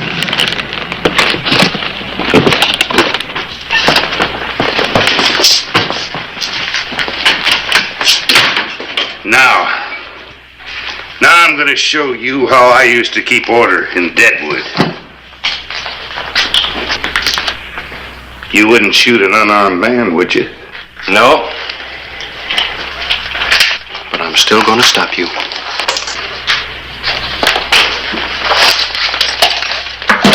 Sorry, Sheriff. But you're meeting a man that knows every fighting trick in the book.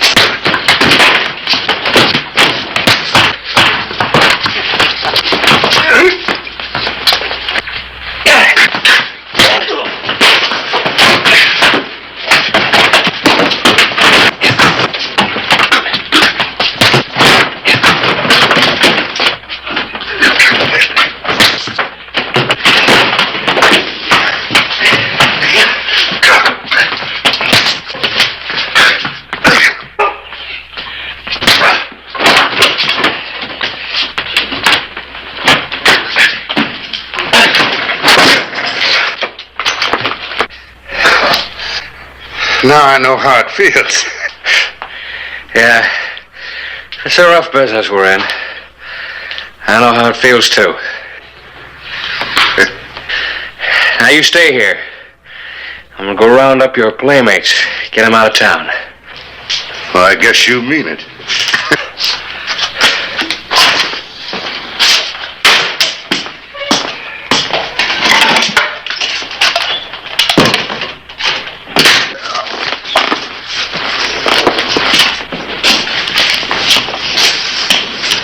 I see by your paper there's a man named Daggett settled here in Tombstone. Well? We want to buy a dozen eggs. Maybe you can tell us where Mr. Daggett's place is. Excuse me just a minute, gentlemen. Ben, I think the place needs sweeping out. Good and clean. Do you know where the broom is? I'll find it, Mr. Clyburn. Now, I believe you said Daggett. Daggett. You want us to spell it for you? No. 2 T's. D-A-G-E-T-T. Where's Daggett? Where is he? Sheriff Hollister. Oh, Mr. Daggett, we've got to find the sheriff quick. Mr. Clyburn's in trouble. What kind of trouble? Well, some men were asking for you, and Mr. Clyburn wouldn't tell them where you lived. Oh, Mr. Daggett, you used to be a marshal. See what you can do, and I'll find the sheriff. You stay here, boy.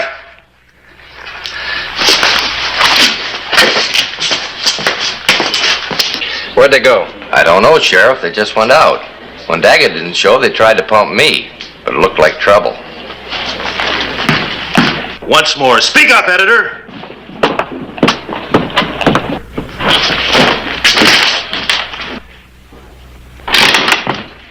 All right, that'll be... Hey, there's 2 of them. Sure are. Wow. Mr. Sheriff, where's Daggett? You come looking for me. Well, here I am. Now you got a tiger by the tail, and you can't let go. You might have pulled a bluff, Daggett, except for one thing. I know about that wrist of yours. Now, I aim to shoot you in little pieces, one at a time. You might say, an eye for an eye.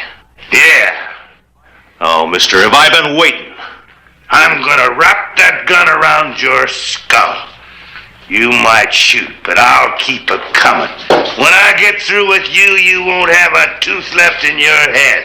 You know me by now. Go ahead and shoot, Kenley. What's the matter? Your hand's shaking. I'll tell you what's the matter.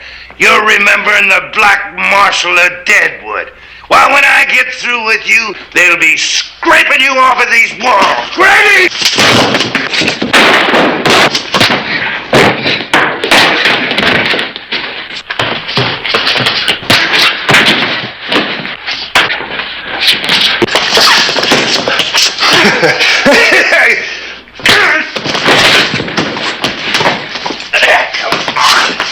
Come on. I think he's out. Him too. Hey, you know, Sheriff, with a little excitement like this every Friday, I wouldn't mind staying out on the ranch. Come on, Marshal, let's lock him up. Yeah, sure. The Sheriff of Tombstone and the Black Marshal of Deadwood had proved to be an efficient team of lawmen. I sent for the doc. Here, keep it. No more bluffing? No more bluffing, no more interfering. Guess I've really retired. You know, Sheriff, Tombstone's your territory. You sure you wouldn't like to be one of my deputies? Well, who'd mind the chicken? Well, see you tomorrow, huh, boy? Sure. Well, I thought you were going to sweep out for me tomorrow. Oh, I'll find time to clean up too, Mr. Clyburn. And what about school? Well, that'll be a little tough to fit in. Oh, but you'll do it, boy. You'll do it. Yes, sir.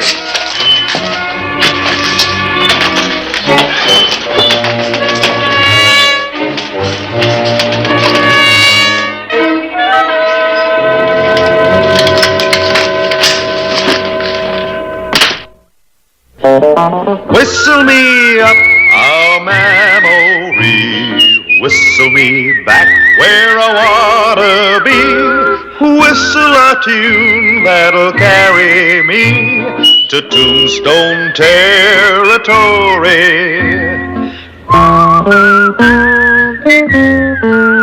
If your past has run afoul of the law, it's a handy place to be, 'cause your future's just as good as your draw in Tombstone territory.